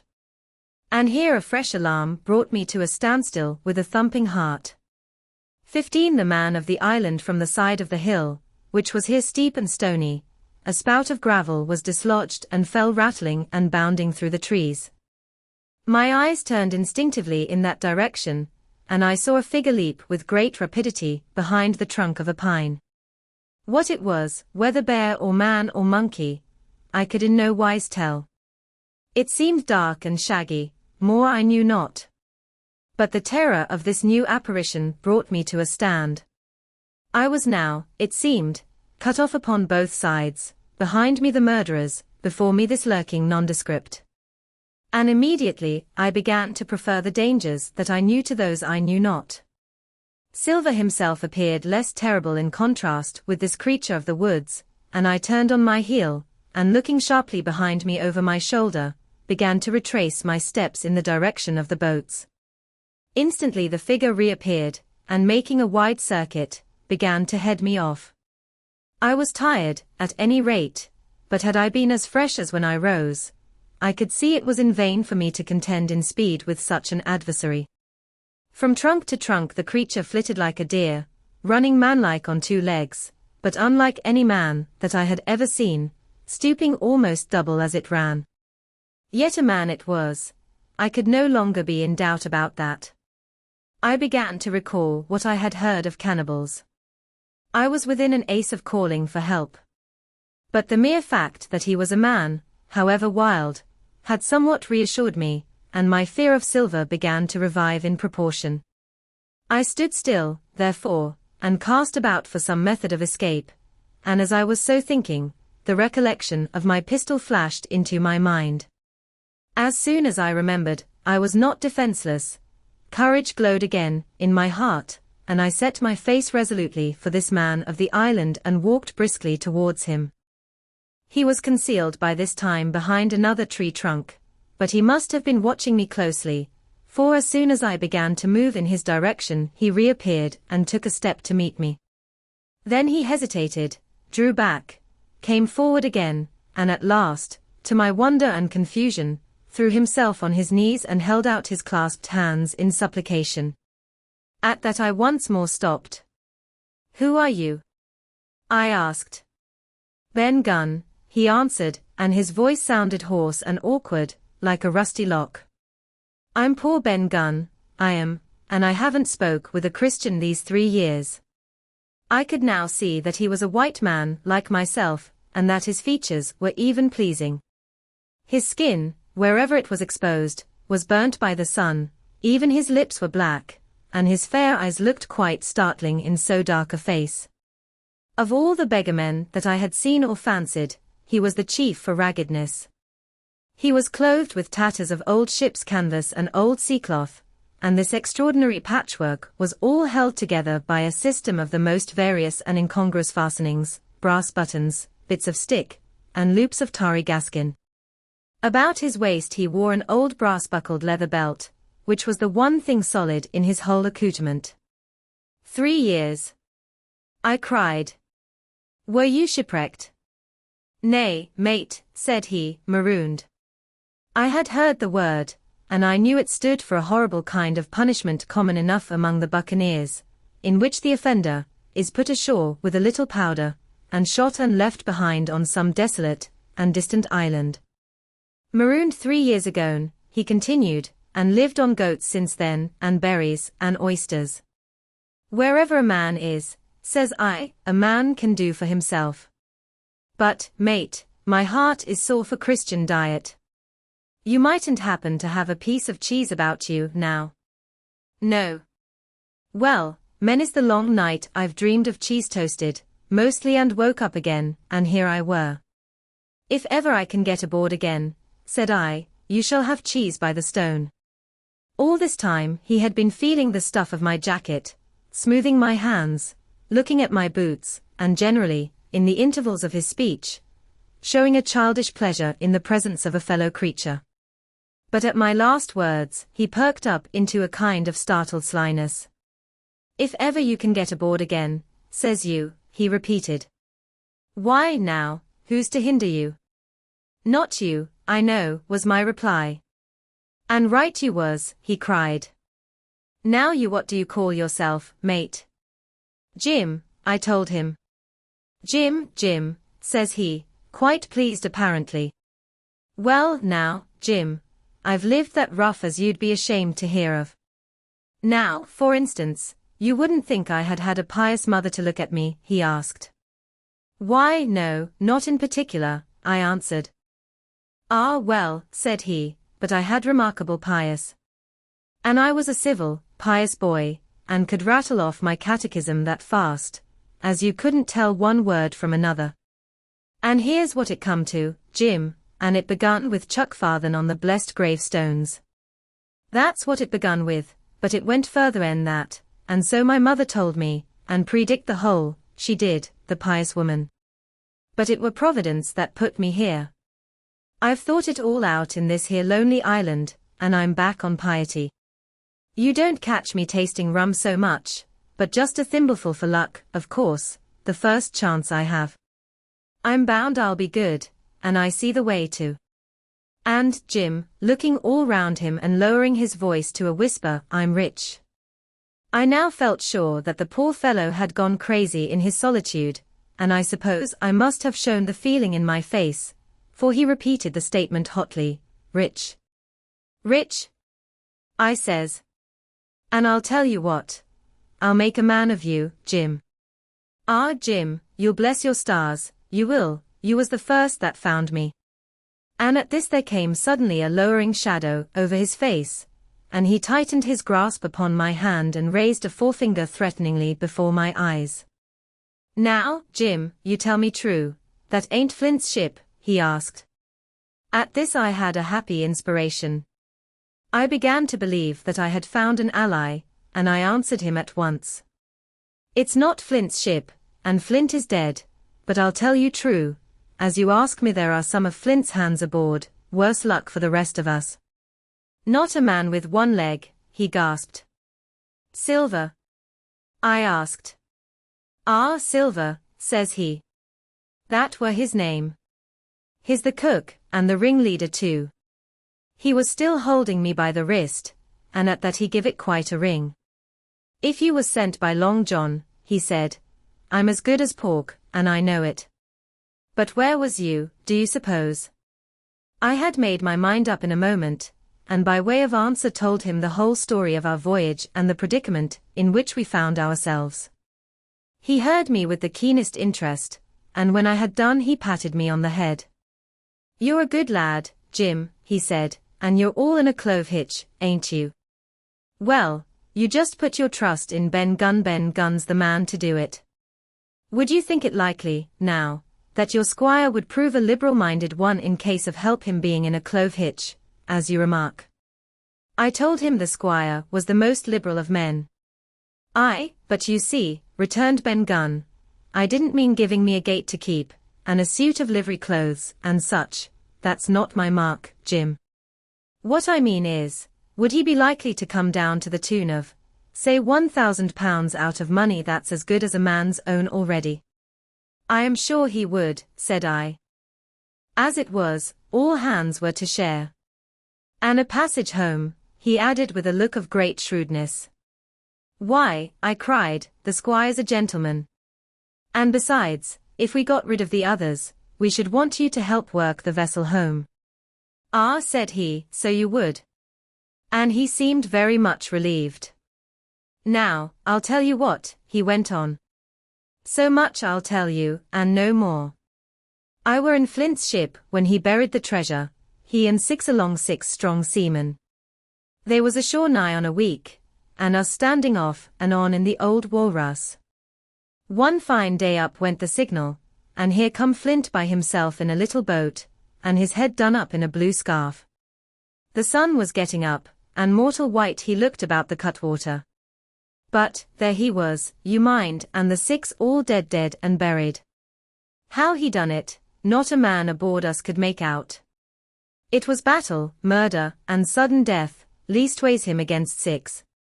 Billy Bones was the mate, Long John, he was quartermaster, and they asked him where the treasure was. Ah, says he, you can go ashore, if you like, and stay, he says, but as for the ship, she'll beat up for more, by thunder. That's what he said. Well, I was in another ship 3 years back, and we sighted this island. Boys, said I, here's Flint's treasure, let's land and find it. The captain was displeased at that, but my messmates were all of a mind and landed. 12 days they looked for it, and every day they had the worse word for me, until one fine morning all hands went aboard. As for you, Benjamin Gunn, says they, here's a musket, they says, and a spade and pickaxe. You can stay here and find Flint's money for yourself, they says. Well, Jim, 3 years have I been here, and not a bite of Christian diet from that day to this. But now, you look here, look at me. Do I look like a man before the mast? No, says you. Nor I weren't, neither, I says. And with that he winked and pinched me hard. Just you mention them words to your squire, Jim, he went on. Nor he weren't, neither that's the words. 3 years he were the man of this island, light and dark, fair and rain, and sometimes he would maybe think upon a prayer, says you, and sometimes he would maybe think of his old mother. So be as she's alive, you'll say, but the most part of Gunn's time, this is what you'll say, the most part of his time was took up with another matter. And then you'll give him a nip, like I do. And he pinched me again in the most confidential manner. Then, he continued, then you'll up, and you'll say this. Gunn is a good man, you'll say, and he puts a precious sight more confidence a precious sight. Mind that in a gentleman born than in these gentlemen of fortune, having been one hisself. Well, I said, I don't understand one word that you've been saying. But that's neither here nor there, for how am I to get on board? Ah, said he, that's the hitch, for sure. Well, there's my boat, that I made with my 2 hands. I keep her under the White Rock. If the worst come to the worst, we might try that after dark. Hi, he broke out. What's that? For just then, although the sun had still an hour or 2 to run, all the echoes of the island awoke and bellowed to the thunder of a cannon. They have begun to fight. I cried. Follow me. And I began to run towards the anchorage, my terrors all forgotten, while close at my side the marooned man in his goatskins trotted easily and lightly. Left, left, says he, keep to your left hand, mate Jim. Under the trees with you. There's where I killed my first goat. They don't come down here now, they are all masthead on the mountings for the fear of Benjamin Gunn. Ah? And there's the Setemery cemetery, he must have meant. You see the mounds. I come here and prayed, nows and thens, when I thought maybe a Sunday would be about due. It weren't quite a chapel, but it seemed more solemn-like, and then, says you, Ben Gunn was short-handed no chapling, nor so much as a Bible and a flag, you says. So he kept talking as I ran, neither expecting nor receiving any answer. The cannon shot was followed after a considerable interval by a volley of small arms. Another pause and then, not a quarter of a mile in front of me, I beheld the Union Jack flutter in the air above a wood. Part 4 The Stockade 16 narrative continued by the Doctor. How the ship was abandoned. It was about 1:30 bells in the sea phrase that the 2 boats went ashore from the Hispaniola. The captain, the squire, and I were talking matters over in the cabin. Had there been a breath of wind, we should have fallen on the 6 mutineers, who were left aboard with us, slipped our cable, and away to sea.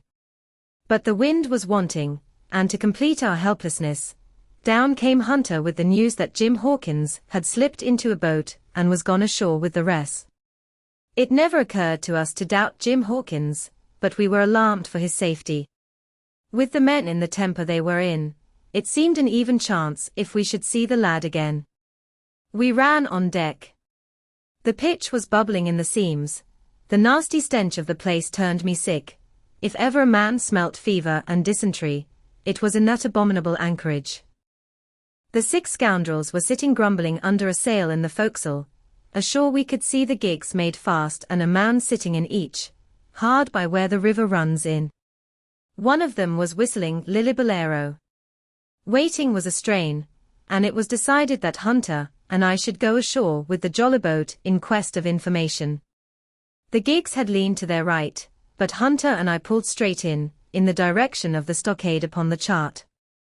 The 2 who were left guarding their boats seemed in a bustle at our appearance. Lillibolero stopped off, and I could see the pair discussing what they ought to do. Had they gone and told Silver, all might have turned out differently, but they had their orders, I suppose, and decided to sit quietly where they were and hark back again to Lillibolero. There was a slight bend in the coast, and I steered so as to put it between us. Even before we landed we had thus lost sight of the gigs. I jumped out and came as near running as I durst, with a big silk handkerchief under my hat for coolness' sake and a brace of pistols ready primed for safety. I had not gone 100 yards when I reached the stockade.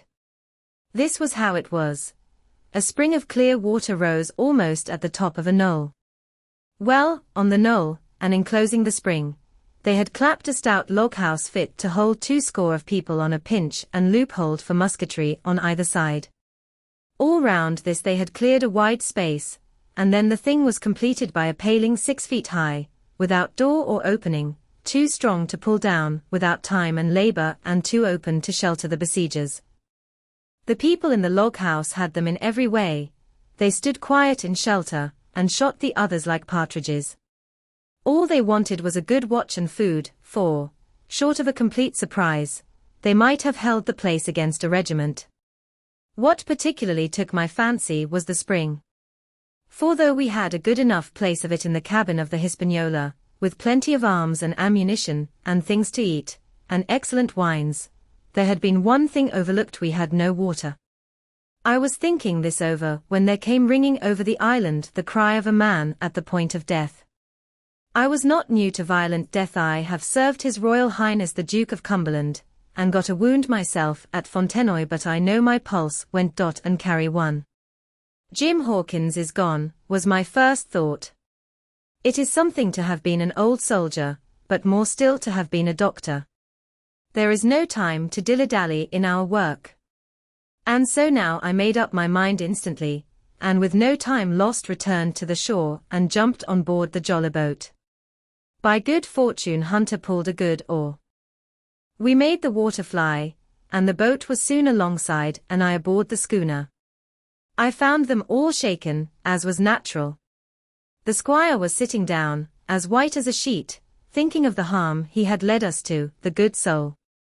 And one of the 6 forecastle hands was little better. "There's a man," says Captain Smollett, nodding towards him, "new to this work. He came nigh hand fainting, doctor, when he heard the cry." Another touch of the rudder, and that man would join us. I told my plan to the captain, and between us we settled on the details of its accomplishment. We put old Redruth in the gallery between the cabin and the forecastle, with 3 or 4 loaded muskets and a mattress for protection.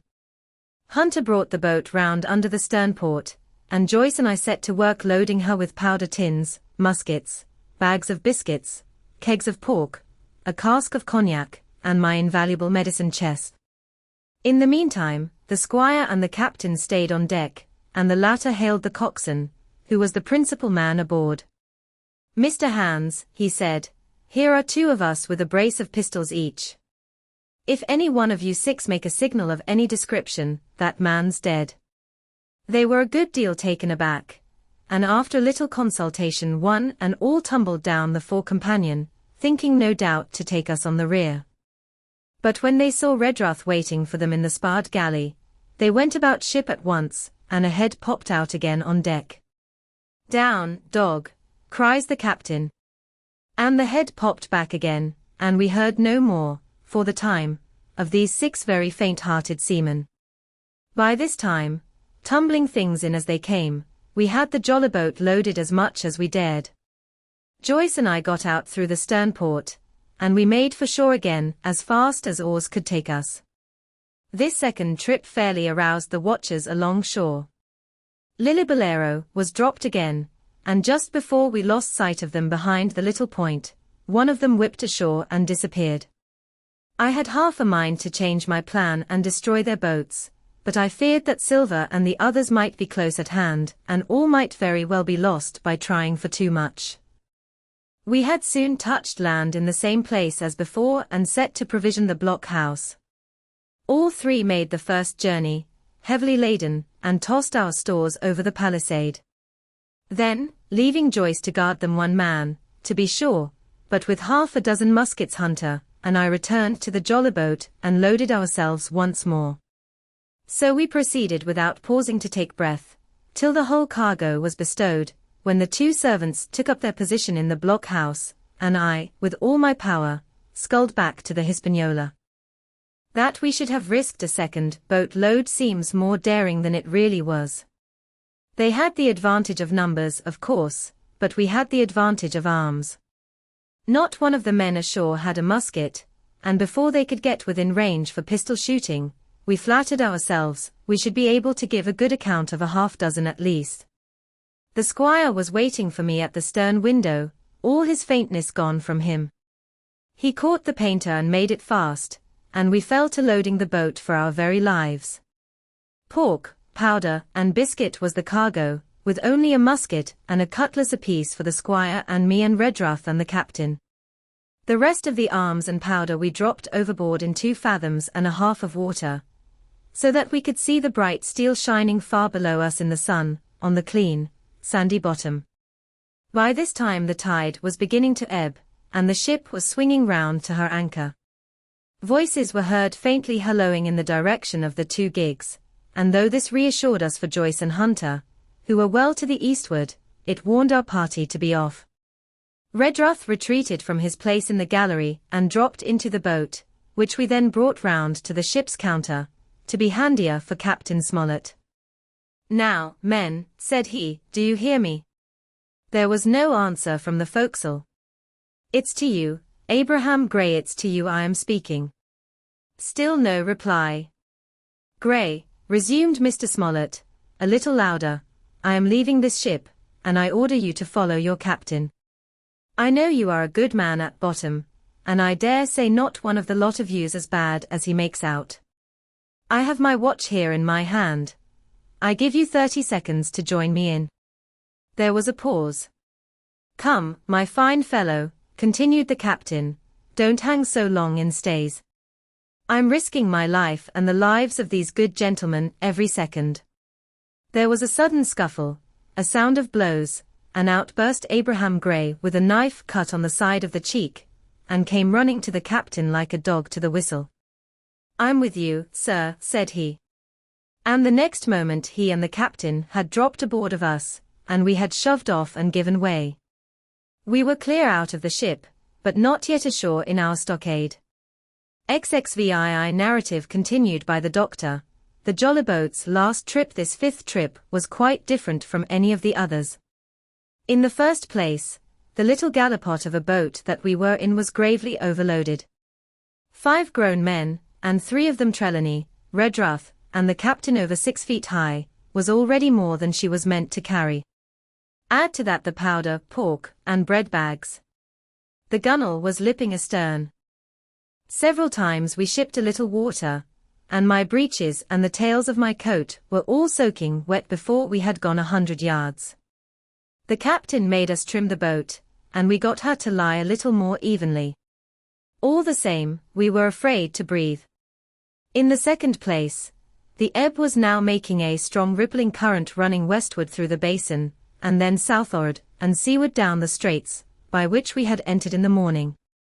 Even the ripples were a danger to our overloaded craft, but the worst of it was that we were swept out of our true course and away from our proper landing place behind the point. If we let the current have its way, we should come ashore beside the gigs, where the pirates might appear at any moment. "I cannot keep her head for the stockade, sir," said I to the captain. I was steering, while he and Redruth, 2 fresh men, were at the oars. "The tide keeps washing her down. Could you pull a little stronger?" Not without swamping the boat, said he. You must bear up, sir, if you please bear up until you see you're gaining. I tried and found by experiment that the tide kept sweeping us westward until I had laid her head due east, or just about right angles to the way we ought to go. We'll never get ashore at this rate, said I. If it's the only course that we can lie, sir, we must even lie it, returned the captain.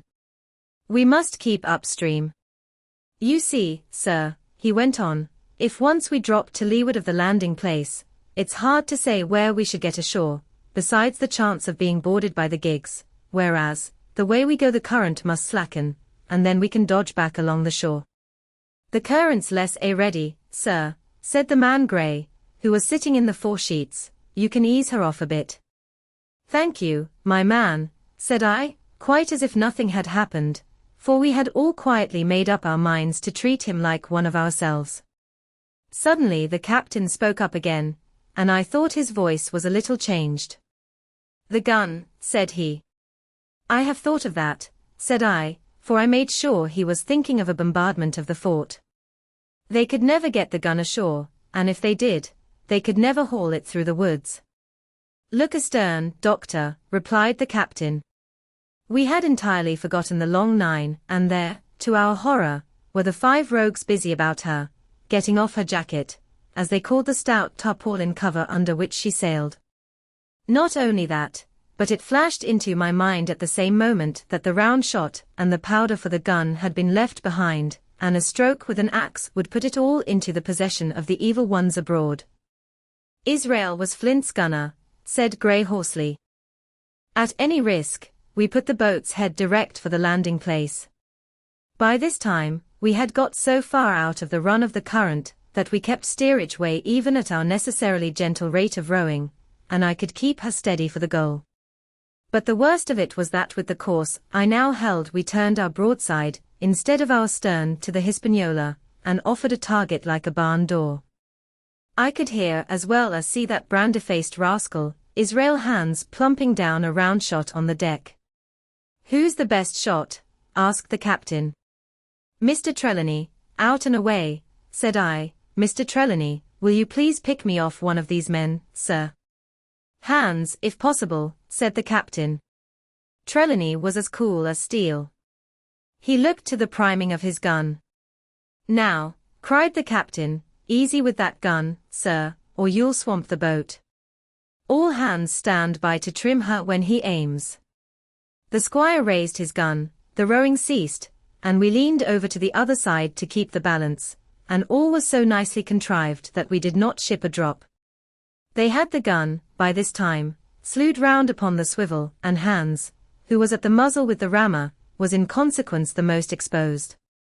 However, we had no luck, for just as Trelawney fired, down he stooped, the ball whistled over him, and it was one of the other 4 who fell.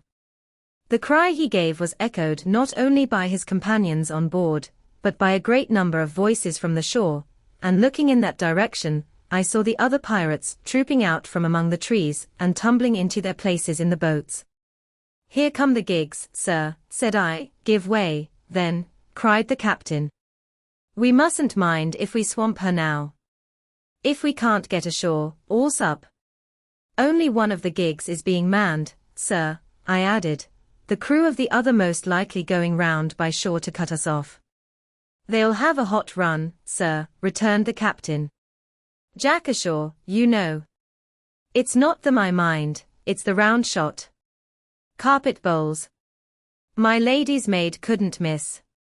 Tell us, squire, when you see the match, and we'll hold water.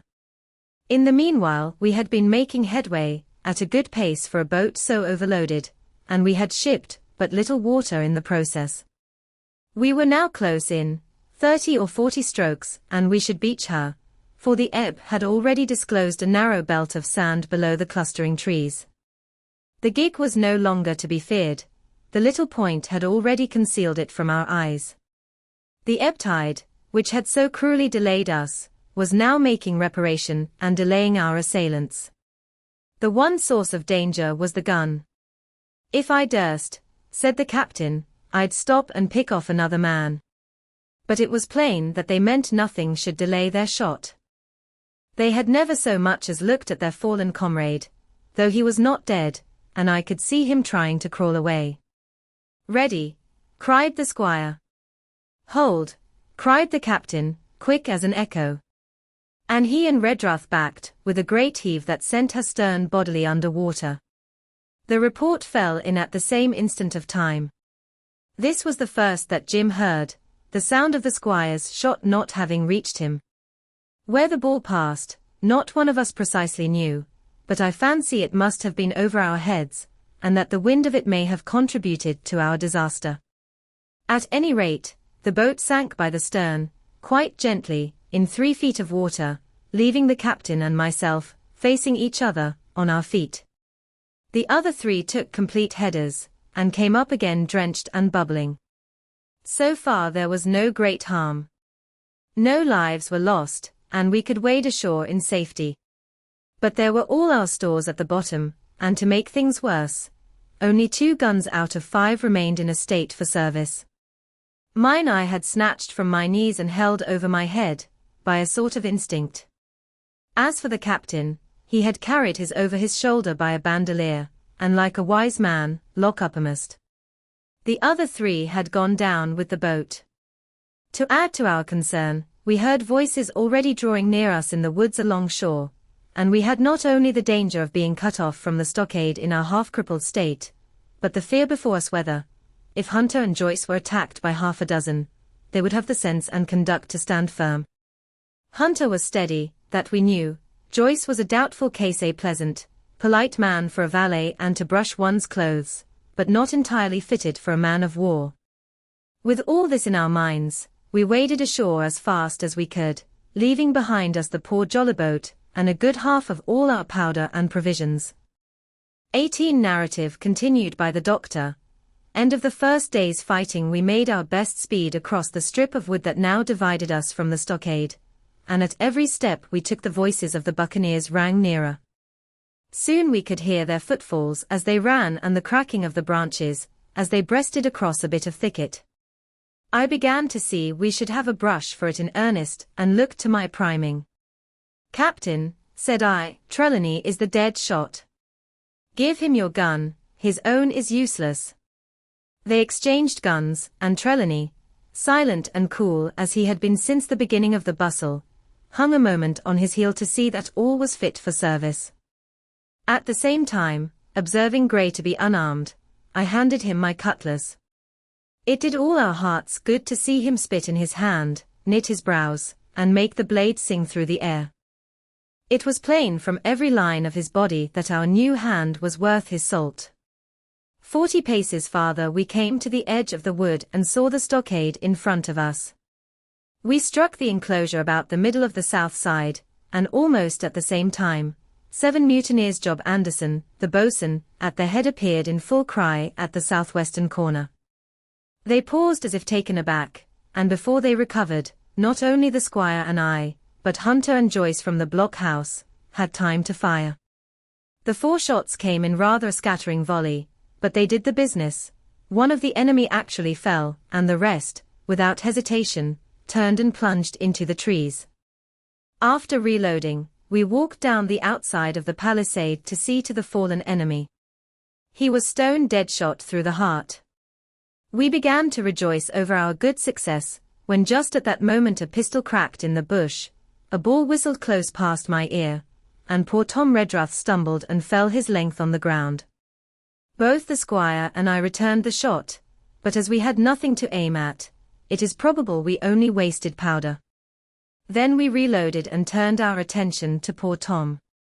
The captain and Grey were already examining him, and I saw with half an eye that all was over. I believe the readiness of our return volley had scattered the mutineers once more, for we were suffered without further molestation, to get the poor old gamekeeper hoisted over the stockade and carried, groaning and bleeding, into the log-house.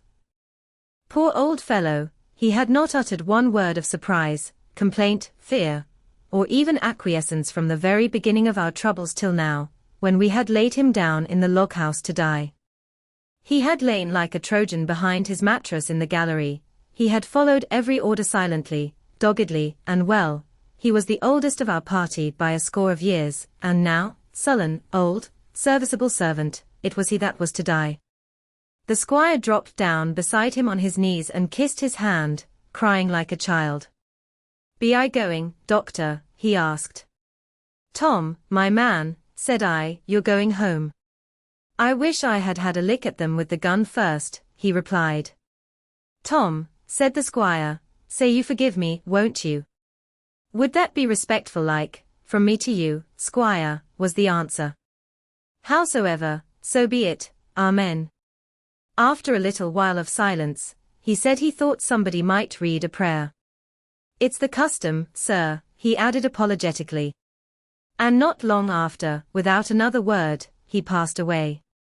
In the meantime the captain, whom I had observed to be wonderfully swollen about the chest and pockets, had turned out a great many various stores, the British colours, a Bible, a coil of stoutish rope, pen, ink, the logbook, and pounds of tobacco. He had found a longish fir tree lying felled and trimmed in the enclosure, and with the help of Hunter, he had set it up at the corner of the log house, where the trunks crossed, and made an angle. Then, climbing on the roof, he had with his own hand bent and run up the colours. This seemed mightily to relieve him. He re-entered the log house, and set about counting up the stores as if nothing else existed. But he had an eye on Tom's passage for all that, and as soon as all was over, came forward with another flag and reverently spread it on the body. "Don't you take on, sir," he said, shaking the squire's hand. "All's well with him, no fear for a hand that's been shot down in his duty to captain and owner. It mayn't be good divinity, but it's a fact."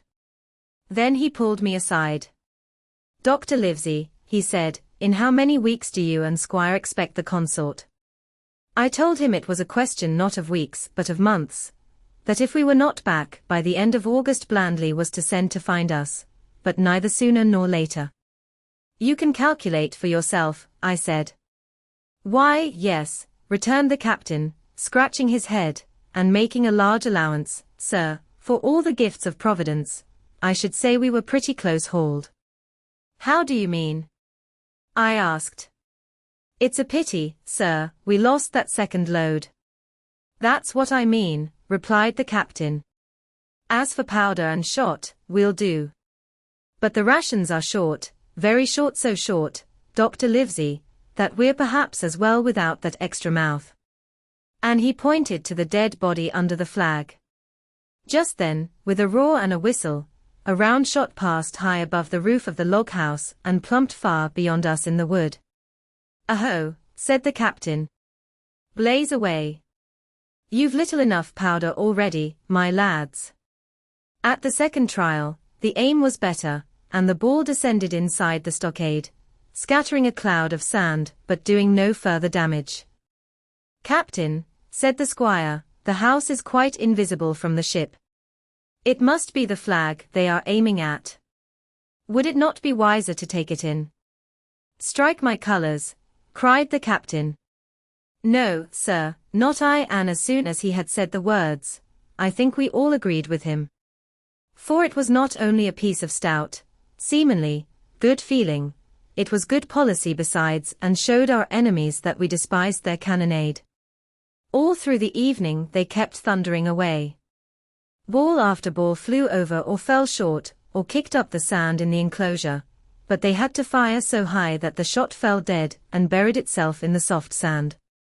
We had no ricochet to fear, and though one popped in through the roof of the log house, and out again through the floor, we soon got used to that sort of horseplay, and minded it no more than cricket. "There is one good thing about all this," observed the captain, "the wood in front of us is likely clear. The ebb has made a good while, our stores should be uncovered. Volunteers to go and bring in pork." Gray and Hunter were the first to come forward. Well armed, they stole out of the stockade, but it proved a useless mission. The mutineers were bolder than we fancied, or they put more trust in Israel's gunnery. For 4 or 5 of them were busy carrying off our stores, and wading out with them to one of the gigs that lay close by, pulling an oar or so to hold her steady against the current. Silver was in the stern sheets in command, and every man of them was now provided with a musket from some secret magazine of their own. The captain sat down to his log, and here is the beginning of the entry: Alexander Smollett, master; David Livesey, ship's doctor; Abraham Gray, carpenter's mate; John Trelawney, owner; John Hunter and Richard Joyce, owner's servants, landsmen being all that is left faithful of the ship's company with stores for 10 days at short rations, came ashore this day and flew British colours on the log house in Treasure Island. Thomas Redruth, owner's servant, landsman, shot by the mutineers; James Hawkins, cabin boy, and at the same time, I was wondering over poor Jim Hawkins' fate. A hail on the land side. Somebody hailing us, said Hunter, who was on guard. Doctor. Squire. Captain. Hello, Hunter, is that you? Came the cries. And I ran to the door in time to see Jim Hawkins, safe and sound, come climbing over the stockade. 19 narrative resumed by Jim Hawkins. The garrison in the stockade, as soon as Ben Gunn saw the colours, he came to a halt, stopped me by the arm, and sat down.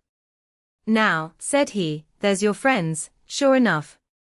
Far more likely it's the mutineers, I answered. That, he cried. Why, in a place like this, where nobody puts in but gentlemen of fortune, Silver would fly the Jolly Roger, you don't make no doubt of that. No, that's your friends.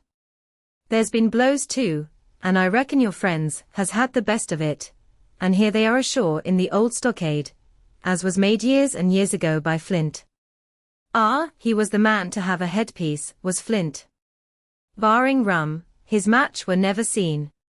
He were afraid of none, not he, ony Silver was that genteel. Well, said I, that may be so, and so be it.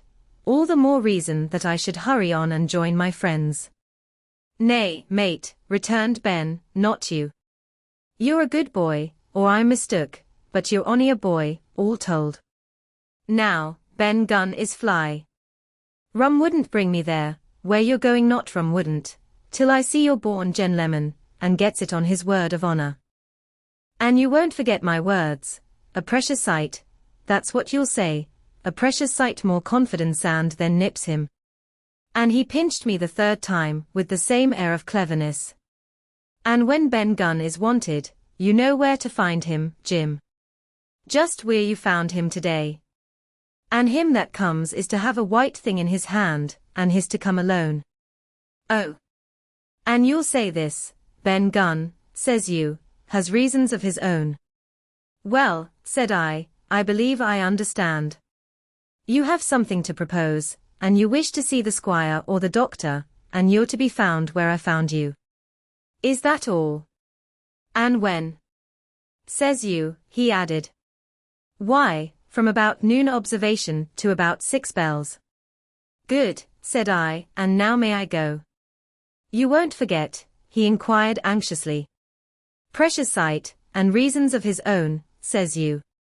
Reasons of his own, that's the mainstay, as between man and man. Well, then still holding me, I reckon you can go, Jim. And, Jim, if you was to see Silver, you wouldn't go for to sell Ben Gunn. Wild horses wouldn't draw it from you. No, says you. And if them pirates camp ashore, Jim, what would you say, but there'd be widders in the morning. Here he was interrupted by a loud report, and a cannonball came tearing through the trees and pitched in the sand not 100 yards from where we two were talking. The next moment each of us had taken to his heels in a different direction. For a good hour to come frequent reports shook the island, and balls kept crashing through the woods. I moved from hiding place to hiding place, always pursued, or so it seemed to me, by these terrifying missiles. But towards the end of the bombardment, though still I durst not venture in the direction of the stockade, where the balls fell oftenest, I had begun, in a manner, to pluck up my heart again, and after a long detour to the east, crept down among the shoreside trees. The sun had just set, the sea breeze was rustling and tumbling in the woods and ruffling the grey surface of the anchorage, the tide, too, was far out, and great tracts of sand lay uncovered, the air, after the heat of the day, chilled me through my jacket. The Hispaniola still lay where she had anchored, but, sure enough, there was the Jolly Roger, the black flag of piracy flying from her peak. Even as I looked, there came another red flash and another report that sent the echoes clattering, and one more round shot whistled through the air. It was the last of the cannonade. I lay for some time watching the bustle which succeeded the attack. Men were demolishing something with axes on the beach near the Stockade, the poor jolly boat, I afterwards discovered. Away, near the mouth of the river, a great fire was glowing among the trees, and between that point and the ship one of the gigs kept coming and going, the men, whom I had seen so gloomy, shouting at the oars like children. But there was a sound in their voices which suggested rum. At length I thought I might return towards the Stockade. I was pretty far down on the low, sandy spit that encloses the anchorage to the east, and is joined at half water to Skeleton Island, and now, as I rose to my feet, I saw, some distance further down the spit and rising from among low bushes, an isolated rock, pretty high, and peculiarly white in color. It occurred to me that this might be the white rock of which Ben Gunn had spoken, and that some day or other a boat might be wanted and I should know where to look for one. Then I skirted among the woods until I had regained the rear, or shoreward side, of the Stockade, and was soon warmly welcomed by the faithful party. I had soon told my story, and began to look about me. The log house was made of unsquared trunks of pine, roof, walls, and floor. The latter stood in several places, as much as a foot, or a foot and a half above the surface of the sand. There was a porch at the door, and under this porch the little spring welled up into an artificial basin of a rather odd kind, no other than a great ship's kettle of iron, with the bottom knocked out, and sunk to her bearings, as the captain said, among the sand. Little had been left besides the framework of the house, but in one corner there was a stone slab laid down by way of hearth, and an old rusty iron basket to contain the fire. The slopes of the knoll and all the inside of the stockade had been cleared of timber to build the house, and we could see by the stumps what a fine and lofty grove had been destroyed. Most of the soil had been washed away, or buried in drift, after the removal of the trees. Only where the streamlet ran down from the kettle a thick bed of moss, and some ferns, and little creeping bushes, was still green among the sand. Very close around the stockade, too close for defense, they said the wood still flourished high and dense, all of fir on the land side, but towards the sea with a large admixture of live oaks. The cold evening breeze, of which I have spoken, whistled through every chink of the rude building and sprinkled the floor with a continual rain of fine sand. There was sand in our eyes, sand in our teeth, sand in our suppers, sand dancing in the spring at the bottom of the kettle, for all the world like porridge beginning to boil. Our chimney was a square hole in the roof. It was but a little part of the smoke that found its way out, and the rest eddied about the house and kept us coughing and piping the eye. Add to this that Gray, the new man, had his face tied up in a bandage for a cut he had got in breaking away from the mutineers, and that poor old Tom Redruth, still unburied, lay along the wall, stiff and stark, under the Union Jack. If we had been allowed to sit idle, we should all have fallen in the blues, but Captain Smollett was never the man for that. All hands were called up before him, and he divided us into watches. The doctor and Gray and I for one, the squire, Hunter, and Joyce upon the other. Tired though we all were, 2 were sent out for firewood, 2 more were set to dig a grave for Redruth, the doctor was named Cook. I was put sentry at the door, and the captain himself went from one to another, keeping up our spirits, and lending a hand wherever it was wanted. From time to time the doctor came to the door for a little air and to rest his eyes, which were almost smoked out of his head, and whenever he did so, he had a word for me. "That man Smollett," he said once, "is a better man than I am. And when I say that it means a deal, Jim." Another time he came and was silent for a while. Then he put his head on one side, and looked at me. "Is this Ben Gunn a man?" he asked. "I do not know, sir," said I. "I am not very sure whether he's sane." "If there's any doubt about the matter, he is," returned the doctor. "A man who has been 3 years biting his nails on a desert island, Jim, can't expect to appear as sane as you or me. It doesn't lie in human nature. Was it cheese you said he had a fancy for? Yes, sir, cheese, I answered. Well, Jim, says he, just see the good that comes of being dainty in your food. You've seen my snuff box, haven't you? And you never saw me take snuff, the reason being that in my snuff box, I carry a piece of Parmesan cheese, a cheese made in Italy, very nutritious. Well, that's for Ben Gunn. Before supper was eaten we buried old Tom in the sand and stood round him for a while bareheaded in the breeze. A good deal of firewood had been got in, but not enough for the captain's fancy, and he shook his head over it and told us we must get back to this tomorrow rather livelier. Then, when we had eaten our pork and each had a good stiff glass of brandy grog, the three chiefs got together in a corner to discuss our prospects. It appears they were at their wits' end what to do, the stores being so low that we must have been starved into surrender long before help came. But our best hope, it was decided, was to kill off the buccaneers until they either hauled down their flag or ran away with the Hispaniola. From 19 they were already reduced to 15, 2 others were wounded, and one at least the man shot beside the gun severely wounded, if he were not dead. Every time we had a crack at them, we were to take it, saving our own lives, with the extremest care. And besides that, we had 2 able allies, rum and the climate. As for the first, though we were about half a mile away, we could hear them roaring and singing late into the night, and as for the second, the doctor staked his wig that, camped where they were in the marsh and unprovided with remedies, the half of them would be on their backs before a week. So, he added, if we are not all shot down first they'll be glad to be packing in the schooner. It's always a ship, and they can get to buccaneering again, I suppose. First ship that ever I lost, said Captain Smollett. I was dead tired, as you may fancy, and when I got to sleep, which was not till after a great deal of tossing, I slept like a log of wood. The rest had long been up, and had already breakfasted, and increased the pile of firewood by about half as much again, when I was wakened by a bustle and the sound of voices. Flag of truce, I heard someone say, and then, immediately after, with a cry of surprise, Silver himself. And at that, up I jumped, and rubbing my eyes, ran to a loophole in the wall.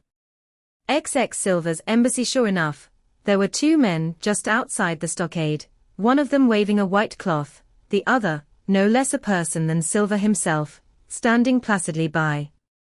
It was still quite early, and the coldest morning that I think I ever was abroad in, a chill that pierced into the marrow. The sky was bright and cloudless overhead, and the tops of the trees shone rosily in the sun. But where Silver stood with his lieutenant, all was still in shadow, and they waded knee-deep in a low white vapor that had crawled during the night out of the morass. The chill and the vapor taken together told a poor tale of the island. It was plainly a damp, feverish, unhealthy spot. Keep indoors, men, said the captain. 10 to 1 this is a trick. Then he hailed the buccaneer. Who goes? Stand, or we fire. Flag of truce, cried Silver. The captain was in the porch, keeping himself carefully out of the way of a treacherous shot, should any be intended. He turned and spoke to us, doctors watch on the lookout. Dr. Livesey take the north side, if you please, Jim, the east, Grey, west. The watch below, all hands to load muskets. Lively, men, and careful. And then he turned again to the mutineers. And what do you want with your flag of truce? He cried. This time it was the other man who replied. Cap'n Silver, sir, to come on board and make terms, he shouted. Cap'n Silver. Don't know him. Who's he? Cried the captain. And we could hear him adding to himself, Cap'n, is it? My heart, and here's promotion. Long John answered for himself. Me, sir. These poor lads have chosen me Cap'n, after your desertion, sir, laying a particular emphasis upon the word desertion. We're willing to submit, if we can come to terms, and no bones about it. All I ask is your word, Cap'n Smollett, to let me safe and sound out of this here stockade, and 1 minute to get out shot before a gun is fired. My man, said Captain Smollett, I have not the slightest desire to talk to you. If you wish to talk to me, you can come, that's all. If there's any treachery, it'll be on your side, and the Lord help you. That's enough, Cap'n, shouted Long John cheerily. A word from you's enough. I know a gentleman, and you may lay to that. We could see the man, who carried the flag of truce attempting to hold Silver back. Nor was that wonderful, seeing how cavalier had been the captain's answer. But Silver laughed at him aloud and slapped him on the back, as if the idea of alarm had been absurd. Then he advanced to the stockade, threw over his crutch, got a leg up, and with great vigor and skill succeeded in surmounting the fence and dropping safely to the other side. I will confess that I was far too much taken up with what was going on to be of the slightest use as sentry. Indeed, I had already deserted my eastern loophole and crept up behind the captain, who had now seated himself on the threshold, with his elbows on his knees, his head in his hands, and his eyes fixed on the water as it bubbled out of the old iron kettle in the sand. He was whistling "Come, lasses and lads." Silver had terrible hard work getting up the knoll. What with the steepness of the incline, the thick tree stumps, and the soft sand, he and his crutch were as helpless as a ship in stays. But he stuck to it like a man in silence, and at last arrived before the captain, whom he saluted in the handsomest style. He was tricked out in his best, an immense blue coat, thick with brass buttons, hung as low as to his knees, and a fine laced hat was set on the back of his head. Here you are, my man, said the captain, raising his head. You had better sit down. You ain't going to let me inside, Cap'n, complained Long John. It's a main cold morning, to be sure, sir, to sit outside upon the sand. Why, Silver, said the captain, if you had pleased to be an honest man, you might have been sitting in your galley. It's your own doing. You're either my ship's cook and, then you were treated handsome, or Cap'n Silver, a common mutineer and pirate, and then you can go hang. Well, well, Cap'n, returned the sea cook, sitting down as he was bidden on the sand, you'll have to give me a hand up again, that's all. A sweet pretty place you have of it here. Ah, there's Jim. The top of the morning to you, Jim. Doctor, here's my service. Why, there you all are together like a happy family, in a manner of speaking. If you have anything to say, my man, better say it, said the captain. Right you were, Cap'n Smollett, replied Silver. Duty is duty, to be sure. Well now, you look here, that was a good lay of yours last night. I don't deny it was a good lay. Some of you pretty handy with a handspike end. And I'll not deny neither, but what some of my people was shook, maybe all was shook, maybe I was shook myself, maybe that's why I'm here for terms. But you mark me, Cap'n, it won't do twice, by thunder. We'll have to do centrigo, and ease off a point or so on the rum. Maybe you think we were all a sheet in the wind's eye. But I'll tell you I was sober. I was onny dog tired, and if I'd awoke a second sooner, I'd a caught you at the act, I would. He wasn't dead when I got round to him, not he. Well, says Captain Smollett as cool as can be. All that Silver said was a riddle to him, but you would never have guessed it from his tone. As for me, I began to have an inkling. Ben Gunn's last words came back to my mind. I began to suppose that he had paid the buccaneers a visit while they all lay drunk together round their fire, and I reckoned up with glee that we had only 14 enemies to deal with. Well, here it is, said Silver. We want that treasure, and we'll have it, that's our point. You would just as soon save your lives, I reckon, and that's yours. You have a chart, haven't you? That's as may be, replied the captain. Oh, well, you have, I know that, returned Long John. You needn't be so husky with a man, there ain't a particle of service in that, and you may lay to it. What I mean is, we want your chart. Now, I never meant you no harm, myself. That won't do with me, my man, interrupted the captain. We know exactly what you meant to do, and we don't care, for now, you see, you can't do it. And the captain looked at him calmly and proceeded to fill a pipe. If Abe Gray Silver broke out. Avast there, cried Mr. Smollett. Gray told me nothing, and I asked him nothing, and what's more, I would see you and him and this whole island blown clean out of the water into blazes first. So there's my mind for you, my man, on that. This little whiff of temper seemed to cool Silver down. He had been growing nettled before, but now he pulled himself together. Like enough, said he. I would set no limits to what gentlemen might consider shipshape, or might not, as the case were. And seeing as how you are about to take a pipe, Cap'n, I'll make so free as do likewise. And he filled a pipe and lighted it, and the two men sat silently smoking for quite a while, now looking each other in the face, now stopping their tobacco, now leaning forward to spit. It was as good as the play to see them. Now, resumed Silver, here it is.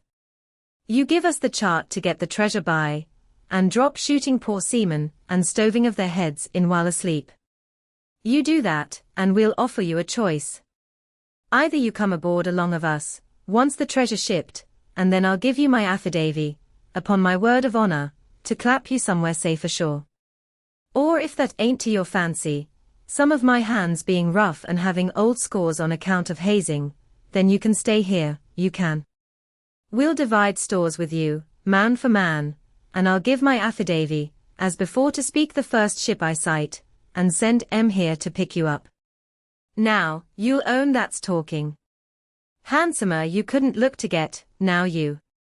And I hope, raising his voice, that all hands in this here blockhouse will overhaul my words, for what is spoke to one is spoke to all. Captain Smollett rose from his seat, and knocked out the ashes of his pipe in the palm of his left hand. Is that all? He asked. Every last word, by thunder, answered John.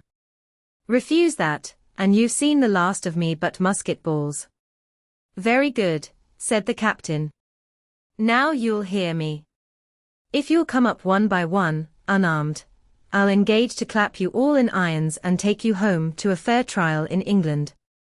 If you won't, my name is Alexander Smollett, I've flown my sovereign's colours, and I'll see you all to Davy Jones. You can't find the treasure. You can't sail the ship, there's not a man among you fit to sail the ship. You can't fight us, Gray, there, got away from 5 of you.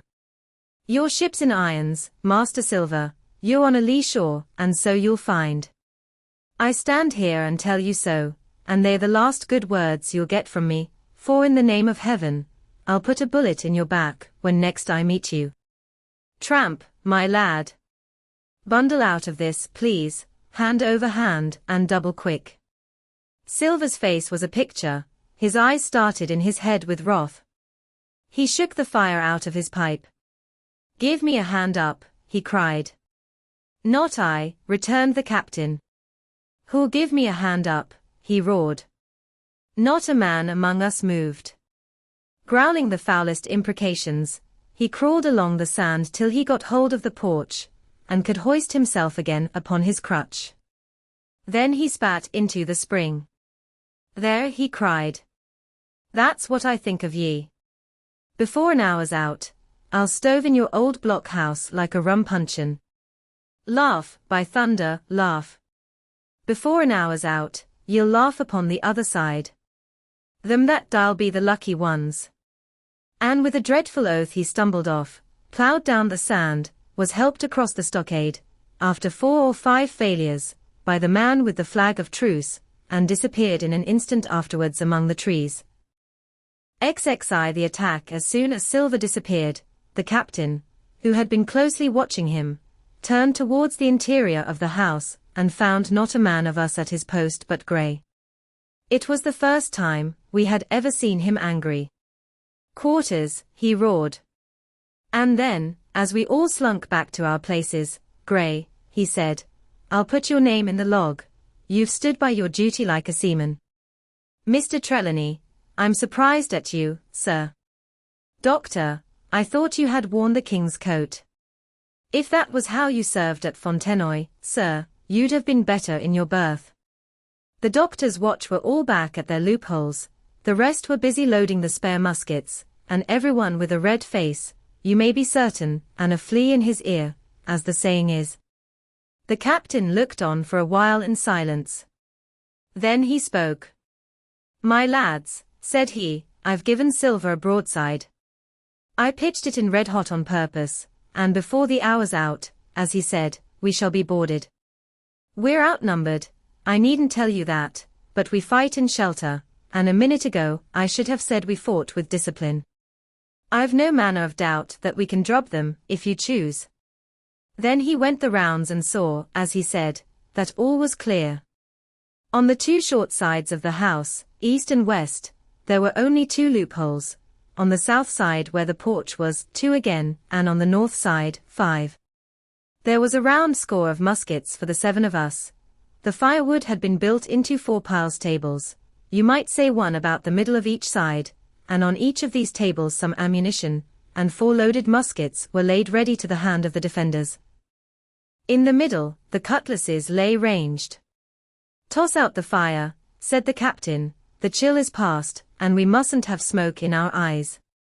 The iron fire basket was carried bodily out by Mr. Trelawney, and the embers smothered among sand.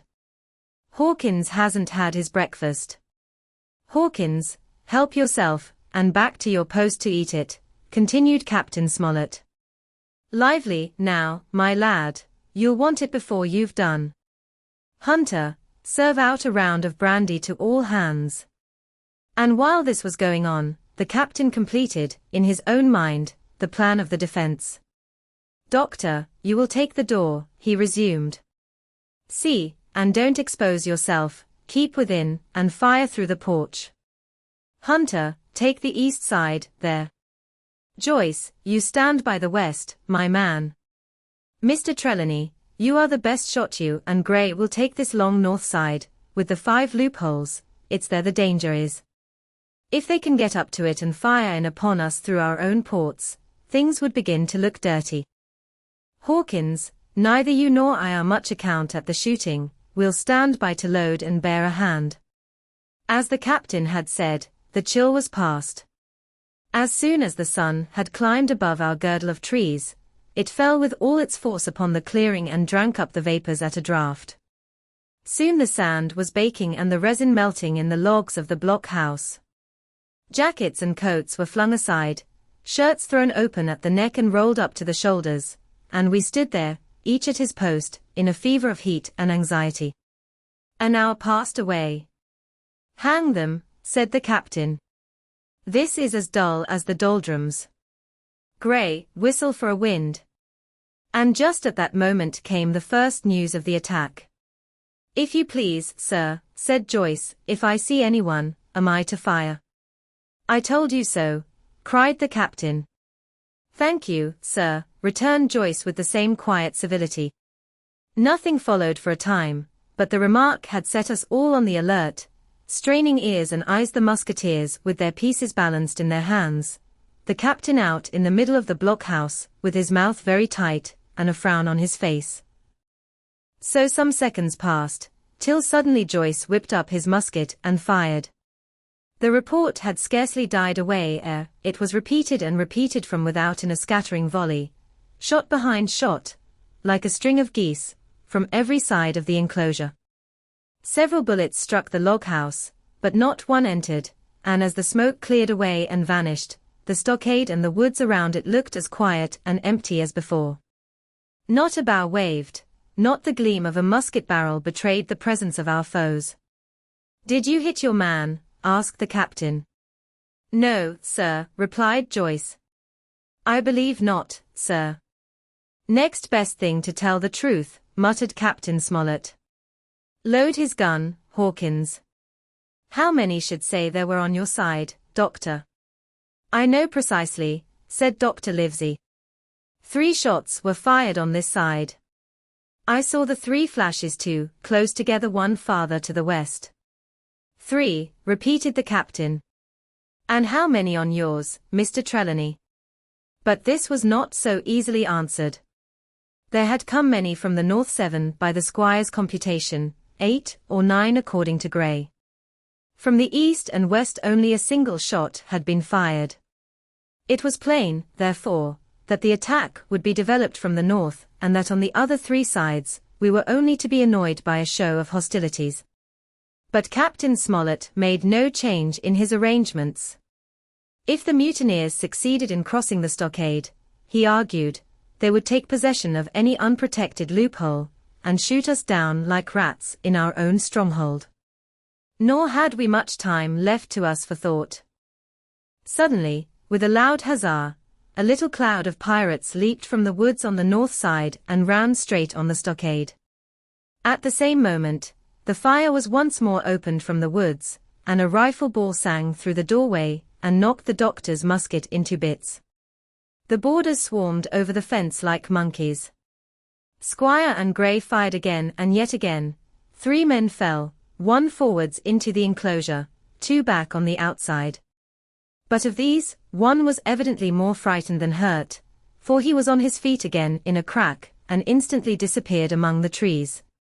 2 had bit the dust, 1 had fled, 4 had made good their footing inside our defences, while from the shelter of the woods 7 or 8 men, each evidently supplied with several muskets, kept up a hot though useless fire on the log-house. The 4 who had boarded made straight before them for the building, shouting as they ran, and the men among the trees shouted back to encourage them. Several shots were fired, but such was the hurry of the marksmen that not one appears to have taken effect. In a moment, the 4 pirates had swarmed up the mound and were upon us. The head of Job Anderson, the boatswain, appeared at the middle loophole.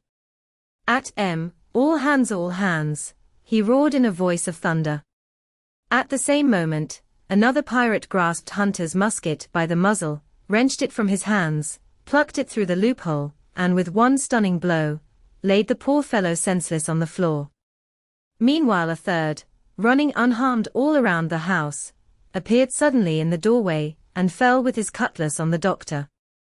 Our position was utterly reversed. A moment since we were firing, under cover, at an exposed enemy, now it was we who lay uncovered and could not return a blow. The log-house was full of smoke, to which we owed our comparative safety. Cries and confusion, the flashes and reports of pistol shots, and one loud groan rang in my ears. "Out, lads, out, and fight in the open." "Cutlasses," cried the captain. I snatched a cutlass from the pile, and someone, at the same time snatching another, gave me a cut across the knuckles which I hardly felt. I dashed out of the door into the clear sunlight. Someone was close behind, I knew not whom. Right in front, the doctor was pursuing his assailant down the hill, and just as my eyes fell upon him, beat down his guard and sent him sprawling on his back with a great slash across the face. "Round the house, lads! Round the house!" cried the captain, and even in the hurly-burly, I perceived a change in his voice. Mechanically, I obeyed, turned eastwards, and with my cutlass raised, ran round the corner of the house. Next moment I was face to face with Anderson. He roared aloud, and his hanger went up above his head, flashing in the sunlight. I had not time to be afraid, but as the blow still hung impending, leaped in a trice upon one side, and missing my foot in the soft sand, rolled headlong down the slope. When I had first sallied from the door, the other mutineers had been already swarming up the palisade to make an end of us. One man, in a red nightcap, with his cutlass in his mouth, had even got upon the top and thrown a leg across. Well, so short had been the interval that when I found my feet again all was in the same posture, the fellow with the red nightcap still halfway over, another still just showing his head above the top of the stockade. And yet, in this breath of time, the fight was over and the victory was ours. Gray, following close behind me, had cut down the big boatswain ere he had time to recover from his last blow. Another had been shot at a loophole in the very act of firing into the house and now lay in agony, the pistol still smoking in his hand. A third, as I had seen, the doctor had disposed of at a blow. Of the 4 who had scaled the palisade, 1 only remained unaccounted for, and he, having left his cutlass on the field, was now clambering out again with the fear of death upon him. "Fire, fire from the house!" cried the doctor. "And you, lads, back into cover." But his words were unheeded, no shot was fired, and the last boarder made good his escape and disappeared with the rest into the wood. In 3 seconds nothing remained of the attacking party, but the 5 who had fallen, 4 on the inside and 1 on the outside of the palisade. The doctor and Gray and I ran full speed for shelter. The survivors would soon be back where they had left their muskets, and at any moment the fire might recommence. The house was by this time somewhat cleared of smoke, and we saw at a glance the price we had paid for victory. Hunter lay beside his loophole, stunned, Joyce by his, shot through the head, never to move again, while right in the center, the squire was supporting the captain, one as pale as the other. "The captain's wounded," said Mr. Trelawney. "Have they run?" asked Mr. Smollett. "All that could, you may be bound," returned the doctor, "but there's 5 of them will never run again." "5," cried the captain. "Come, that's better. 5 against 3 leaves us 4 to 9. That's better odds than we had at starting. We were 7 to 19 then, or thought we were, and that's as bad to bear." The mutineers were soon only 8 in number, for the man shot by Mr. Trelawney on board the schooner died that same evening of his wound. But this was, of course, not known till after by the faithful party. Part 5 My Sea Adventure XXII How I began my sea adventure. There was no return of the mutineers, not so much as another shot out of the woods. They had got their rations for that day, as the captain put it, and we had the place to ourselves and a quiet time to overhaul the wounded and get dinner. Squire and I cooked outside in spite of the danger, and even outside we could hardly tell what we were at, for horror of the loud groans that reached us from the doctor's patients. Out of the 8 men who had fallen in the action, only 3 still breathed, that one of the pirates, who had been shot at the loophole, Hunter, and Captain Smollett, and of these, the first 2 were as good as dead. The mutineer indeed died under the doctor's knife, and Hunter, do what we could, never recovered consciousness in this world. He lingered all day, breathing loudly like the old buccaneer at home in his apoplectic fit, but the bones of his chest had been crushed by the blow and his skull fractured in falling, and some time in the following night, without sign or sound, he went to his Maker. As for the captain, his wounds were grievous indeed, but not dangerous. No organ was fatally injured. Anderson's bore, for it was Job that shot him first, had broken his shoulder blade and touched the lung, not badly. The second had only torn and displaced some muscles in the calf. He was sure to recover, the doctor said, but in the meantime, and for weeks to come, he must not walk nor move his arm, nor so much as speak when he could help it. My own accidental cut across the knuckles was a flea bite. Dr. Livesey patched it up with plaster, and pulled my ears for me into the bargain.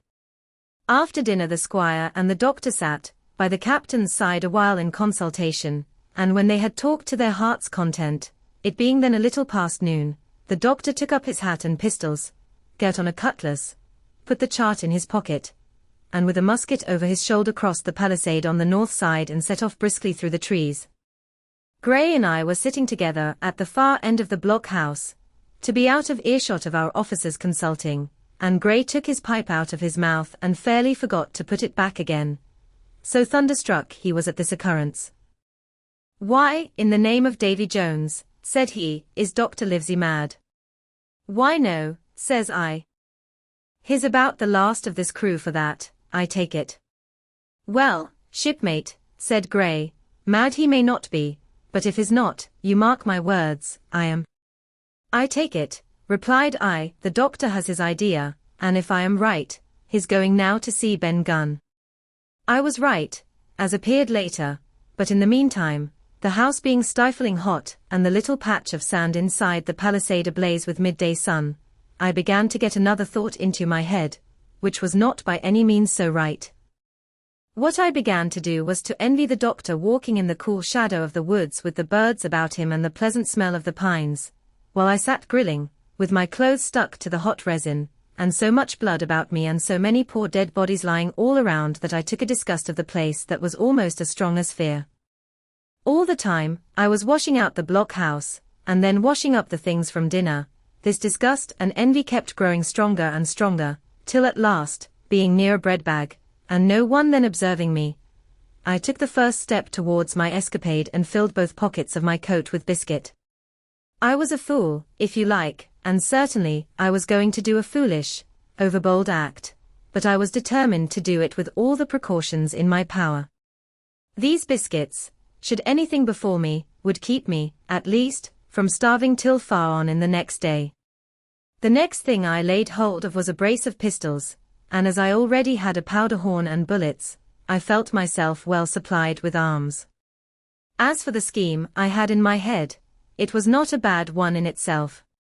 I was to go down the sandy spit that divides the anchorage on the east from the open sea, find the white rock I had observed last evening, and ascertain whether it was there or not that Ben Gunn had hidden his boat, a thing quite worth doing, as I still believe. But as I was certain I should not be allowed to leave the enclosure, my only plan was to take French leave and slip out when nobody was watching, and that was so bad a way of doing it as made the thing itself wrong. But I was only a boy, and I had made my mind up. Well, as things at last fell out, I found an admirable opportunity. The squire and Gray were busy helping the captain with his bandages. The coast was clear. I made a bolt for it over the stockade and into the thickest of the trees, and before my absence was observed I was out of cry of my companions. This was my second folly, far worse than the first, as I left but 2 sound men to guard the house, but like the first, it was a help towards saving all of us. I took my way straight for the east coast of the island, for I was determined to go down the seaside of the spit to avoid all chance of observation from the anchorage. It was already late in the afternoon, although still warm and sunny. As I continued to thread the tall woods, I could hear from far before me not only the continuous thunder of the surf, but a certain tossing of foliage and grinding of boughs, which showed me the sea breeze had set in higher than usual.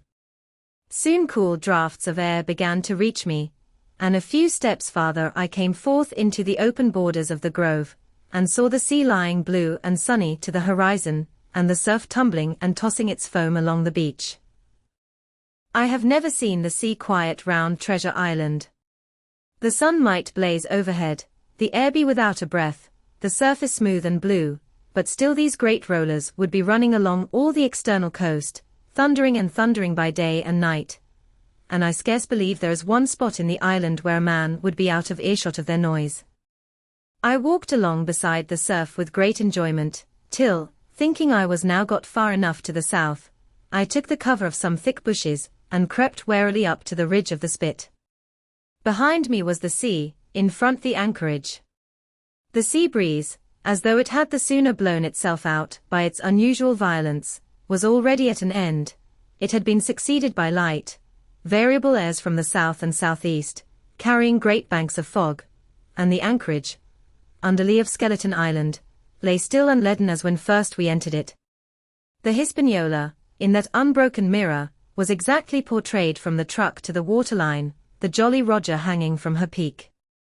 Alongside lay one of the gigs, silver in the stern sheets him, I could always recognize while a couple of men were leaning over the stern bulwarks, one of them with a red cap the very rogue, that I had seen some hours before stride legs upon the palisade.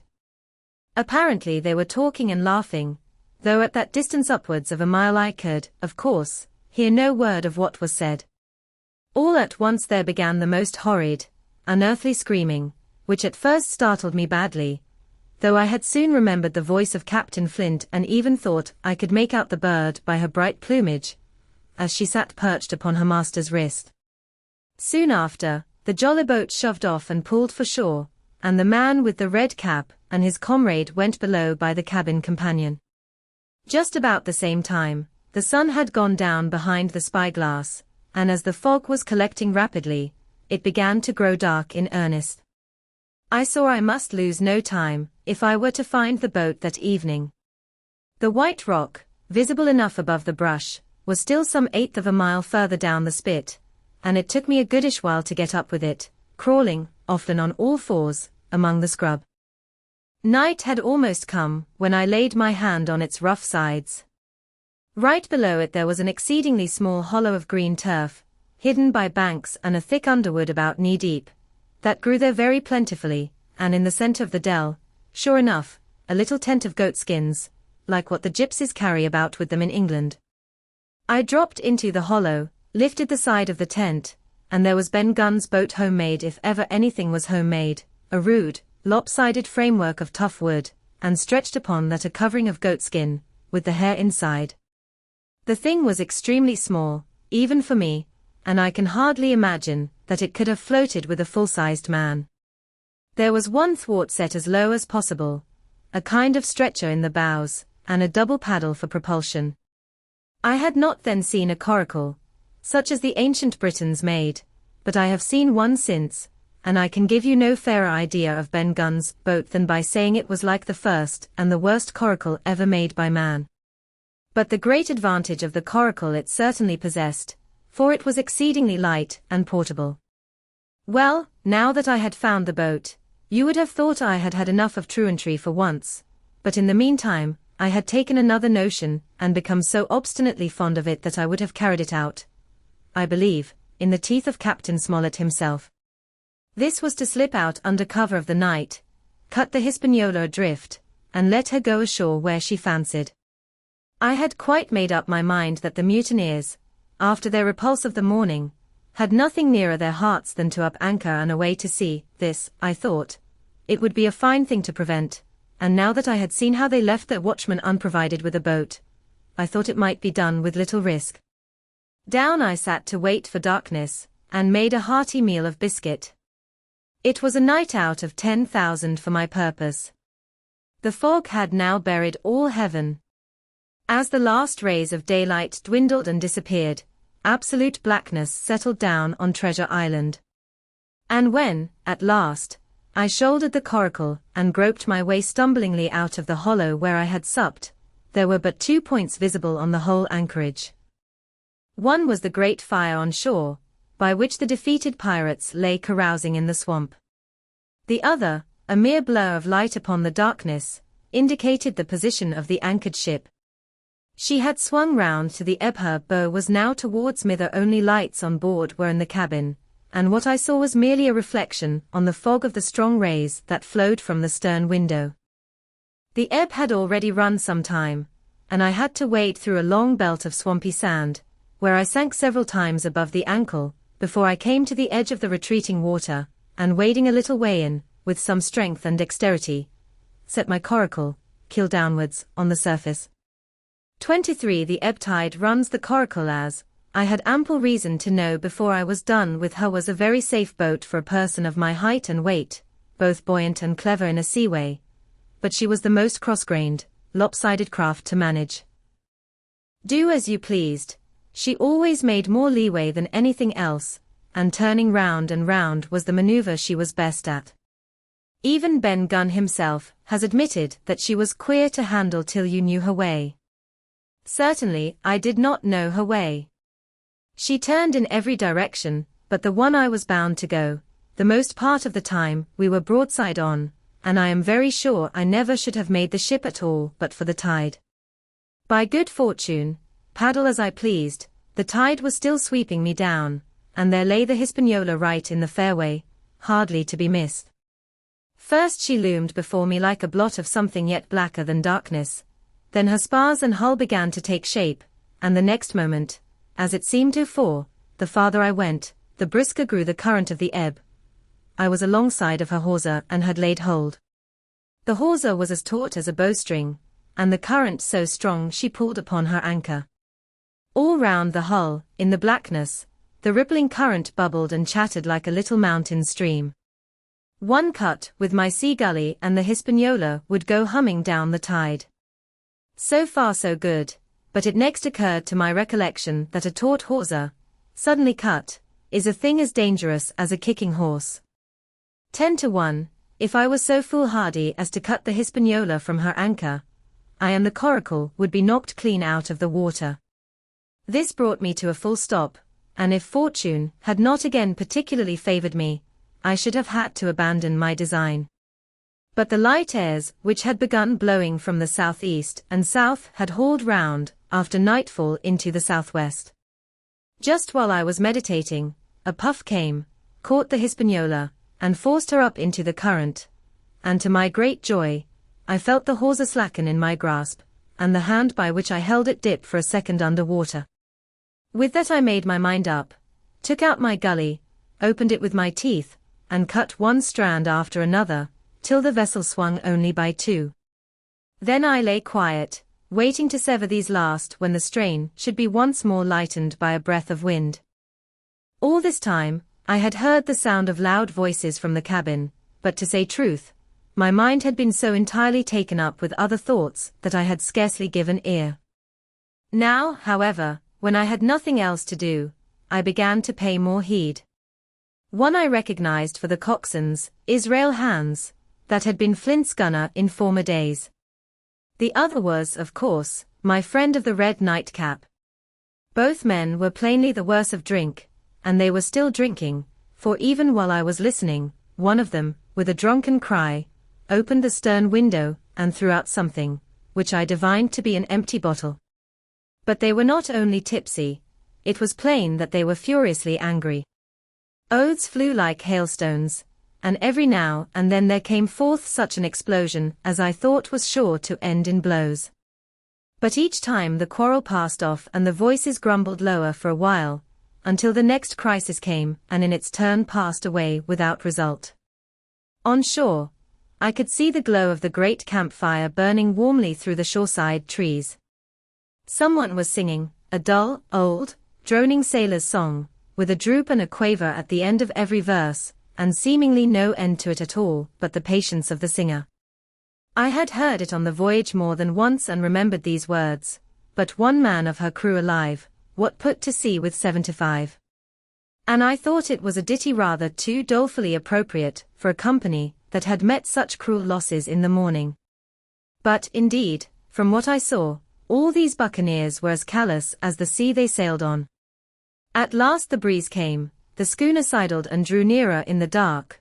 I felt the hawser slacken once more, and with a good, tough effort, cut the last fibers through. The breeze had but little action on the Coracle, and I was almost instantly swept against the bows of the Hispaniola.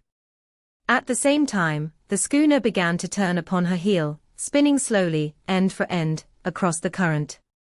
I wrought like a fiend, for I expected every moment to be swamped, and since I found I could not push the Coracle directly off, I now shoved straight astern. At length I was clear of my dangerous neighbor, and just as I gave the last impulsion, my hands came across a light cord that was trailing overboard across the stern bulwarks. Instantly I grasped it. Why I should have done so I can hardly say. It was at first mere instinct, but once I had it in my hands and found it fast, curiosity began to get the upper hand, and I determined I should have one look through the cabin window. I pulled in hand over hand on the cord, and when I judged myself near enough, rose at infinite risk to about half my height, and thus commanded the roof and a slice of the interior of the cabin. By this time the schooner and her little consort were gliding pretty swiftly through the water. Indeed, we had already fetched up level with the campfire. The ship was talking, as sailors say, loudly, treading the innumerable ripples with an incessant weltering splash, and until I got my eye above the window-sill I could not comprehend why the watchman had taken no alarm. One glance, however, was sufficient, and it was only one glance that I durst take from that unsteady skiff. It showed me Hans and his companion locked together in deadly wrestle, each with a hand upon the other's throat. I dropped upon the thwart again, none too soon, for I was near overboard. I could see nothing for the moment, but these two furious, encrimsoned faces swaying together under the smoky lamp, and I shut my eyes to let them grow once more familiar with the darkness. The endless ballad had come to an end at last, and the whole diminished company about the campfire had broken into the chorus I had heard so often, 15 men on the dead man's chest, yo-ho-ho, and a bottle of rum. Drink and the devil had done for the rest, yo-ho-ho, and a bottle of rum. I was just thinking how busy drink and the devil were at that very moment in the cabin of the Hispaniola, when I was surprised by a sudden lurch of the Coracle. At the same moment, she yawed sharply and seemed to change her course. The speed in the meantime had strangely increased. I opened my eyes at once. All round me were little ripples, combing over with a sharp, bristling sound and slightly phosphorescent. The Hispaniola herself, a few yards in whose wake I was still being whirled along, seemed to stagger in her course, and I saw her spars toss a little against the blackness of the night. Nay, as I looked longer, I made sure she also was wheeling to the southward. I glanced over my shoulder, and my heart jumped against my ribs. There, right behind me, was the glow of the campfire.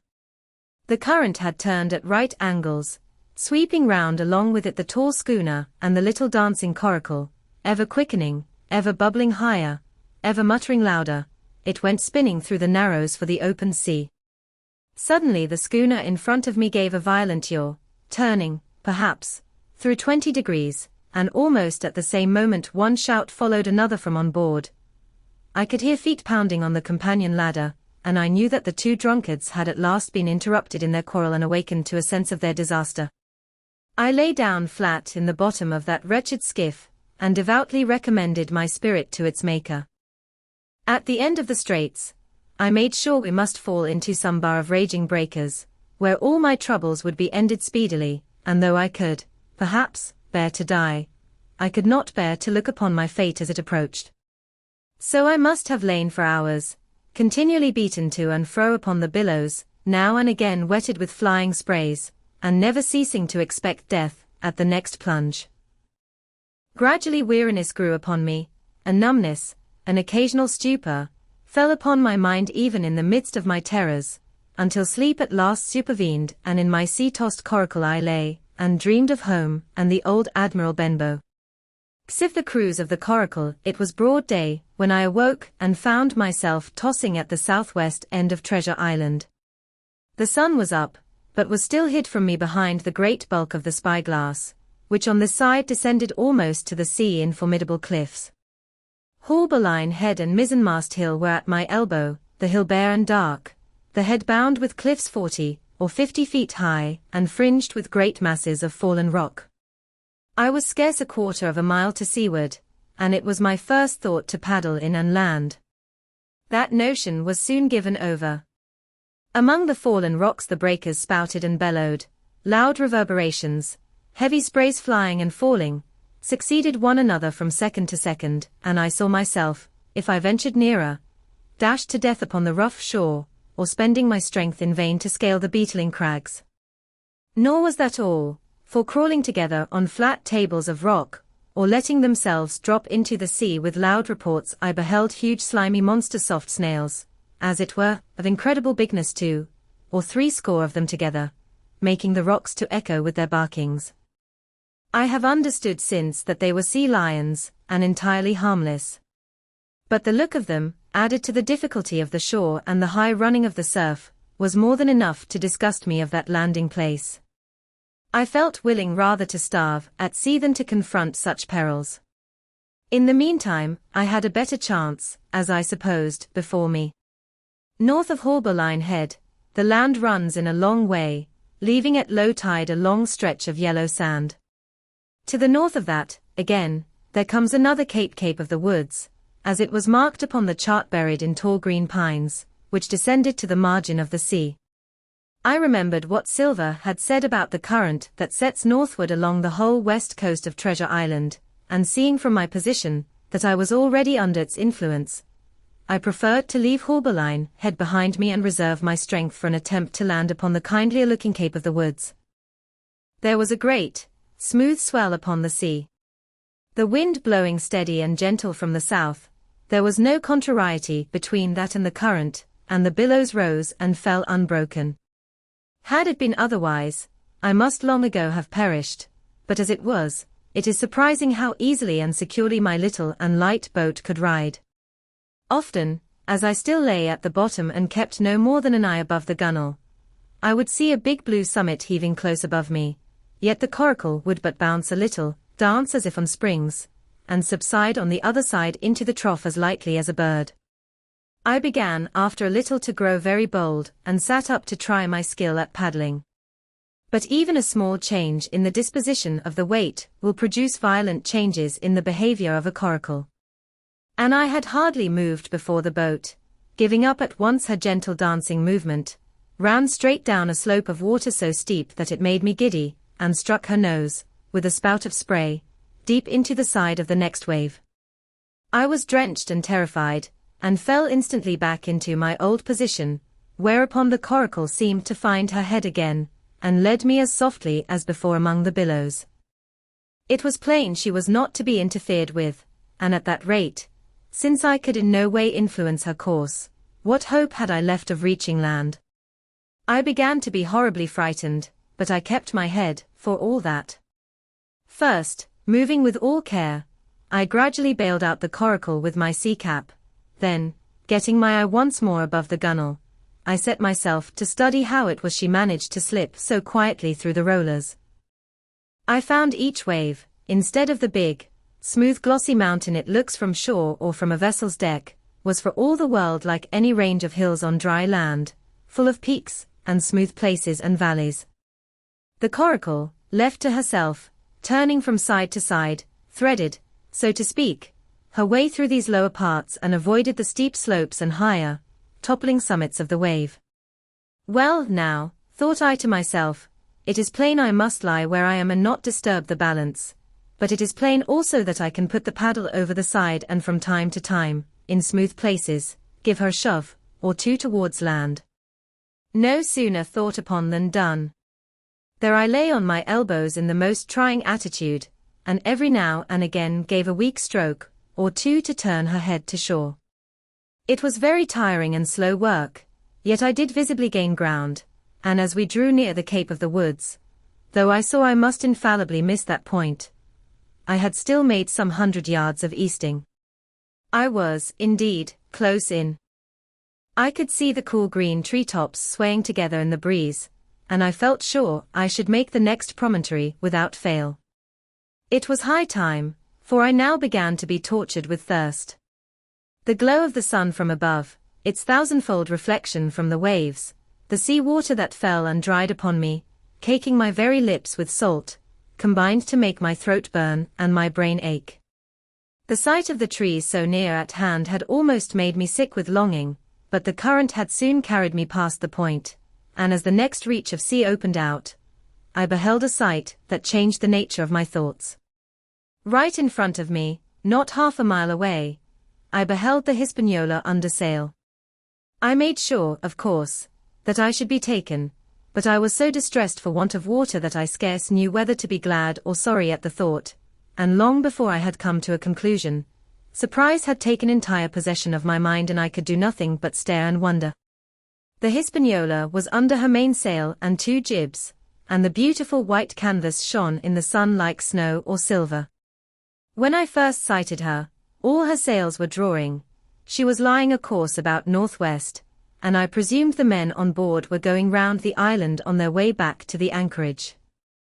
Presently she began to fetch more and more to the westward, so that I thought they had sighted me and were going about in chase.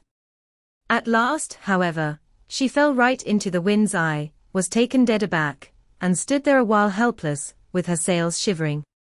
Clumsy fellows, said I, they must still be drunk as owls. And I thought how Captain Smollett would have set them skipping. Meanwhile the schooner gradually fell off and filled again upon another tack, sailed swiftly for a minute or so, and brought up once more dead in the wind's eye.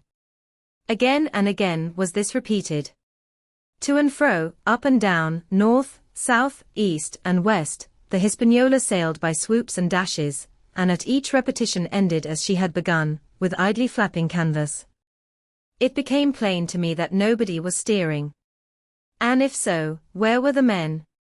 Either they were dead drunk, or had deserted her, I thought, and perhaps if I could get on board I might return the vessel to her captain. The current was bearing Coracle and schooner southward at an equal rate. As for the latter's sailing, it was so wild and intermittent, and she hung each time so long in irons, that she certainly gained nothing, if she did not even lose. If only I dared to sit up and paddle, I made sure that I could overhaul her. The scheme had an air of adventure that inspired me, and the thought of the water breaker beside the fore-companion doubled my growing courage. Up I got, was welcomed almost instantly by another cloud of spray, but this time stuck to my purpose and set myself, with all my strength and caution, to paddle after the unsteered Hispaniola. Once I shipped a sea so heavy that I had to stop and bail, with my heart fluttering like a bird, but gradually I got into the way of the thing and guided my coracle among the waves, with only now and then a blow upon her bows and a dash of foam in my face. I was now gaining rapidly on the schooner. I could see the brass glisten on the tiller as it banged about, and still no soul appeared upon her decks. I could not choose but suppose she was deserted. If not, the men were lying drunk below, where I might batten them down, perhaps, and do what I chose with the ship. For some time, she had been doing the worst thing possible for me, standing still. She headed nearly due south, yawing, of course, all the time. Each time she fell off, her sails partly filled, and these brought her in a moment right to the wind again. I have said this was the worst thing possible for me, for helpless as she looked in this situation, with the canvas cracking like cannon and the blocks trundling and banging on the deck, she still continued to run away from me, not only with the speed of the current, but by the whole amount of her leeway, which was naturally great. But now, at last, I had my chance. The breeze fell for some seconds, very low, and the current gradually turning her, the Hispaniola revolved slowly round her center, and at last presented me her stern, with the cabin window still gaping open, and the lamp over the table still burning on into the day. The mainsail hung drooped like a banner. She was stock still but for the current. For the last little while I had even lost, but now redoubling my efforts, I began once more to overhaul the chase. I was not 100 yards from her when the wind came again in a clap. She filled on the port tack and was off again, stooping and skimming like a swallow. My first impulse was one of despair, but my second was towards joy. Round she came, till she was broadside on to me, round still till she had covered a half, and then 2/3 and then 3/4 of the distance that separated us. I could see the waves boiling white under her forefoot. Immensely tall, she looked to me from my low station in the coracle. And then, of a sudden, I began to comprehend. I had scarce time to think, scarce time to act and save myself. I was on the summit of one swell, when the schooner came stooping over the next. The bowsprit was over my head. I sprang to my feet and leaped, stamping the coracle under water. With one hand I caught the jib boom, while my foot was lodged between the stay and the brace, and as I still clung there panting, a dull blow told me that the schooner had charged down upon and struck the coracle, and that I was left without retreat on the Hispaniola. XXV, I strike the Jolly Roger. I had scarce gained a position on the bowsprit, when the flying jib flapped and filled upon the other tack, with a report like a gun. The schooner trembled to her keel under the reverse, but next moment, the other sails still drawing, the jib flapped back again, and hung idle. This had nearly tossed me off into the sea, and now I lost no time, crawled back along the bowsprit, and tumbled head foremost on the deck. I was on the lee side of the forecastle, and the mainsail, which was still drawing, concealed from me a certain portion of the afterdeck. Not a soul was to be seen. The planks, which had not been swabbed since the mutiny, bore the print of many feet, and an empty bottle, broken by the neck, tumbled to and fro like a live thing in the scuppers. Suddenly the Hispaniola came right into the wind. The jibs behind me cracked aloud, the rudder slammed to, the whole ship gave a sickening heave and shudder, and at the same moment the main boom swung inboard, the sheet groaning in the blocks, and showed me the lee afterdeck.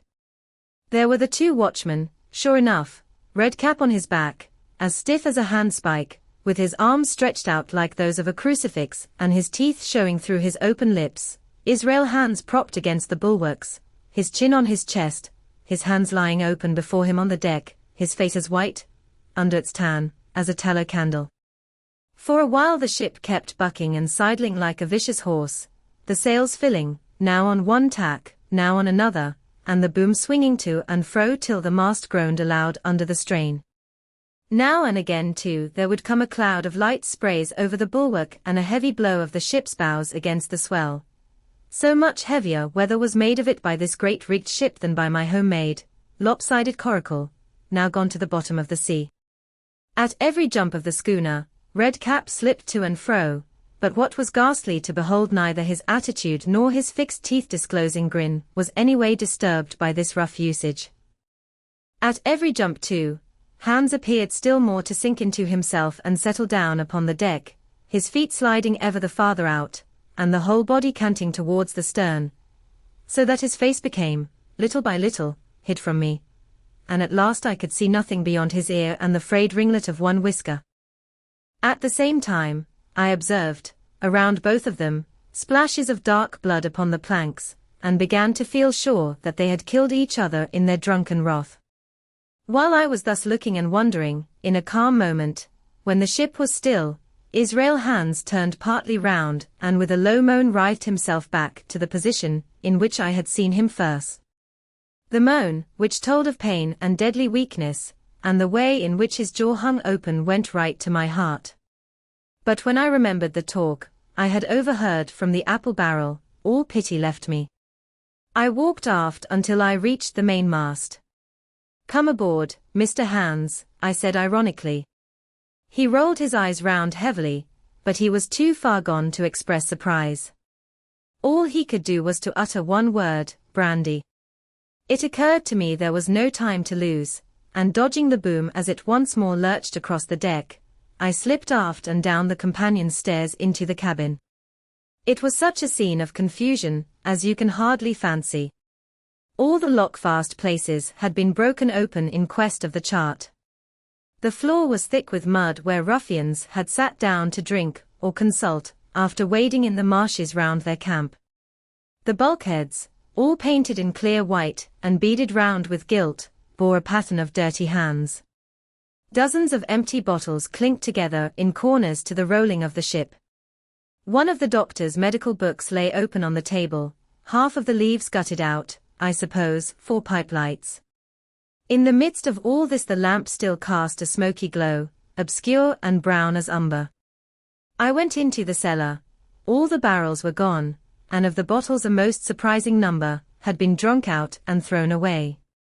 Certainly, since the mutiny began, not a man of them could ever have been sober.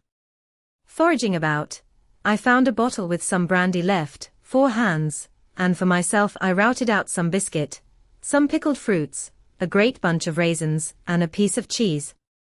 With these I came on deck, put down my own stock behind the rudder head, and well out of the coxswain's reach, went forward to the water breaker, and had a good deep drink of water, and then, and not till then, gave Hans the brandy. He must have drunk a gill before he took the bottle from his mouth. "I," said he, "by thunder, but I wanted some o' that." I had sat down already in my own corner and begun to eat. "Much hurt?" I asked him. He grunted, or rather, I might say, he barked. "If that doctor was aboard," he said, "I'd be right enough in a couple of turns, but I don't have no manner of luck, you see, and that's what's the matter with me. As for that swab, he's good and dead, he is," he added, indicating the man with the red cap. "He warn't no seaman anyhow." "And where mought you have come from?" "Well," said I, "I've come aboard to take possession of this ship, Mr. Hans, and you'll please regard me as your captain until further notice." He looked at me sourly enough, but said nothing. Some of the color had come back into his cheeks, though he still looked very sick and still continued to slip out and settle down as the ship banged about. "By the by," I continued, "I can't have these colors, Mr. Hans, and by your leave, I'll strike M. Better none than these." And again dodging the boom, I ran to the color lines, handed down their cursed black flag, and chucked it overboard. "God save the king," said I, waving my cap. And there's an end to Captain Silver. He watched me keenly and slyly, his chin all the while on his breast. I reckon, he said at last, I reckon, Cap'n Hawkins, you'll kind of want to get ashore now. S'pose we talks. Why, yes, says I, with all my heart, Mr. Hands. Say on. And I went back to my meal with a good appetite. This man, he began, nodding feebly at the corpse O'Brien were his name, a rank islander this man, and me got the canvas on her, meaning for to sail her back. Well, he's dead now, he is as dead as bilge, and who's to sail this ship, I don't see. Without I gives you a hint, you ain't that man, as far's I can tell. Now, look here, you gives me food and drink and a old scarf or ankshare to tie my wound up, you do, and I'll tell you how to sail her, and that's about square all round, I take it. I'll tell you one thing, says I. I'm not going back to Captain Kidd's anchorage. I mean to get into North Inlet, and beach her quietly there. To be sure you did, he cried. Why, I ain't such an infernal lubber after all. I can see, can't I? I've tried my fling, I have, and I've lost, and it's you has the wind of me. North Inlet. Why, I haven't no ice, not I. I'd help you sail her up to Execution Dock, by thunder. So I would. Well, as it seemed to me, there was some sense in this. We struck our bargain on the spot. In 3 minutes, I had the Hispaniola sailing easily before the wind along the coast of Treasure Island, with good hopes of turning the northern point ere noon and beating down again as far as North Inlet before high water, when we might beach her safely and wait till the subsiding tide permitted us to land. Then I lashed the tiller and went below to my own chest, where I got a soft silk handkerchief of my mother's. With this, and with my aid, Hans bound up the great bleeding stab he had received in the thigh, and after he had eaten a little and had a swallow or two more of the brandy, he began to pick up visibly, sat straighter up, spoke louder and clearer, and looked in every way another man. The breeze served us admirably. We skimmed before it like a bird, the coast of the island flashing by and the view changing every minute. Soon we were past the high lands and bowling beside low, sandy country, sparsely dotted with dwarf pines, and soon we were beyond that again, and had turned the corner of the rocky hill that ends the island on the north. I was greatly elated with my new command, and pleased with the bright, sunshiny weather and these different prospects of the coast. I had now plenty of water and good things to eat, and my conscience, which had smitten me hard for my desertion, was quieted by the great conquest I had made. I should, I think, have had nothing left me to desire, but for the eyes of the coxswain, as they followed me derisively about the deck, and the odd smile that appeared continually on his face. It was a smile that had in it something both of pain and weakness, a haggard old man's smile, but there was, besides that, a grain of derision, a shadow of treachery, in his expression, as he craftily watched, and watched, and watched me at my work.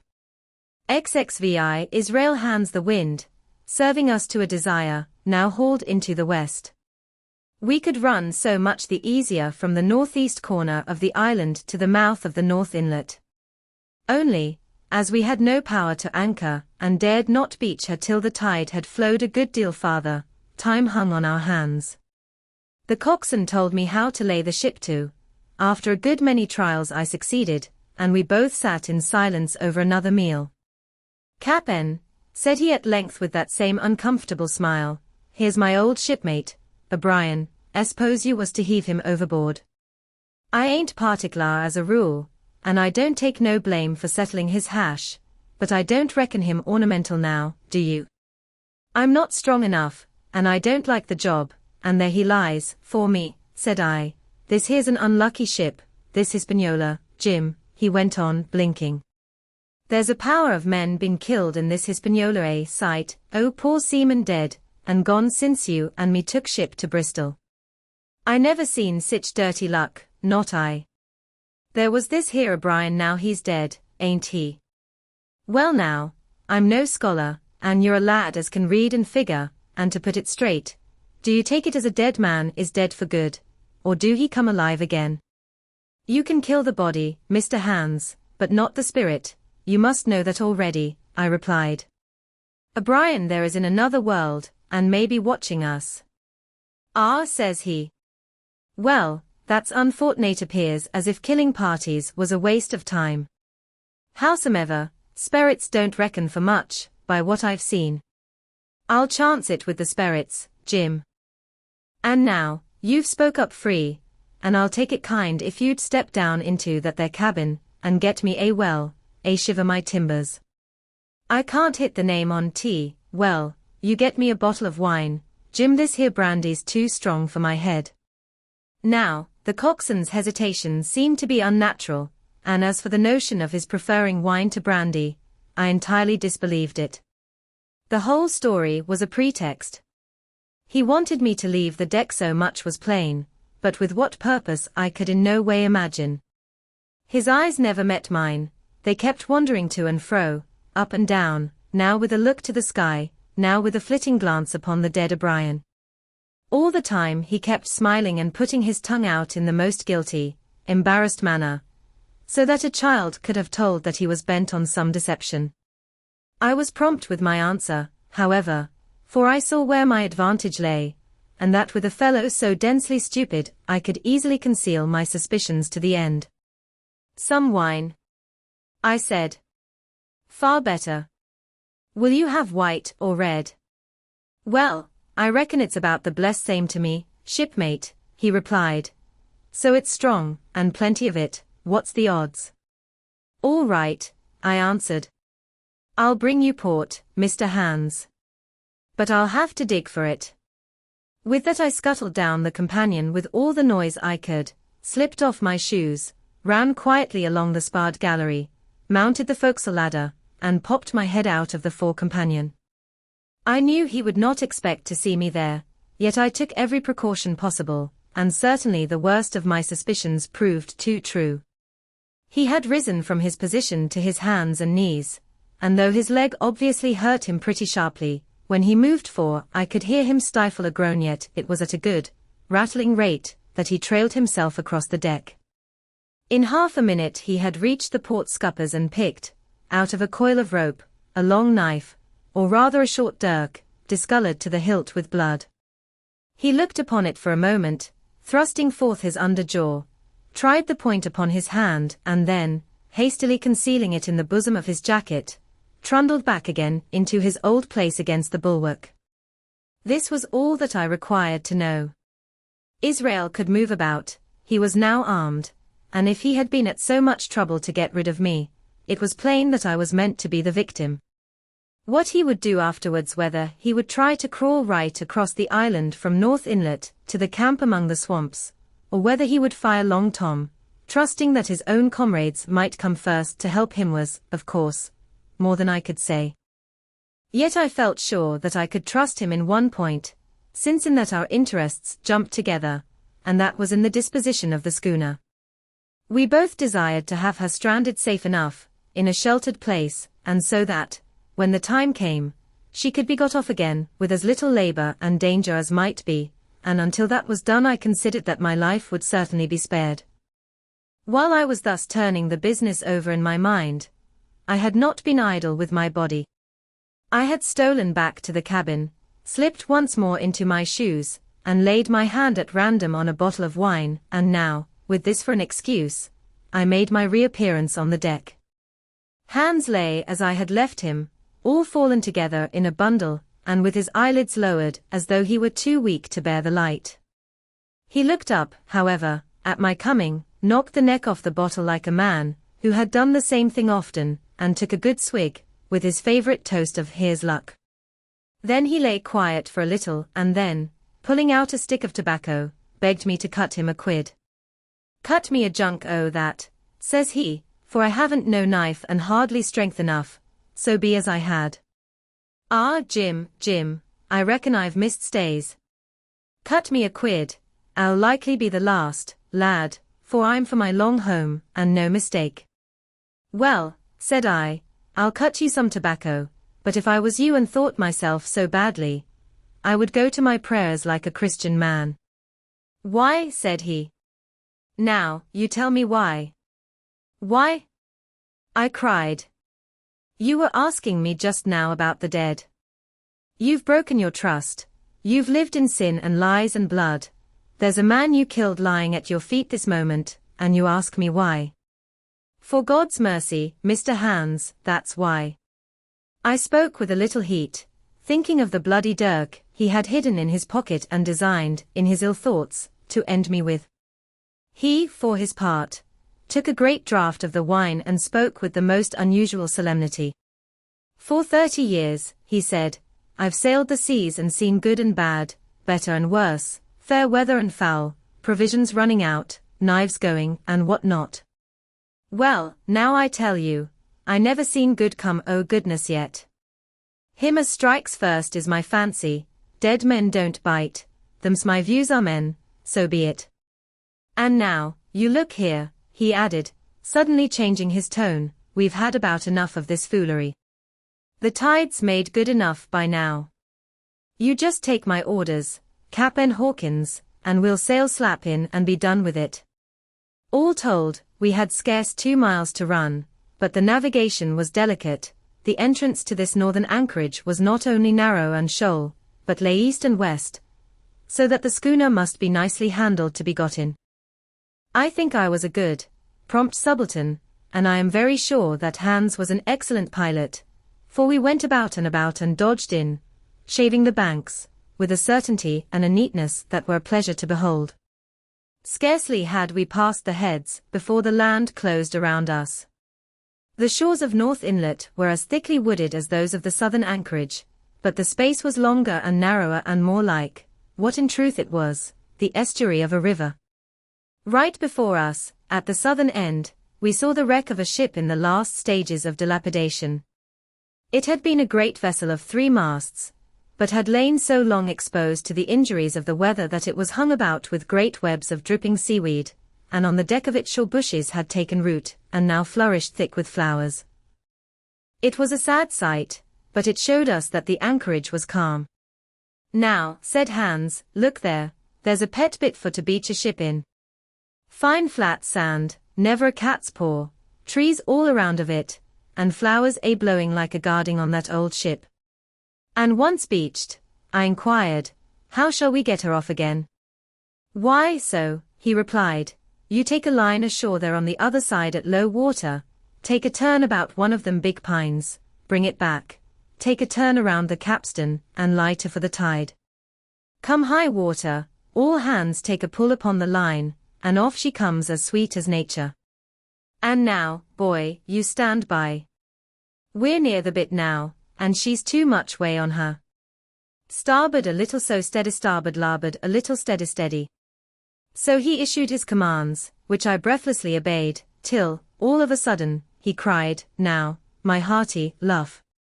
And I put the helm hard up, and the Hispaniola swung round rapidly, and round stem on for the low, wooded shore. The excitement of these last manoeuvres had somewhat interfered with the watch I had kept hitherto, sharply enough, upon the coxswain. Even then I was still so much interested, waiting for the ship to touch, that I had quite forgot the peril that hung over my head, and stood craning over the starboard bulwarks, and watching the ripples spreading wide before the bows. I might have fallen without a struggle for my life, had not a sudden disquietude seized upon me and made me turn my head. Perhaps I had heard a creak or seen his shadow moving with the tail of my eye, perhaps it was an instinct like a cat's, but, sure enough, when I looked round, there was Hans, already halfway towards me, with the dirk in his right hand. We must both have cried out aloud when our eyes met, but while mine was the shrill cry of terror, his was a roar of fury like a charging bully's. At the same instant, he threw himself forward and I leapt sideways towards the bows. As I did so, I let go of the tiller, which sprang sharp to leeward, and I think this saved my life, for it struck Hans across the chest and stopped him, for the moment, dead. Before he could recover, I was safe out of the corner where he had me trapped, with all the deck to dodge about. Just forward of the mainmast I stopped, drew a pistol from my pocket, took a cool aim, though he had already turned and was once more coming directly after me, and drew the trigger. The hammer fell, but there followed neither flash nor sound. The priming was useless with sea water. I cursed myself for my neglect. Why had not I, long before, reprimed and reloaded my only weapons? Then I should not have been as now, a mere fleeing sheep before this butcher. Wounded as he was, it was wonderful how fast he could move, his grizzled hair tumbling over his face, and his face itself as red as a red ensign with his haste and fury. I had no time to try my other pistol, nor indeed much inclination, for I was sure it would be useless. One thing I saw plainly.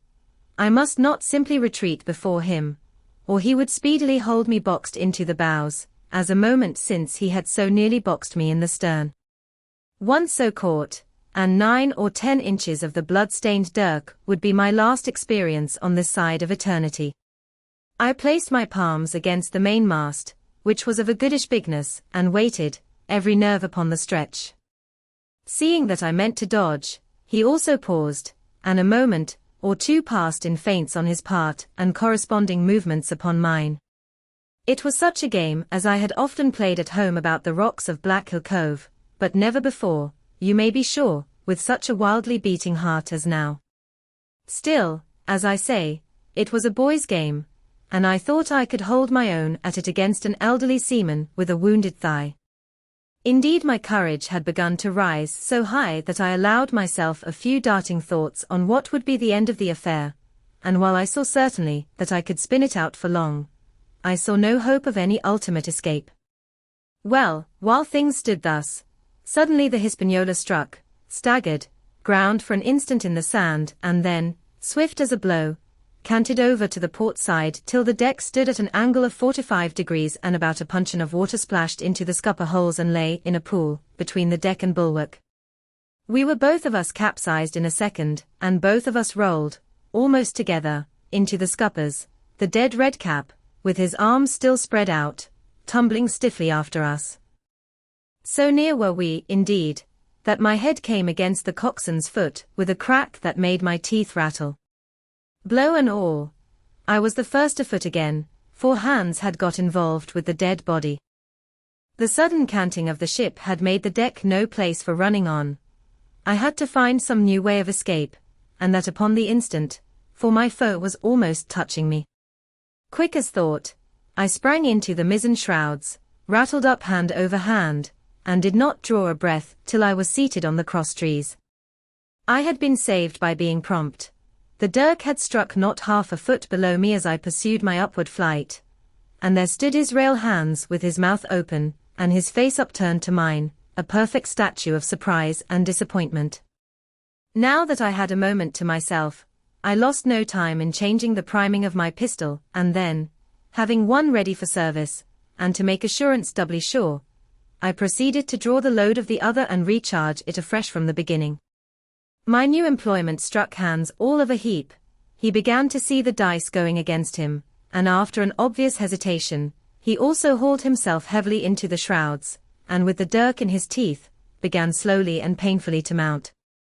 It cost him no end of time and groans to haul his wounded leg behind him, and I had quietly finished my arrangements, before he was much more than a third of the way up. Then, with a pistol in either hand, I addressed him. "One more step, Mr. Hans," said I, "and I'll blow your brains out. Dead men don't bite, you know," I added with a chuckle. He stopped instantly. I could see by the working of his face that he was trying to think, and the process was so slow and laborious that, in my newfound security, I laughed aloud.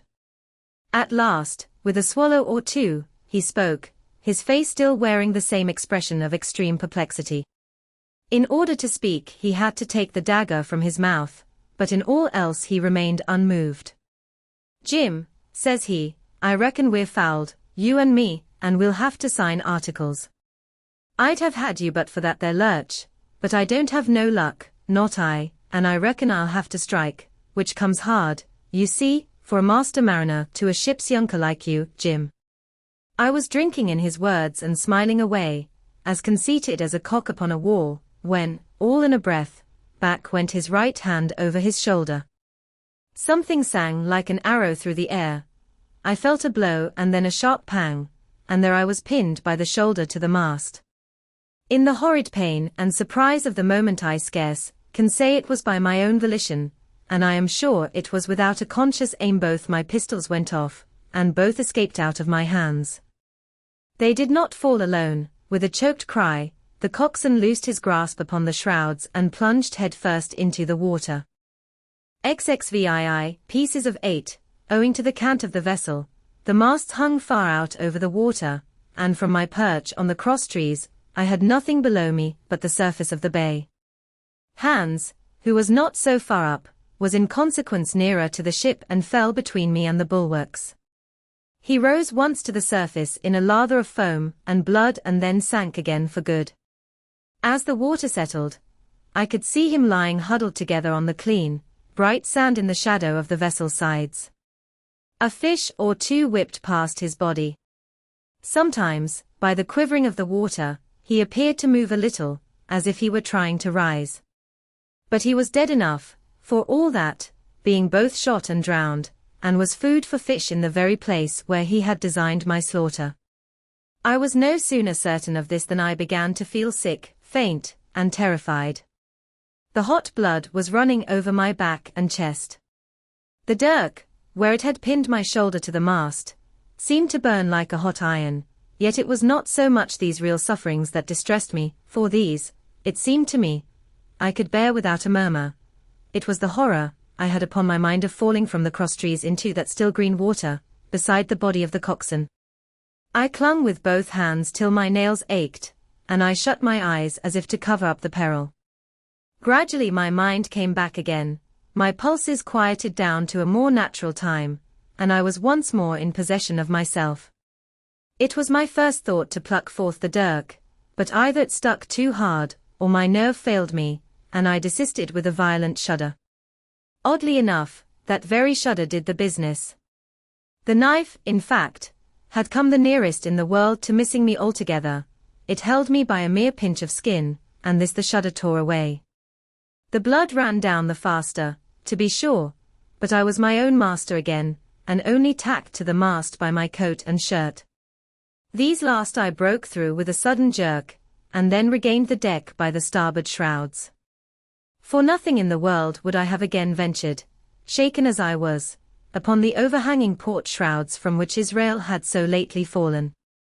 I went below and did what I could for my wound. It pained me a good deal and still bled freely, but it was neither deep nor dangerous, nor did it greatly gall me when I used my arm. Then I looked around me, and as the ship was now, in a sense, my own, I began to think of clearing it from its last passenger, the dead man, O'Brien. He had pitched, as I have said, against the bulwarks, where he lay like some horrible, ungainly sort of puppet, life-size, indeed, but how different from life's color, or life's comeliness. In that position I could easily have my way with him, and as the habit of tragical adventures had worn off almost all my terror for the dead, I took him by the waist as if he had been a sack of bran, and with one good heave, tumbled him overboard. He went in with a sounding plunge. The red cap came off and remained floating on the surface, and as soon as the splash subsided, I could see him and Israel lying side by side, both wavering with the tremulous movement of the water. O'Brien, though still quite a young man, was very bald. There he lay, with that bald head across the knees of the man who had killed him and the quick fishes steering to and fro over both. I was now alone upon the ship, the tide had just turned. The sun was within so few degrees of setting that already the shadow of the pines upon the western shore began to reach right across the anchorage and fall in patterns on the deck. The evening breeze had sprung up, and though it was well warded off by the hill with the two peaks upon the east, the cordage had begun to sing a little softly to itself and the idle sails to rattle to and fro. I began to see a danger to the ship. The jibs I speedily doused and brought tumbling to the deck, but the mainsail was a harder matter. Of course, when the schooner canted over, the boom had swung outboard, and the cap of it and a foot or two of sail hung even under water. I thought this made it still more dangerous, yet the strain was so heavy that I half feared to meddle. At last I got my knife and cut the halyards. The peak dropped instantly, A great belly of loose canvas floated broad upon the water, and since, pull as I liked, I could not budge the downhaul, that was the extent of what I could accomplish. For the rest, the Hispaniola must trust to luck, like myself. By this time the whole anchorage had fallen into shadow, the last rays, I remember, falling through a glade of the wood and shining bright as jewels on the flowery mantle of the wreck. It began to be chill, the tide was rapidly fleeting seaward, the schooner settling more and more on her beam ends. I scrambled forward and looked over. It seemed shallow enough, and holding the cut hawser in both hands for a last security, I let myself drop softly overboard. The water scarcely reached my waist, the sand was firm and covered with ripple marks, and I waded ashore in great spirits, leaving the Hispaniola on her side, with her mainsail trailing wide upon the surface of the bay. About the same time, the sun went fairly down and the breeze whistled low in the dusk among the tossing pines. At least, and at last, I was off the sea, nor had I returned thence empty-handed. There lay the schooner, clear at last from buccaneers and ready for our own men to board and get to sea again. I had nothing nearer my fancy than to get home to the Stockade and boast of my achievements. Possibly I might be blamed a bit for my truantry, but the recapture of the Hispaniola was a clenching answer, and I hoped that even Captain Smollett would confess I had not lost my time. So thinking, and in famous spirits, I began to set my face homeward for the blockhouse and my companions. I remembered that the most easterly of the rivers which drain into Captain Kidd's anchorage ran from the two-peaked hill upon my left, and I bent my course in that direction that I might pass the stream while it was small. The wood was pretty open, and keeping along the lower spurs, I had soon turned the corner of that hill, and not long after waded to the midcalf across the watercourse.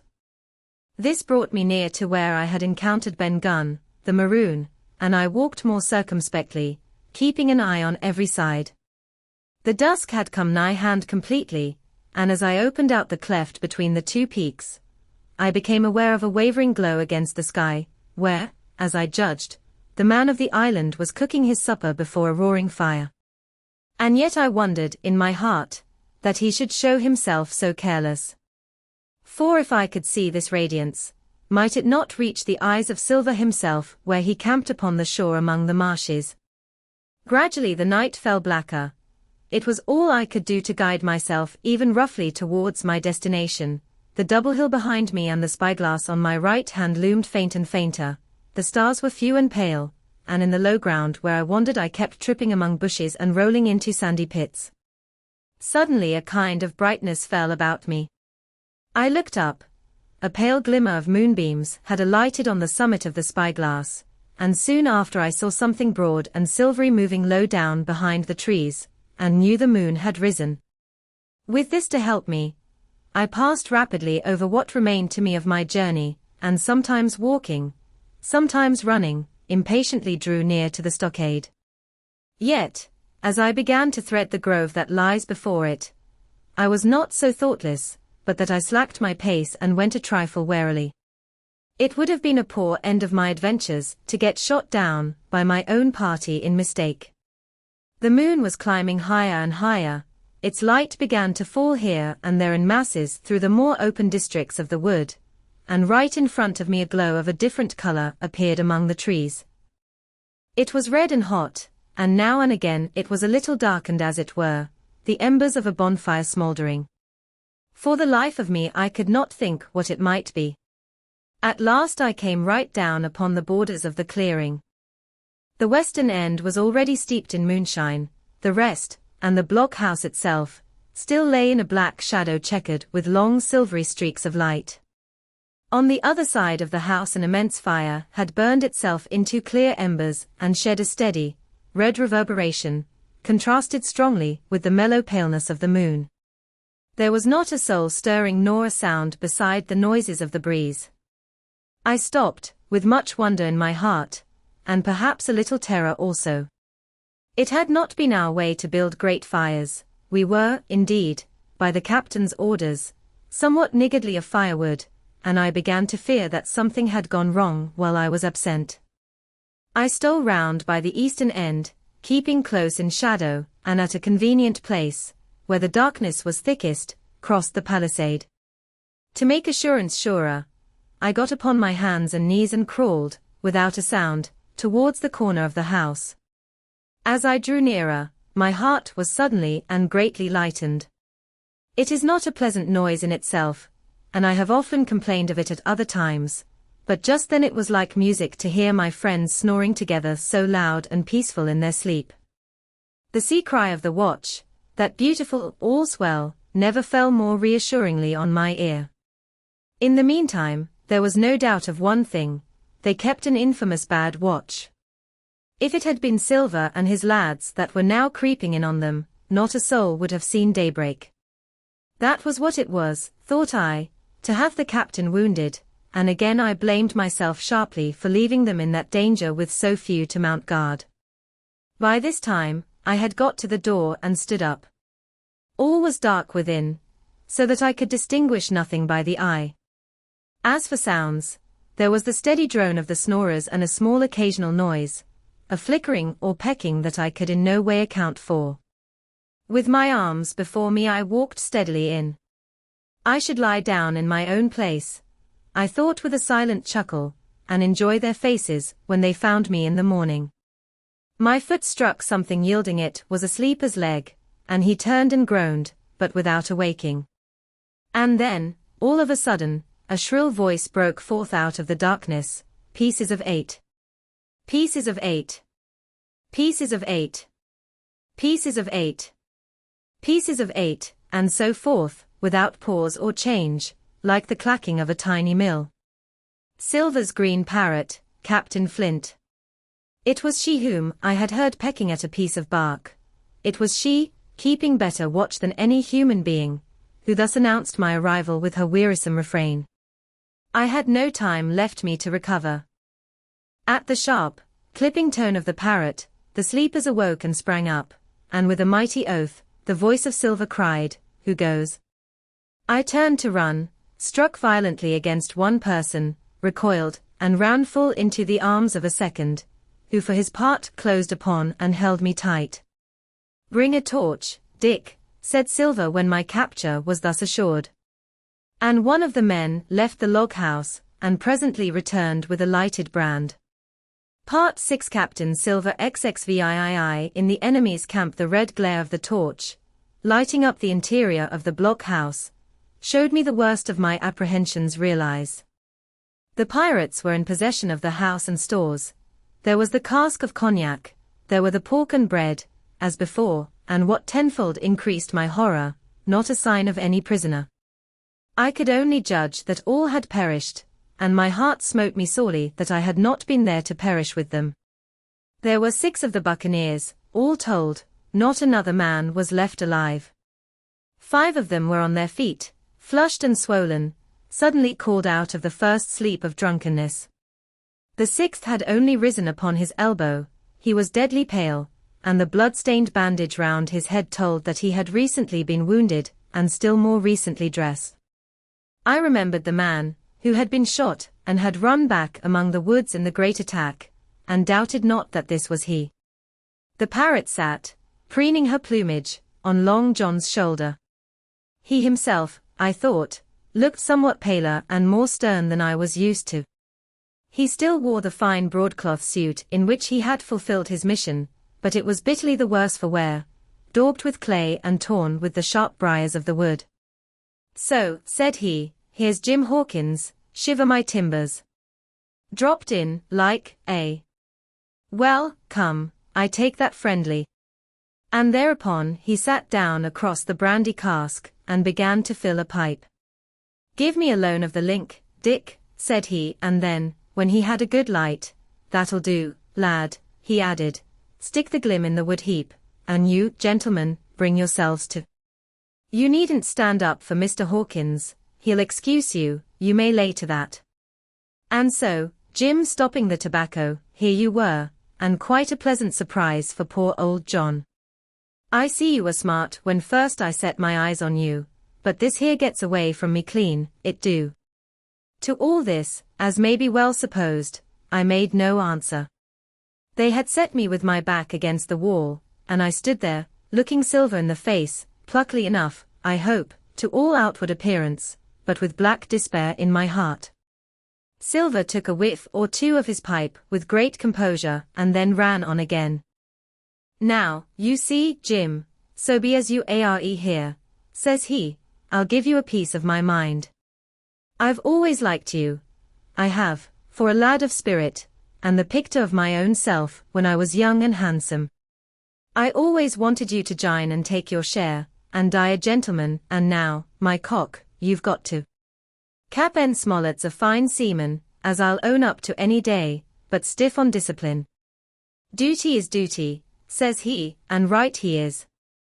Just you keep clear of the cap'n. The doctor himself is gone dead again, you ungrateful scamp, was what he said, and the short and the long of the whole story is about here. You can't go back to your own lot, for they won't have you, and without you start a third ship's company all by yourself, which might be lonely, you'll have to join with Cap'n Silver. So far so good. My friends, then, were still alive, and though I partly believed the truth of Silver's statement, that the cabin party were incensed at me for my desertion, I was more relieved than distressed by what I heard. I don't say nothing as to your being in our hands, continued Silver, though there you are, and you may lay to it. I'm all for argument. I never seen good come out o' threatening.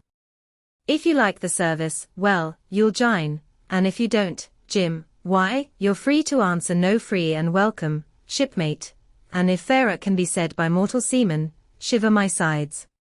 Am I to answer, then? I asked with a very tremulous voice. Through all this sneering talk, I was made to feel the threat of death that overhung me, and my cheeks burned and my heart beat painfully in my breast. Lad, said Silver, no one's a pressing of you. Take your bearings. None of us won't hurry you, mate. Time goes so pleasant in your company, you see. Well, says I, growing a bit bolder, if I'm to choose, I declare I have a right to know what's what, and why you're here, and where my friends are. What's what? Repeated one of the buccaneers in a deep growl. Ah, he'd be a lucky one as knowed that.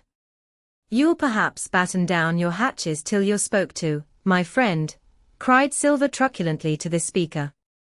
And then, in his first gracious tones, he replied to me, yesterday morning, Mr. Hawkins, said he, in the dog watch, down came Dr. Livesey with a flag of truce. Says he, Cap'n Silver, you're sold out. Ship's gone. Well, maybe we'd been taking a glass, and a song to help it round. I won't say no. Leastways, none of us had looked out. We looked out, and by thunder, the old ship was gone. I never seen a pack o' fools look fishier, and you may lay to that, if I tells you that looked the fishiest. Well, says the doctor, let's bargain. We bargained, him and I, and here we are, stores, brandy, blockhouse, the firewood you was thoughtful enough to cut, and in a manner of speaking, the whole blessed boat, from Crosstrees to Kelson. As for them, they've tramped. I don't know where's they are. He drew again quietly at his pipe. And lest you should take it into that head of yours, he went on, that you was included in the treaty, here's the last word that was said. How many are you, says I, to leave? 4, says he, 4, and one of us wounded. As for that boy, I don't know where he is, confound him, says he, nor I don't much care. We're about sick of him. These was his words. Is that all? I asked. Well, it's all that you're to hear, my son, returned Silver. And now I am to choose. And now you are to choose, and you may lay to that, said Silver. Well, said I am not such a fool, but I know pretty well what I have to look for. Let the worst come to the worst, it's little I care. I've seen too many die since I fell in with you. But there's a thing or two I have to tell you, I said, and by this time I was quite excited, and the first is this. Here you are, in a bad way, ship lost, treasure lost, men lost, your whole business gone to wreck. And if you want to know who did it was I. I was in the apple barrel the night we sighted land, and I heard you, John, and you, Dick Johnson, and Hans, who is now at the bottom of the sea, and told every word you said before the hour was out. And as for the schooner, it was I who cut her cable, and it was I that killed the men you had aboard of her, and it was I who brought her where you'll never see her more, not one of you. The laugh's on my side. I've had the top of this business from the first. I no more fear you than I fear a fly. Kill me, if you please, or spare me. But one thing I'll say, and no more.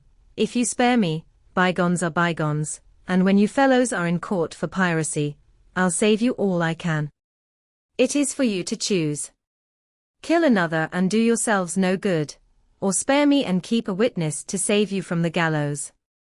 I stopped, for, I tell you, I was out of breath, and to my wonder, not a man of them moved, but all sat staring at me like as many sheep.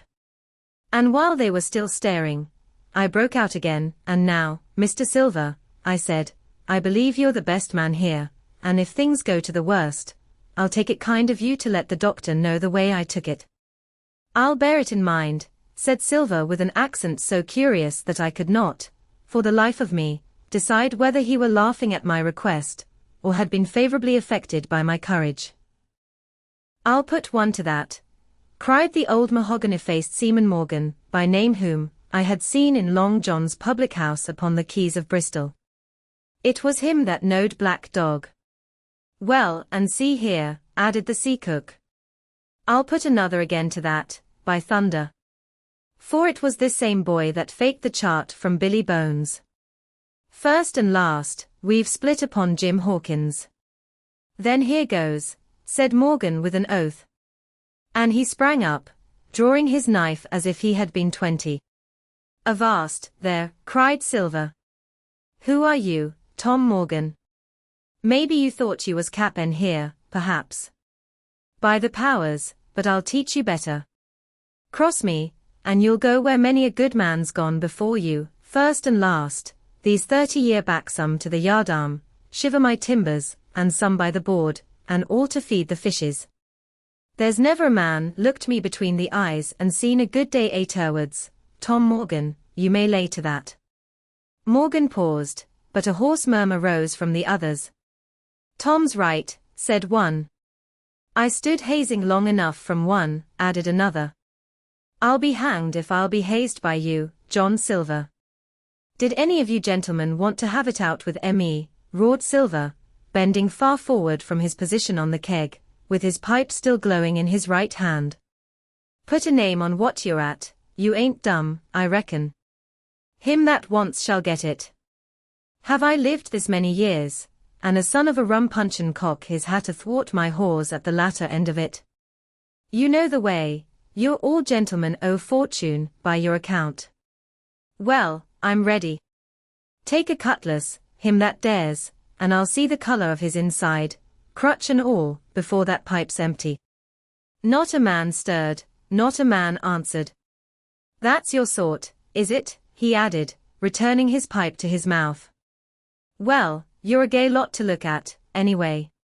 Not much worth to fight, you ain't.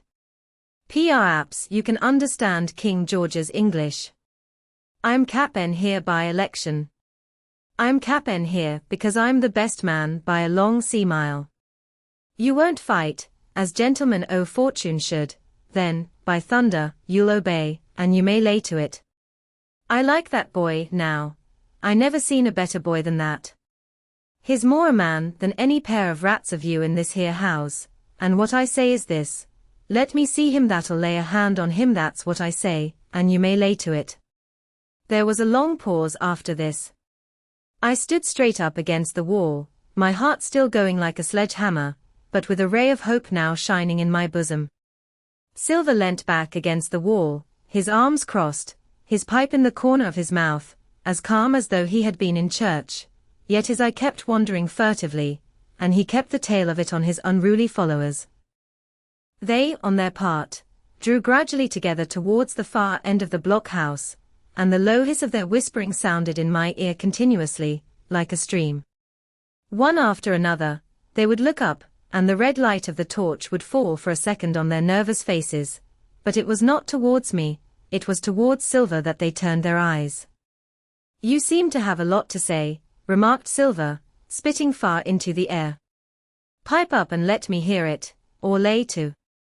"Ax your pardon, sir," returned one of the men, "you're pretty free with some of the rules, maybe you'll kindly keep an eye upon the rest. This crew's dissatisfied, this crew don't foully bullying a marlinspike, this crew has its rights like other crews, I'll make so free as that, and by your own rules, I take it we can talk together. I ax your pardon, sir, acknowledging you for to be capting at this present, but I claim my right, and steps outside for a council." And with an elaborate sea salute, this fellow, a long, ill-looking, yellow-eyed man of 35, stepped coolly towards the door and disappeared out of the house. One after another the rest followed his example, each making a salute as he passed, each adding some apology. "According to rules," said one. "Forecastle council," said Morgan. And so with one remark or another all marched out and left Silver and me alone with the torch. The sea cook instantly removed his pipe. "Now, look you here, Jim Hawkins," he said in a steady whisper that was no more than audible, "you're within half a plank of death, and what's a long sight worse of torture? They're going to throw me off. But, you mark, I stand by you through thick and thin. I didn't mean to, no, not till you spoke up. I was about desperate to lose that much blunt, and be hanged into the bargain. But I see you was the right sort. I says to myself, you stand by Hawkins, John, and Hawkins'll stand by you. You're his last card, and by the living thunder, John, he's yours. Back to back, says I. You save your witness, and he'll save your neck." I began dimly to understand. "You mean all's lost?" I asked. "Aye, by gum, I do," he answered. "Ship gone, neck gone, that's the size of it. Once I looked into that bay, Jim Hawkins, and seen no schooner. Well, I'm tough, but I gave out. As for that lot and their council, mark me, they're outright fools and cowards. I'll save your life if so be as I can from them. But, see here, Jim, tit for tat, you save Long John from swinging." I was bewildered. It seemed a thing so hopeless he was asking, he, the old buccaneer, the ringleader throughout. "What I can do, that I'll do," I said. "It's a bargain," cried Long John. "You speak up, Plucky, and by thunder, I've a chance." He hobbled to the torch, where it stood propped among the firewood, and took a fresh light to his pipe. "Understand me, Jim," he said, returning. "I've a head on my shoulders, I have. I'm on Squire's side now. I know you've got that ship safe somewheres. How you done it, I don't know, but safe it is. I guess Hans and O'Brien turned soft. I never much believed in neither of them. Now you mark me. I ask no questions, nor I won't let others. I know when a game's up, I do, and I know a lad that's staunch. Ah, you, that's young, you and me might have done a power of good together." He drew some cognac from the cask into a tin cannikin. "Will you taste, messmate?" he asked, and when I had refused, "Well, I'll take a dram myself, Jim," said he. "I need a corker, for there's trouble on hand." "And talking o' trouble, why did that doctor give me the chart, Jim?" My face expressed a wonder so unaffected that he saw the needlessness of further questions. "Ah, well, he did, though," said he. "And there's something under that, no doubt something, surely, under that, Jim, bad or good." And he took another swallow of the brandy, shaking his great fair head like a man who looks forward to the worst. Zix the black spot again. The council of buccaneers had lasted some time, when one of them re-entered the house, and with a repetition of the same salute, which had in my eyes an ironical air, begged for a moment's loan of the torch. Silver briefly agreed, and this emissary retired again, leaving us together in the dark. "There's a breeze coming, Jim," said Silver, who had by this time adopted quite a friendly and familiar tone. I turned to the loophole nearest me and looked out. The embers of the great fire had so far burned themselves out, and now glowed so low and duskily that I understood why these conspirators desired a torch. About halfway down the slope to the stockade, they were collected in a group. One held the light, another was on his knees in their midst, and I saw the blade of an open knife shine in his hand with varying colors in the moon and torchlight. The rest were all somewhat stooping, as though watching the maneuvers of this last. I could just make out that he had a book as well as a knife in his hand, and was still wondering how anything so incongruous had come in their possession, when the kneeling figure rose once more to his feet, and the whole party began to move together towards the house. "Here they come," said I, and I returned to my former position, for it seemed beneath my dignity that they should find me watching them. "Well, let 'em come, lad, let 'em come," said Silver cheerily. "I've still a shot in my locker." The door opened and the 5 men, standing huddled together just inside, pushed one of their number forward. In any other circumstances it would have been comical to see his slow advance, hesitating as he set down each foot, but holding his closed right hand in front of him. "Step up, lad," cried Silver. "I won't eat you. Hand it over, lubber. I know the rules, I do. I won't hurt a deputation." Thus encouraged, the buccaneer stepped forth more briskly, and having passed something to Silver, from hand to hand, slipped yet more smartly back again to his companions. The sea cook looked at what had been given him. "The black spot." "I thought so," he observed. "Where might you have got the paper?" "Why, Hillo. Look here, now, this ain't lucky. You've gone and cut this out of a Bible." "What fools cut a Bible?" "Ah, there," said Morgan. "There. What did I say?" "No good'll come o' that," I said. "Well, you've about fixed it now, among you," continued Silver. "You'll all swing now, I reckon.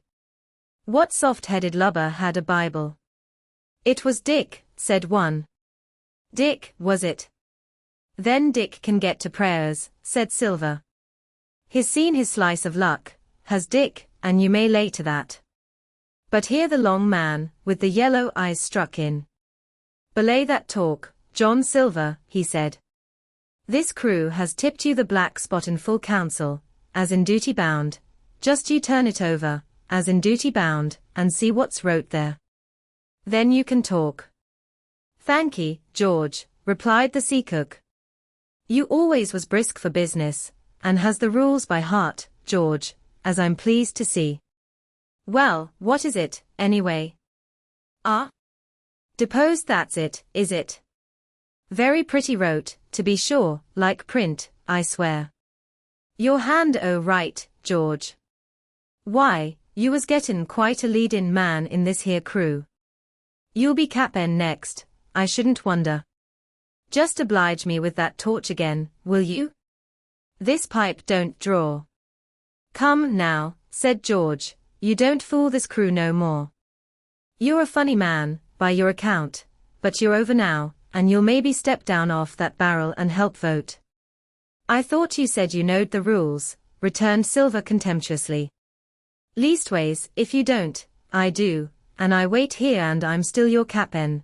Mind till you outs with your grievances and I reply, in the meantime, your black spot ain't worth a biscuit. After that, we'll see." "Oh," replied George, "you don't be under no kind of apprehension, we're all square, we are. First, you've made a hash of this cruise, you'll be a bold man to say no to that. Second, you let the enemy out o' this here trap for nothing. Why did they want out? I dunno, but it's pretty plain they wanted it. Third, you wouldn't let us go at them upon the march. Oh, we see through you, John Silver, you want to play booty, that's what's wrong with you. And then, fourth, there's this here boy." "Is that all?" asked Silver quietly. "Enough, too," retorted George. "We'll all swing and sun-dry for your bungling. Well now, look here, I'll answer these 4 peants, one after another I'll answer 'em. I made a hash o' this cruise, did I? Well now, you all know what I wanted, and you all know if that had been done that we'd have been aboard the Hispaniola this night as ever was, every man of us alive, and fit, and full of good plum duff, and the treasure in the hold of her, by thunder. Well, who crossed me? Who forced my hand, as was the lawful captain? Who tipped me the black spot the day we landed and began this dance? Ah, it's a fine dance with you there, and looks mighty like a hornpipe in a rope's end at Execution Dock by London town, it does. But who done it? Why, it was Anderson and Hans and you, George Merry. And you're the last above board of that same meddling crew, and you have the Davy Jones's insolence to up and stand for cap'n over me, you, that sank the lot of us. By the powers. But this tops the stiffest yarn to nothing. Silver paused, and I could see by the faces of George and his late comrades that these words had not been said in vain. That's for number one, cried the accused, wiping the sweat from his brow, for he had been talking with a vehemence that shook the house. Why, I give you my word, I'm sick to speak to you. You've neither sense nor memory, and I leave it to fancy where your mother's was that let you come to sea. See. Gentlemen, oh fortune. I reckon tailors is your trade. Go on, John, said Morgan. Speak up to the others. Ah, the others, returned John. They're a nice lot, ain't they? You say this cruise is bungled. Ah? By gum, if you could understand how bad it's bungled, you would see. We're that near the gibbet that my neck's stiff with thinking on it. You've seen maybe, hanged in chains, birds about seamen peanting out as they go down with the tide. Who's that, says one. That? Why, that's John Silver. I knowed him well, says another. And you can hear the chains jangle, as you go about and reach for the other boy. Now, that's about where we are, every mother's son of us, thanks to him, and Hans, and Anderson, and other ruination fools of you. And if you want to know about number 4, and that boy, why, shiver my timbers, isn't he a hostage? Are we going to waste a hostage? No, not us, he might be our last chance, and I shouldn't wonder. Kill that boy. Not me, mates. And number 3. Ah well, there's a deal to say to number 3. Maybe you don't count it nothing to have a real college doctor to see you every day, you, John, with your head broke, or you, George Merry, that had the ague shakes upon you not 6 hours ago, and has your eyes the colour of lemon peel to this same moment on the clock. And maybe, perhaps, you didn't know there was a consort coming either. But there is, and not so long till then, and we'll see who'll be glad to have a hostage when it comes to that. And as for number 2, and why I made a bargain, well, you came crawling on your knees to me to make it on your knees you came. You was that downhearted, and you'd have starved too, if I hadn't, but that's a trifle. You look there, that's why.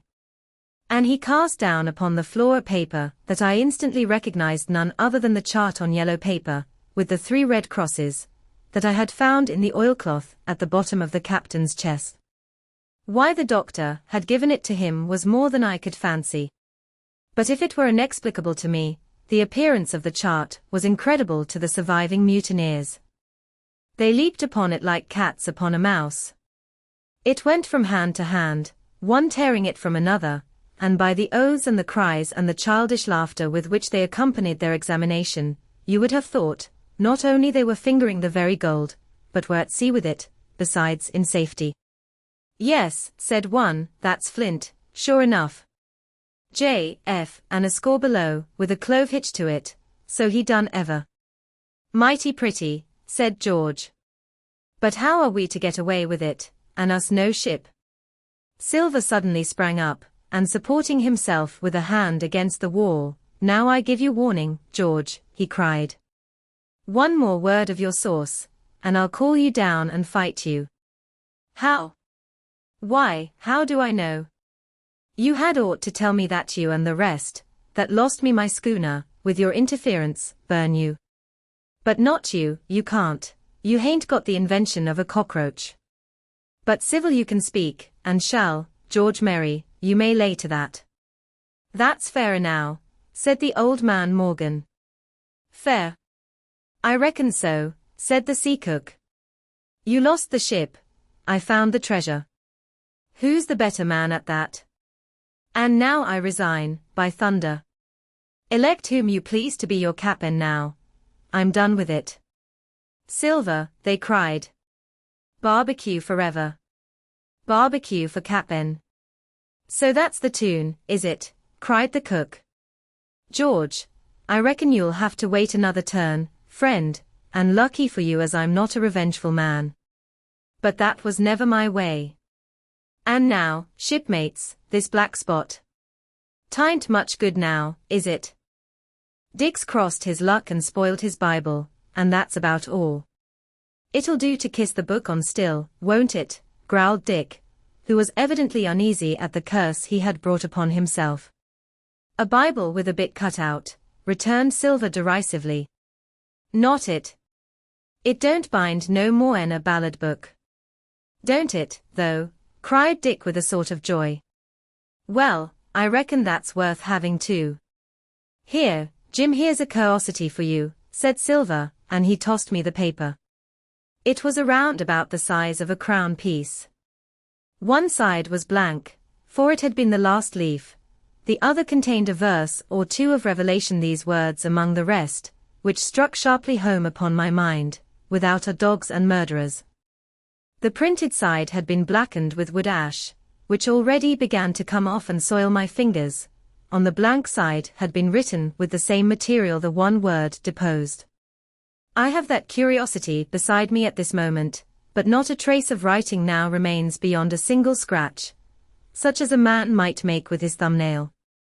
That was the end of the night's business. Soon after, with a drink all round, we lay down to sleep, and the outside of Silver's vengeance was to put George Merry up for sentinel and threaten him with death, if he should prove unfaithful. It was long ere I could close an eye, and heaven knows I had matter enough for thought in the man whom I had slain that afternoon, in my own most perilous position, and above all, in the remarkable game, that I saw Silver now engaged upon keeping the mutineers together with one hand and grasping with the other after every means, possible and impossible, to make his peace and save his miserable life. He himself slept peacefully and snored aloud, yet my heart was sore for him, wicked as he was, to think on the dark perils that environed and the shameful gibbet that awaited him. XXX on parole, I was wakened indeed, we were all wakened, for I could see even the sentinel shake himself together from where he had fallen against the doorpost by a clear, hearty voice hailing us from the margin of the wood. Blockhouse, ahoy, it cried. Here's the doctor. And the doctor it was. Although I was glad to hear the sound, yet my gladness was not without admixture. I remembered with confusion my insubordinate and stealthy conduct, and when I saw where it had brought me among what companions, and surrounded by what dangers, I felt ashamed to look him in the face. He must have risen in the dark, for the day had hardly come, and when I ran to a loophole and looked out, I saw him standing, like Silver once before, up to the mid-leg in creeping vapor. You, doctor. Top o' the morning to you, sir, cried Silver, broad awake and beaming with good nature in a moment. Bright and early, to be sure, and it's the early bird, as the saying goes, that gets the rations. George, shake up your timbers, son, and help Dr. Livesey over the ship's side. All a doing well, your patience was all well and merry. So he pattered on, standing on the hilltop with his crutch under his elbow and one hand upon the side of the log house, quite the old John in voice, manner, and expression. We've quite a surprise for you too, sir, he continued. We've a little stranger here, he. A new boarder and lodger, sir, and looking fit and taut as a fiddle, slept like a supercargo, he did, right alongside of John stem to stem we was, all night. Dr. Livesey was by this time across the stockade and pretty near the cook, and I could hear the alteration in his voice as he said, not Jim. The very same Jim as ever was, says Silver. The doctor stopped outright, although he did not speak, and it was some seconds before he seemed able to move on. Well, well, he said at last, duty first and pleasure afterwards, as you might have said yourself, Silver. Let us overhaul these patients of yours. A moment afterwards he had entered the blockhouse, and with one grim nod to me proceeded with his work among the sick. He seemed under no apprehension, though he must have known that his life, among these treacherous demons, depended on a hair, and he rattled on to his patients, as if he were paying an ordinary professional visit in a quiet English family. His manner, I suppose, reacted on the men, for they behaved to him as if nothing had occurred, as if he was still ship's doctor, and they still faithful hands before the mast. "You're doing well, my friend," he said to the fellow with the bandaged head, "and if ever any person had a close shave, it was you. Your head must be as hard as iron. Well, George, how goes it?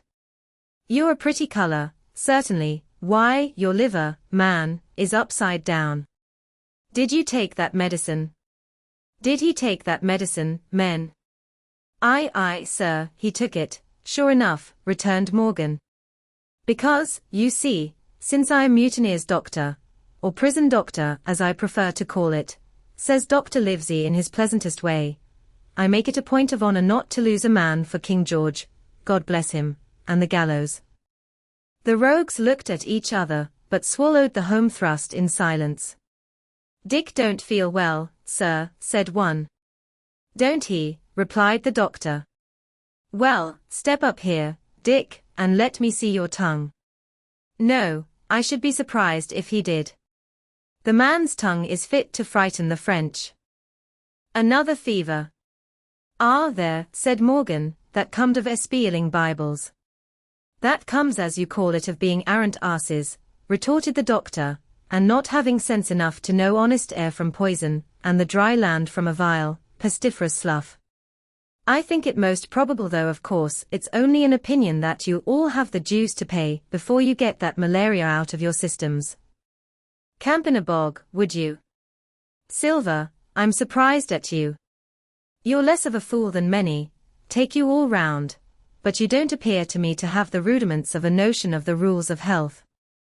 Well," he added after he had dosed them round and they had taken his prescriptions, with really laughable humility, more like charity school children than blood-guilty mutineers and pirates, "well, that's done for today.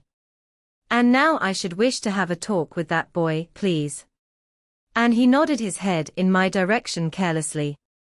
George Merry was at the door, spitting and spluttering over some bad-tasted medicine, but at the first word of the doctor's proposal he swung round with a deep flush and cried, "No," and swore. Silver struck the barrel with his open hand. "Silence," he roared and looked about him positively like a lion. "Doctor," he went on in his usual tones, "I was thinking of that, knowing as how you had a fancy for the boy. We're all humbly grateful for your kindness, and as you see, puts faith in you and takes the drugs down like that much grog. And I take it I've found a way 'll suit all. Hawkins, will you give me your word of honor as a young gentleman, for a young gentleman you are, although poor-born, your word of honor not to slip your cable?" I readily gave the pledge required. "Then, doctor," said Silver, "you just step outside that stockade, and once you're there I'll bring the boy down on the inside, and I reckon you can yarn through the spars. Good day to you, sir, and all our due ties to the squire and Cap'n Smollett." The explosion of disapproval, which nothing but Silver's black looks had restrained, broke out immediately the doctor had left the house. Silver was roundly accused of playing double, of trying to make a separate peace for himself, of sacrificing the interests of his accomplices and victims, and in one word, of the identical, exact thing that he was doing. It seemed to me so obvious, in this case, that I could not imagine how he was to turn their anger. But he was twice the man the rest were, and his last night's victory had given him a huge preponderance on their minds. He called them all the fools and dolts you can imagine, said it was necessary I should talk to the doctor, fluttered the chart in their faces, asked them if they could afford to break the treaty the very day they were bound treasure hunting. "No, by thunder," he cried. "It's us must break the treaty when the time comes, until then I'll gammon that doctor, if I have to oil his boots with brandy. And then he bade them get the fire lit, and stalked out upon his crutch, with his hand on my shoulder, leaving them in a disarray, and silenced by his volubility rather than convinced. "Slow, lad, slow," he said. "They might round upon us in a twinkle of an eye if we were seen to hurry." Very deliberately, then, did we advance across the sand to where the doctor awaited us on the other side of the stockade, and as soon as we were within easy speaking distance Silver stopped. "You'll make a note of this here also, doctor," says he, "and the boy'll tell you how I saved his life, and were deposed for it too, and you may lay to that. Doctor, when a man's steering as near the wind as me playing chuck-farthing with the last breath in his body, like you wouldn't think it too much, mayhap, to give him one good word. You'll please bear in mind it's not my life only now it's that boy's into the bargain, and you'll speak me fair, doctor, and give me a bit o' hope to go on, for the sake of mercy." Silver was a changed man once he was out there and had his back to his friends and the blockhouse. His cheeks seemed to have fallen in, his voice trembled, never was a soul more dead in earnest. "Why, John, you're not afraid?" asked Dr. Livesey. "Doctor, I'm no coward, no, not I not so much," and he snapped his fingers. "If I was I wouldn't say it. But I'll own up fairly, I've the shakes upon me for the gallows. You're a good man and a true, I never seen a better man. And you'll not forget what I done good, not any more than you'll forget the bad, I know. And I step aside see here and leave you and Jim alone. And you'll put that down for me too, for it's a long stretch, is that?" So saying, he stepped back a little way, till he was out of earshot, and there sat down upon a tree stump, and began to whistle, spinning round now and again upon his seat so as to command a sight, sometimes of me and the doctor, and sometimes of his unruly ruffians as they went to and fro in the sand between the fire which they were busy rekindling and the house, from which they brought forth pork and bread to make the breakfast. "So, Jim," said the doctor sadly, "here you are. As you have brewed, so shall you drink, my boy. Heaven knows, I cannot find it in my heart to blame you, but this much I will say, be it kind or unkind, when Captain Smollett was well, you dared not have gone off, and when he was ill and couldn't help it, by George, it was downright cowardly." I will own that I here began to weep. "Doctor," I said, "you might spare me. I have blamed myself enough, my life's forfeit anyway, and I should have been dead by now if Silver hadn't stood for me, and doctor, believe this, I can die and I dare say I deserve it, but what I fear is torture." "If they come to torture me, Jim," the doctor interrupted, and his voice was quite changed, "Jim, I can't have this. Whip over, and we'll run for it." "Doctor," said I passed my word." I know, he cried. "We can't help that, Jim, now. I'll take it on my shoulders, holus bolus, blame and shame, my boy, but stay here, I cannot let you. Jump. One jump, and you're out, and we'll run for it like antelopes." "No," I replied, "you know right, well you wouldn't do the thing yourself, neither you nor squire nor captain, and no more will I. Silver trusted me. I passed my word, and back I go." "But, doctor, you did not let me finish. If they come to torture me, I might let slip a word of where the ship is, for I got the ship, part by luck and part by risking, and she lies in North Inlet, on the southern beach, and just below high water. At half-tide she must be high and dry." "The ship," exclaimed the doctor. Rapidly I described to him my adventures, and he heard me out in silence. "There is a kind of fate in this," he observed when I had done.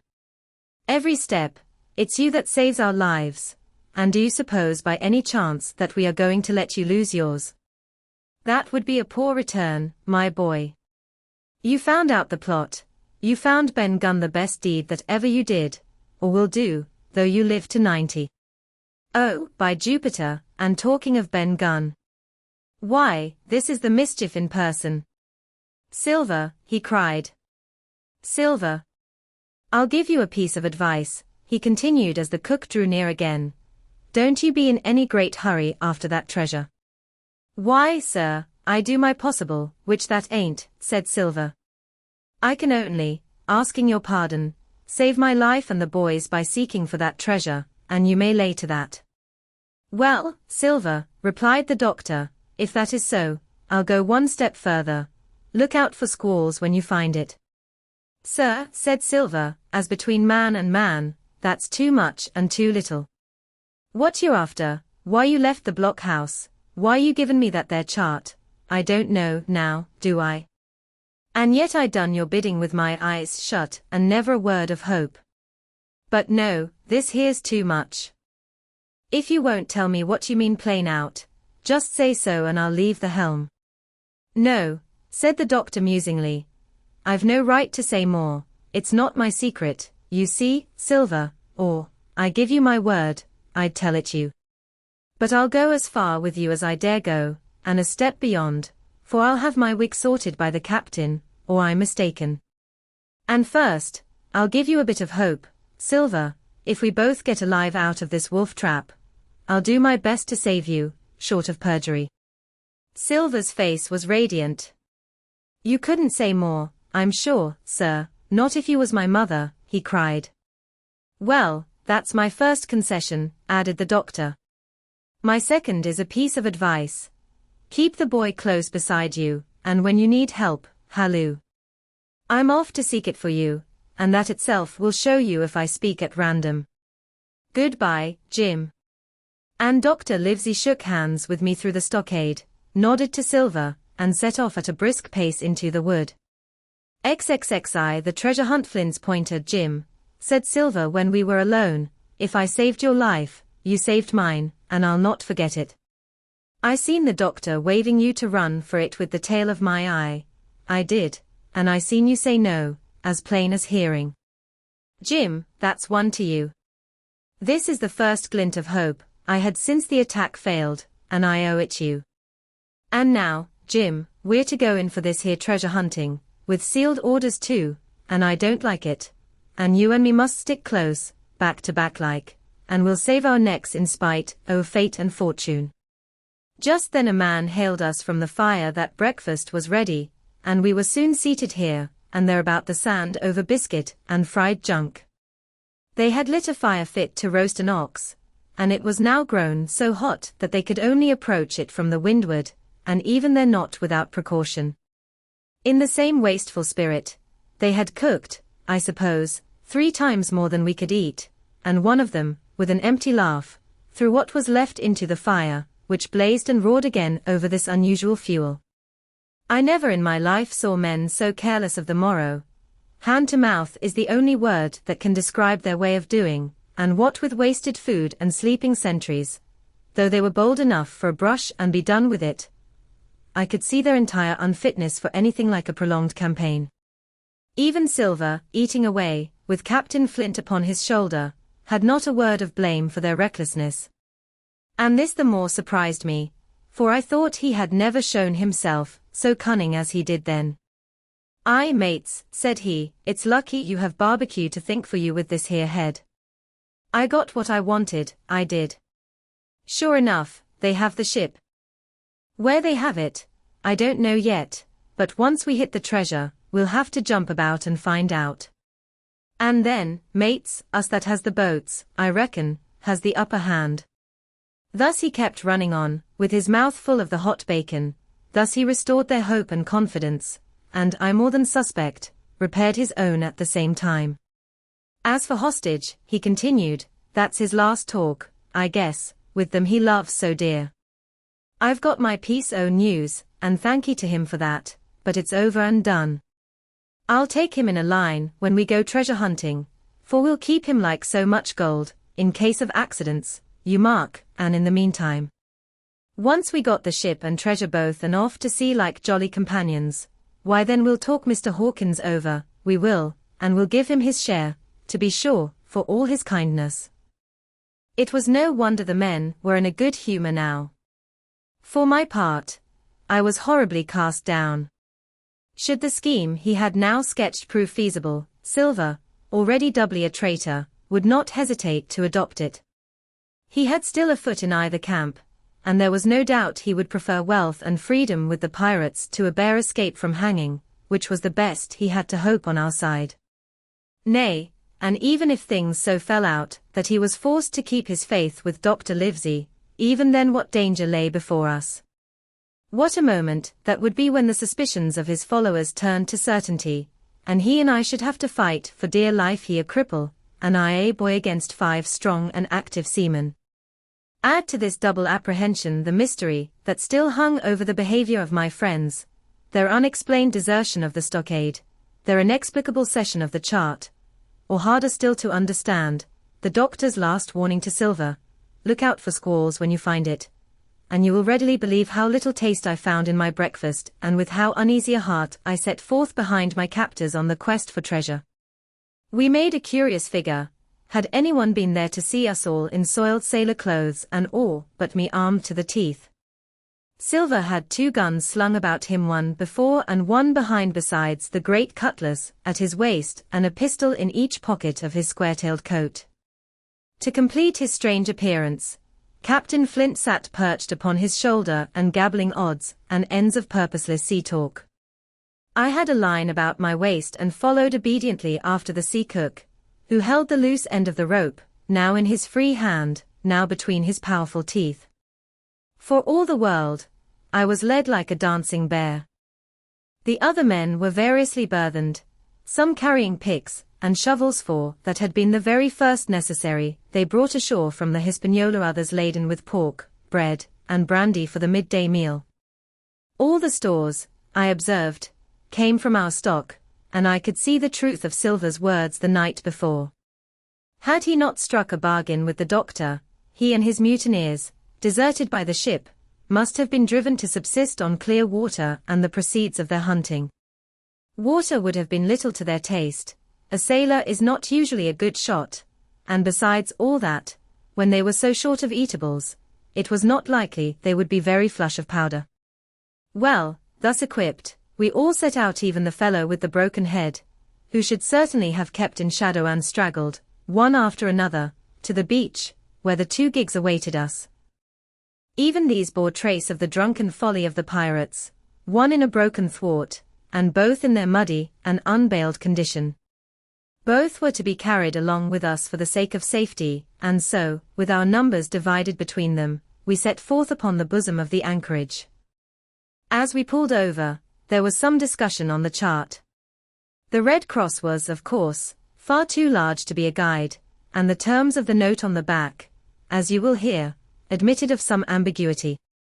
They ran, the reader may remember, thus: tall tree, spyglass shoulder, bearing a point to the N of NNE Skeleton Island ESE, and by E, 10 feet.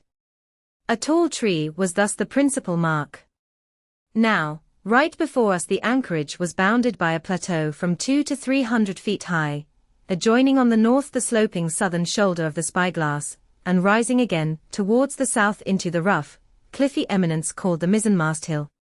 The top of the plateau was dotted thickly with pine trees of varying height.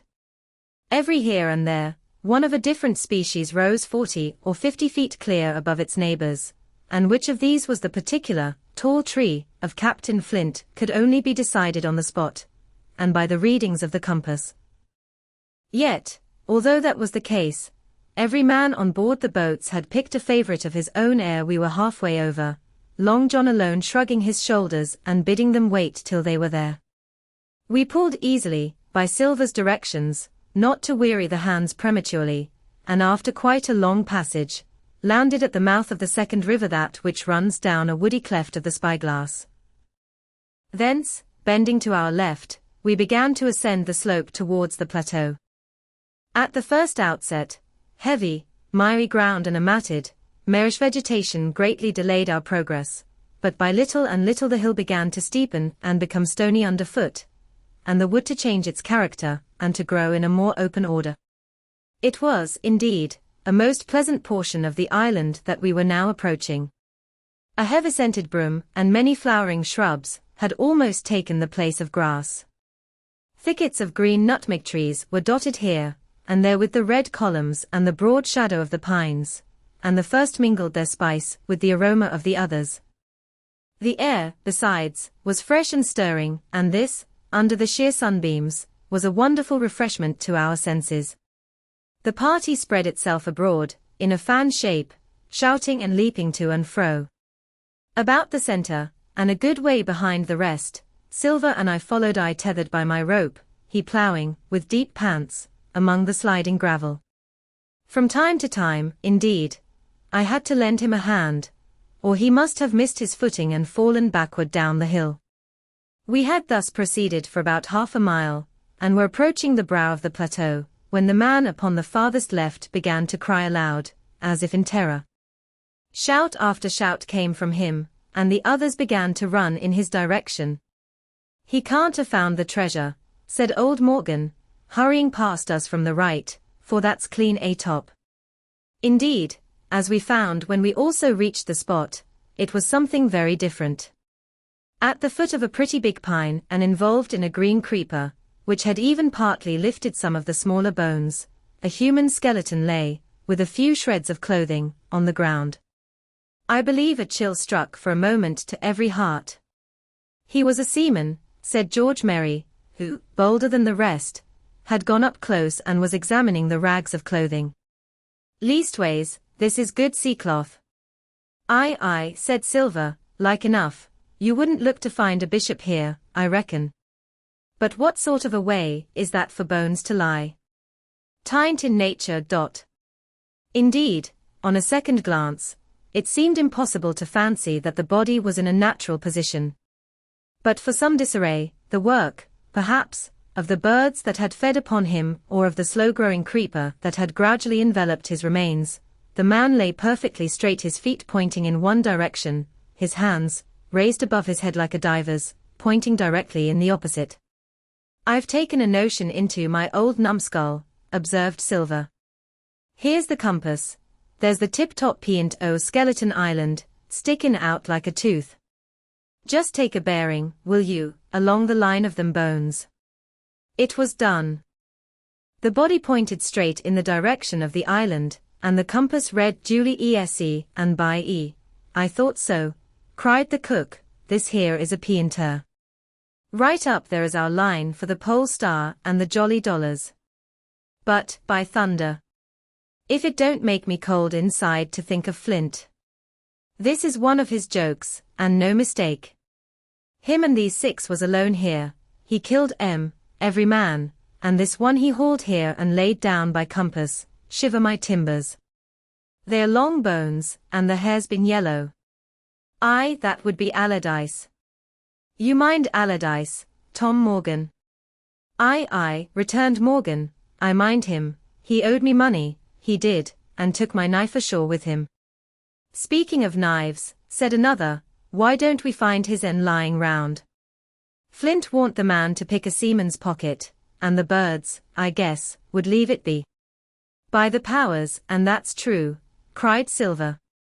"There ain't a thing left here," said Merry, still feeling round among the bones, "not a copper doit nor a baccy box. It don't look nat'ral to me."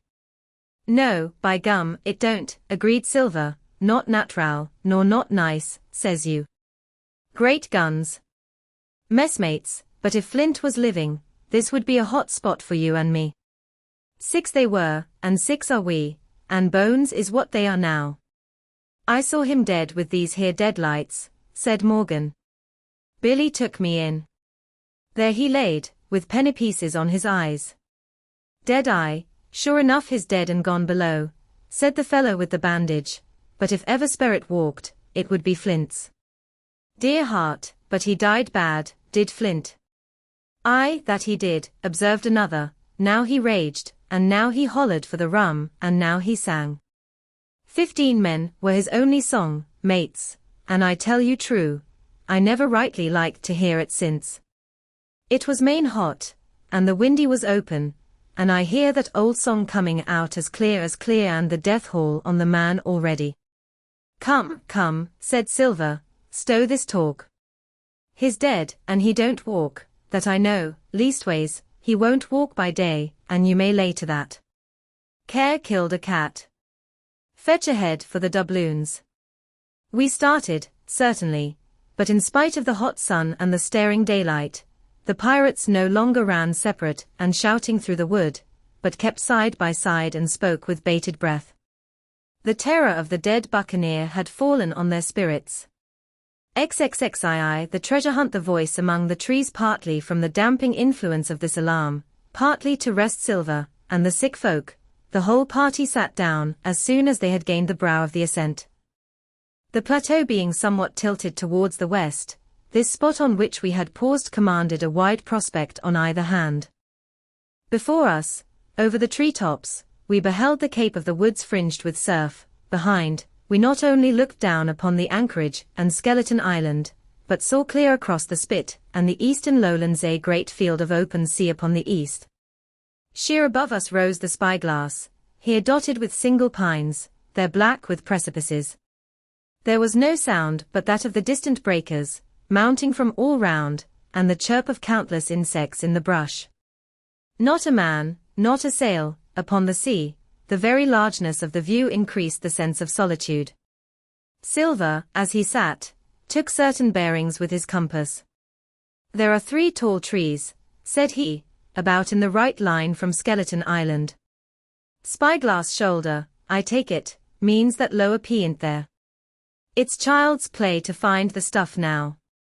I've half a mind to dine first." "I don't feel sharp," growled Morgan. Thinking, "Oh, Flint, I think it were as done me." "Ah, well, my son, you praise your stars is dead," said Silver. "He were an ugly devil," cried a third pirate with a shudder, "that blew in the face too." "That was how the rum took him," added Mary. "Blue? Well, I reckon he was blue. That's a true word." Ever since they had found the skeleton and got upon this train of thought, they had spoken lower and lower, and they had almost got to whispering by now, so that the sound of their talk hardly interrupted the silence of the wood.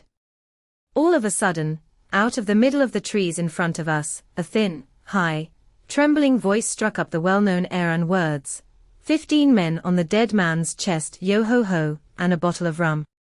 I never have seen men more dreadfully affected than the pirates. The color went from their 6 faces like enchantment. Some leaped to their feet, some clawed hold of others. Morgan grovelled on the ground. "It's Flint, cried Mary. The song had stopped as suddenly as it began, broken off, you would have said, in the middle of a note, as though someone had laid his hand upon the singer's mouth.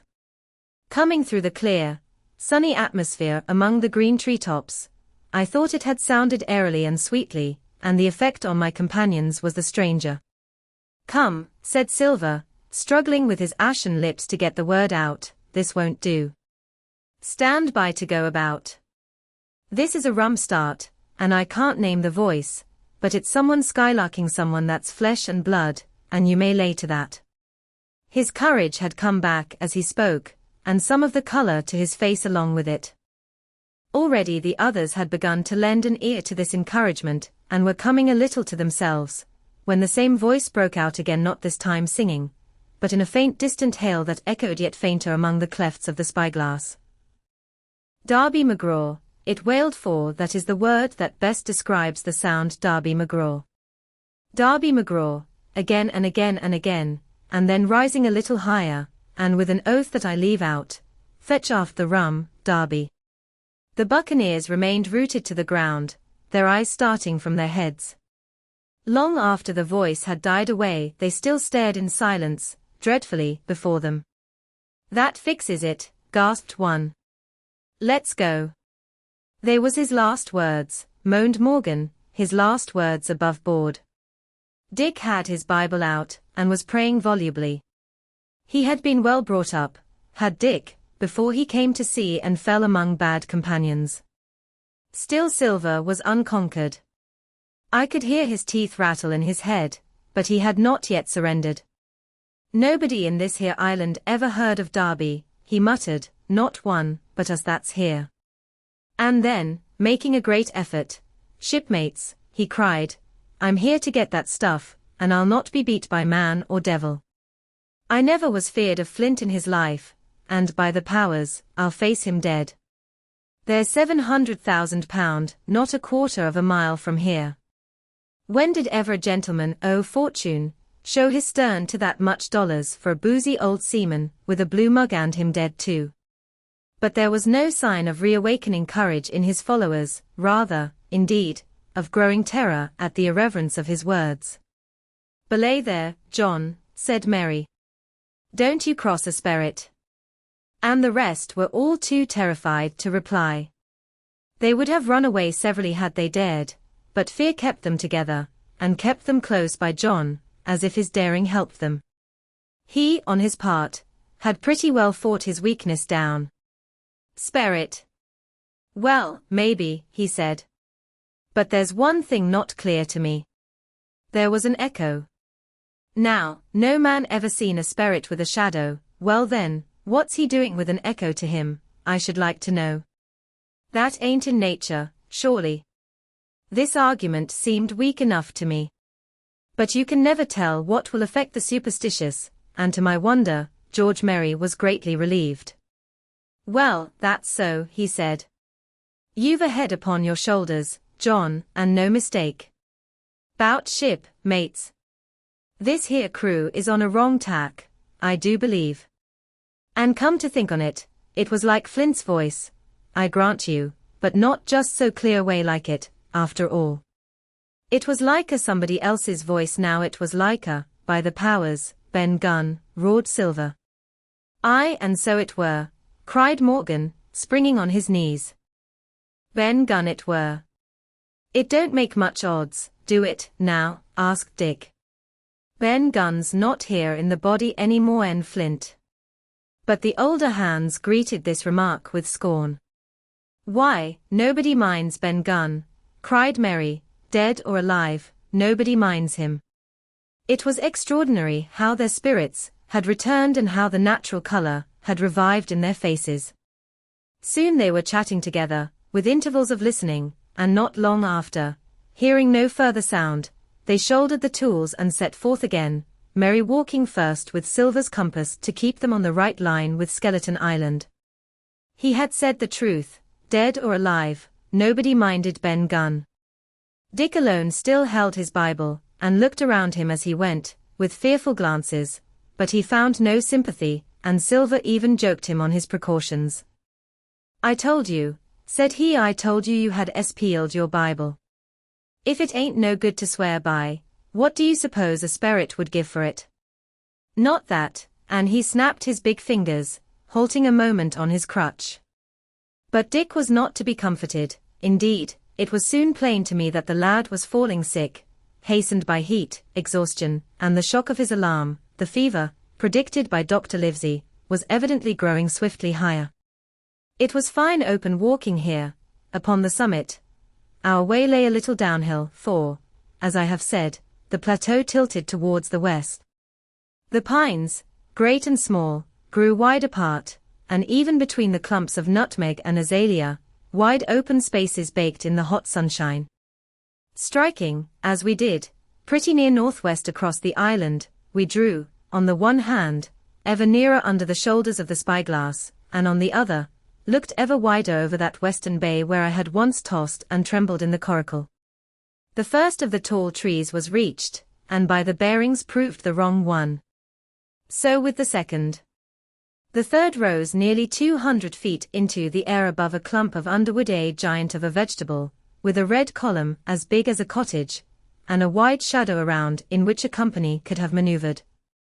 It was conspicuous far to see both on the east and west, and might have been entered as a sailing mark upon the chart. But it was not its size that now impressed my companions.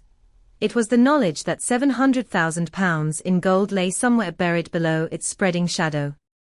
The thought of the money, as they drew nearer, swallowed up their previous terrors. Their eyes burned in their heads, their feet grew speedier and lighter, their whole soul was bound up in that fortune, that whole lifetime of extravagance and pleasure, that lay waiting there for each of them. Silver hobbled, grunting, on his crutch. His nostrils stood out and quivered. He cursed like a madman when the flies settled on his hot and shiny countenance. He plucked furiously at the line that held me to him and from time to time turned his eyes upon me with a deadly look. Certainly he took no pains to hide his thoughts, and certainly I read them like print. In the immediate nearness of the gold, all else had been forgotten. His promise and the doctor's warning were both things of the past, and I could not doubt that he hoped to seize upon the treasure, find and board the Hispaniola under cover of night, cut every honest throat about that island, and sail away as he had at first intended, laden with crimes and riches. Shaken as I was with these alarms, it was hard for me to keep up with the rapid pace of the treasure hunters. Now and again I stumbled, and it was then that Silver plucked so roughly at the rope and launched at me his murderous glances. Dick, who had dropped behind us and now brought up the rear, was babbling to himself both prayers and curses as his fever kept rising. This also added to my wretchedness, and to crown all, I was haunted by the thought of the tragedy that had once been acted on that plateau, when that ungodly buccaneer with the blue face, he who died at Savannah, singing and shouting for drink, had there, with his own hand, cut down his 6 accomplices. This grove that was now so peaceful must then have rung with cries, I thought, and even with the thought I could believe I heard it ringing still. We were now at the margin of the thicket. "Huzzah, mates, all together!" shouted Mary, and the foremost broke into a run. And suddenly, not 10 yards further, we beheld them stop. A low cry arose. Silver doubled his pace, digging away with the foot of his crutch like one possessed, and next moment he and I had come also to a dead halt. Before us was a great excavation, not very recent, for the sides had fallen in and grass had sprouted on the bottom. In this were the shaft of a pick broken in 2, and the boards of several packing cases strewn around. On one of these boards I saw, branded with a hot iron, the name Walrus, the name of Flint's ship. All was clear to probation. The cash had been found and rifled, the £700,000 were gone. Xixi, the fall of a chieftain, there never was such an overturn in this world. Each of these 6 men was as though he had been struck. But with Silver the blow passed almost instantly.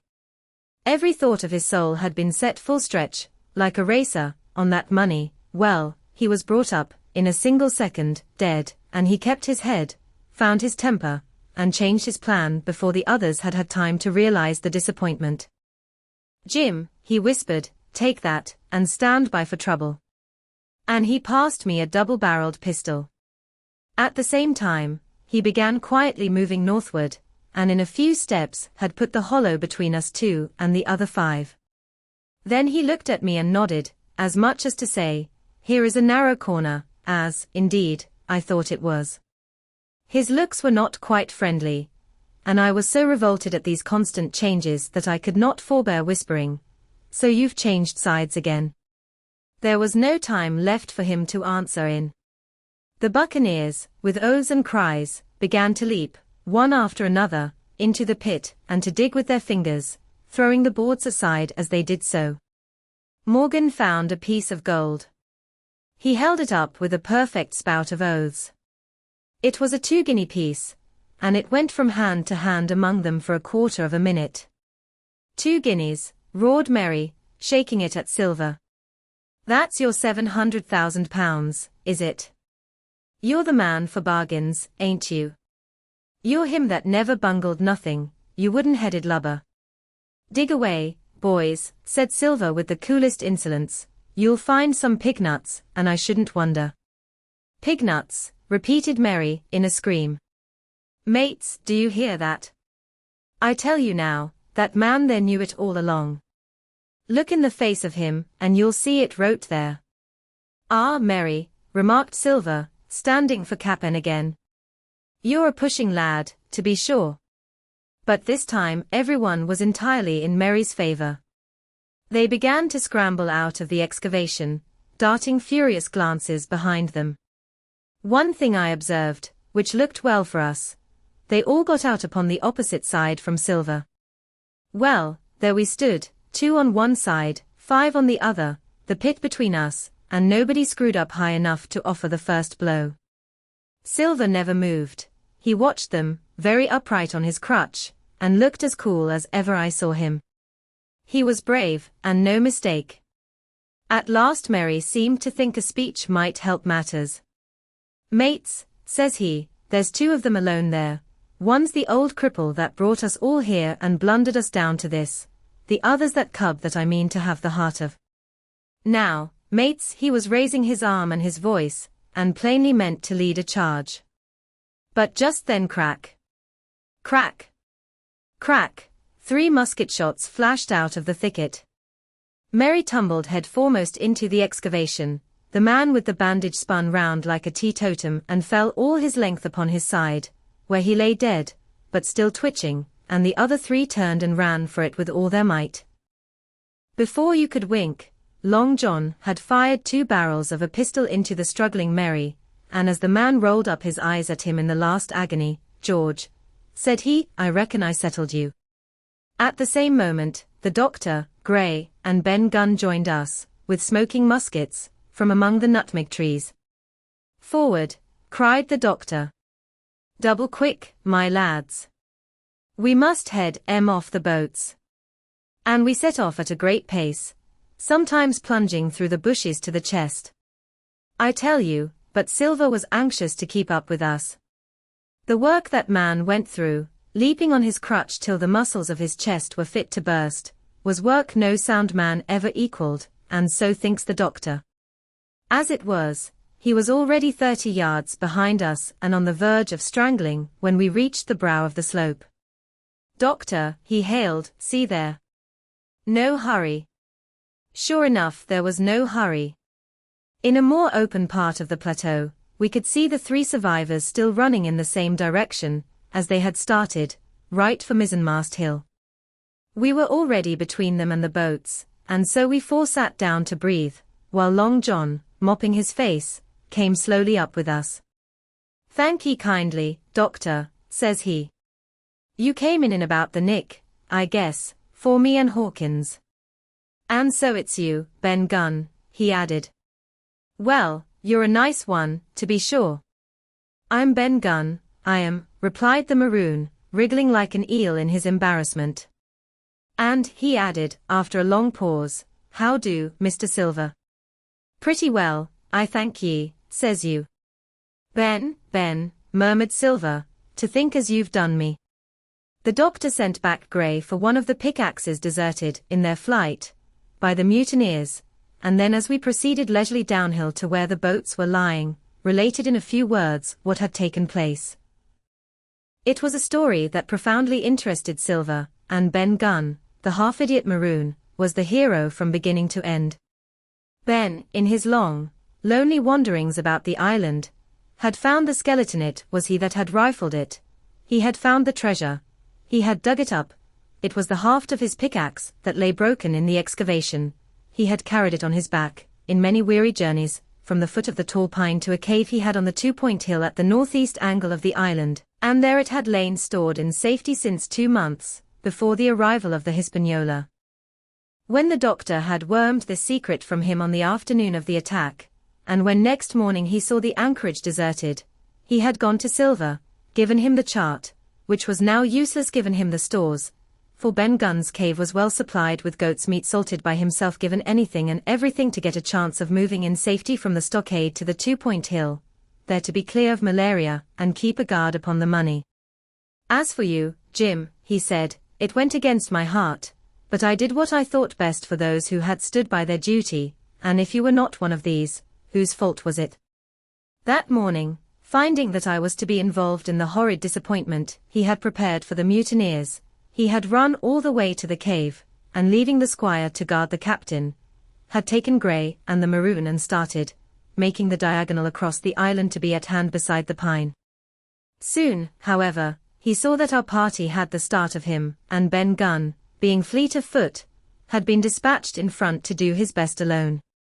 Then it had occurred to him to work upon the superstitions of his former shipmates, and he was so far successful that Gray and the doctor had come up and were already ambushed before the arrival of the treasure hunters. "Ah," said Silver, "it were fortunate for me that I had Hawkins here. You would have let old John be cut to bits, and never given it a thought, doctor." "Not a thought," replied Dr. Livesey cheerily. And by this time we had reached the gigs. The doctor, with the pickaxe, demolished one of them, and then we all got aboard the other and set out to go round by sea for North Inlet. This was a run of 8 or 9 miles. Silver, though he was almost killed already with fatigue, was set to an oar, like the rest of us, and we were soon skimming swiftly over a smooth sea. Soon we passed out of the straits and doubled the southeast corner of the island, round which, 4 days ago, we had towed the Hispaniola. As we passed the 2-point hill, we could see the black mouth of Ben Gunn's cave and a figure standing by it, leaning on a musket. It was the squire, and we waved a handkerchief and gave him 3 cheers, in which the voice of Silver joined as heartily as any. 3 miles farther, just inside the mouth of North Inlet, what should we meet but the Hispaniola, cruising by herself? The last flood had lifted her, and had there been much wind or a strong tide current, as in the southern anchorage, we should never have found her more, or found her stranded beyond help. As it was, there was little amiss beyond the wreck of the mainsail. Another anchor was got ready and dropped in 1.5 fathoms of water. We all pulled round again to Rum Cove, the nearest point for Ben Gunn's treasure house, and then Gray, single-handed, returned with the gig to the Hispaniola, where he was to pass the night on guard. A gentle slope ran up from the beach to the entrance of the cave. At the top, the squire met us. To me he was cordial and kind, saying nothing of my escapade either in the way of blame or praise. At Silver's polite salute he somewhat flushed. "John Silver," he said, "you're a prodigious villain, an impostor, a monstrous impostor, sir. I am told I am not to prosecute you. Well, then, I will not. But the dead men, sir, hang about your neck like millstones." "Thank you kindly, sir," replied Long John, again saluting. "I dare you to thank me," cried the squire. "It is a gross dereliction of my duty. Stand back." And thereupon we all entered the cave. It was a large, airy place, with a little spring and a pool of clear water, overhung with ferns. The floor was sand. Before a big fire lay Captain Smollett, and in a far corner, only duskily flickered over by the blaze, I beheld great heaps of coin and quadrilaterals built of bars of gold. That was Flint's treasure that we had come so far to seek, and that had cost already the lives of 17 men from the Hispaniola. How many it had cost in the amassing, what blood and sorrow, what good ships scuttled on the deep, what brave men walking the plank blindfold, what shot of cannon, what shame and lies and cruelty, perhaps no man alive could tell. Yet there were still 3 upon that island, Silver, and old Morgan, and Ben Gunn, who had each taken his share in these crimes, as each had hoped in vain to share in the reward. "Come in, Jim," said the captain. "You're a good boy in your line, Jim, but I don't think you and Mill go to sea again. You're too much of the born favorite for me." "Is that you, John Silver? What brings you here, man?" "Come back to my duty, sir," returned Silver. "Ah," said the captain, and that was all he said. What a supper I had of it that night, with all my friends around me, and what a meal it was, with Ben Gunn's salted goat and some delicacies, and a bottle of old wine from the Hispaniola. Never, I am sure, were people gayer or happier.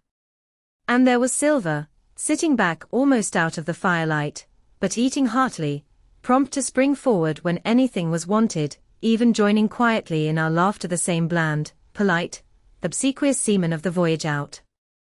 XXXIV. And last, the next morning we fell early to work, for the transportation of this great mass of gold near a mile by land to the beach, and thence 3 miles by boat to the Hispaniola, was a considerable task for so small a number of workmen. The 3 fellows still abroad upon the island did not greatly trouble us. A single sentry on the shoulder of the hill was sufficient to ensure us against any sudden onslaught, and we thought, besides, they had had more than enough of fighting. Therefore the work was pushed on briskly. Gray and Ben Gunn came and went with the boat, while the rest, during their absences, piled treasure on the beach. 2 of the bars, slung in a rope's end, made a good load for a grown man, one that he was glad to walk slowly with. For my part, as I was not much use at carrying, I was kept busy all day in the cave packing the minted money into bread bags. It was a strange collection, like Billy Bones's hoard for the diversity of coinage, but so much larger, and so much more varied that I think I never had more pleasure than in sorting them. English, French, Spanish, Portuguese, Georges and Louises, doubloons and double guineas and moidores and sequins, the pictures of all the kings of Europe for the last 100 years, strange oriental pieces stamped with what looked like wisps of string or bits of spider's web, round pieces and square pieces, and pieces bored through the middle, as if to wear them round your neck. Nearly every variety of money in the world must, I think, have found a place in that collection, and for number, I am sure they were like autumn leaves, so that my back ached with stooping and my fingers with sorting them out. Day after day this work went on. By every evening a fortune had been stowed aboard, but there was another fortune waiting for the morrow, and all this time we heard nothing of the 3 surviving mutineers. At last, I think it was on the 3rd night, the doctor and I were strolling on the shoulder of the hill where it overlooks the lowlands of the isle, when, from out the thick darkness below, the wind brought us a noise between shrieking and singing. It was only a snatch that reached our ears, followed by the former silence. "Heaven forgive them," said the doctor, "'tis the mutineers." "All drunk, sir," struck in the voice of Silver from behind us. Silver, I should say, was allowed his entire liberty, and in spite of daily rebuffs, seemed to regard himself once more as quite a privileged and friendly dependent. Indeed, it was remarkable how well he bore these slights, and with what unwearying politeness he kept on trying to ingratiate himself with all. Yet, I think, none treated him better than a dog, unless it was Ben Gunn, who was still terribly afraid of his old quartermaster, or myself, who had really something to thank him for, although for that matter, I suppose, I had reason to think even worse of him than anybody else, for I had seen him meditating a fresh treachery upon the plateau. Accordingly, it was pretty gruffly that the doctor answered him. "Drunk or raving," said he. "Right you were, sir," replied Silver, "and precious little odds which, to you and me. I suppose you would hardly ask me to call you a humane man," returned the doctor with a sneer, "and so my feelings may surprise you, Master Silver. But if I were sure they were raving, as I am morally certain one, at least, of them is down with fever, I should leave this camp, and at whatever risk to my own carcass, take them the assistance of my skill." "Ask your pardon, sir, you would be very wrong," quoth Silver. "You would lose your precious life, and you may lay to that. I'm on your side now, hand and glove, and I shouldn't wish for to see the party weakened, let alone yourself, seeing as I know what I owes you. But these men down there, they couldn't keep their word, no, not supposing they wished to, and what's more, they couldn't believe as you could." "No," said the doctor. "You're the man to keep your word, we know that." Well, that was about the last news we had of the 3 pirates. Only once we heard a gunshot a great way off, and supposed them to be hunting. A council was held, and it was decided that we must desert them on the island, to the huge glee, I must say, of Ben Gunn, and with the strong approval of Gray. We left a good stock of powder and shot, the bulk of the salt goat, a few medicines, and some other necessaries, tools, clothing, a spare sail, a fathom or 2 of rope, and by the particular desire of the doctor, a handsome present of tobacco. That was about our last doing on the island. Before that, we had got the treasure stowed and had shipped enough water and the remainder of the goat meat in case of any distress, and at last, one fine morning, we weighed anchor, which was about all that we could manage, and stood out of North Inlet, the same colors flying that the captain had flown and fought under at the palisade. The 3 fellows must have been watching us closer than we thought for, as we soon had proved. For coming through the Narrows, we had to lie very near the southern point, and there we saw all 3 of them kneeling together on a spit of sand, with their arms raised in supplication. It went to all our hearts, I think, to leave them in that wretched state, but we could not risk another mutiny, and to take them home for the gibbet would have been a cruel sort of kindness. The doctor hailed them and told them of the stores we had left, and where they were to find them. But they continued to call us by name and appeal to us, for God's sake, to be merciful, and not leave them to die in such a place. At last, seeing the ship still bore on her course, and was now swiftly drawing out of earshot, one of them, I know not which it was, leapt to his feet with a hoarse cry, whipped his musket to his shoulder, and sent a shot whistling over Silver's head and through the mainsail. After that, we kept under cover of the bulwarks, and when next I looked out they had disappeared from the spit, and the spit itself had almost melted out of sight in the growing distance. That was, at least, the end of that, and before noon, to my inexpressible joy, the highest rock of Treasure Island had sunk into the blue round of sea. We were so short of men that everyone on board had to bear a hand, only the captain lying on a mattress in the stern, and giving his orders, for though greatly recovered he was still in want of quiet. We laid her head for the nearest port in Spanish America, for we could not risk the voyage home without fresh hands, and as it was, what with baffling winds and a couple of fresh gales, we were all worn out before we reached it.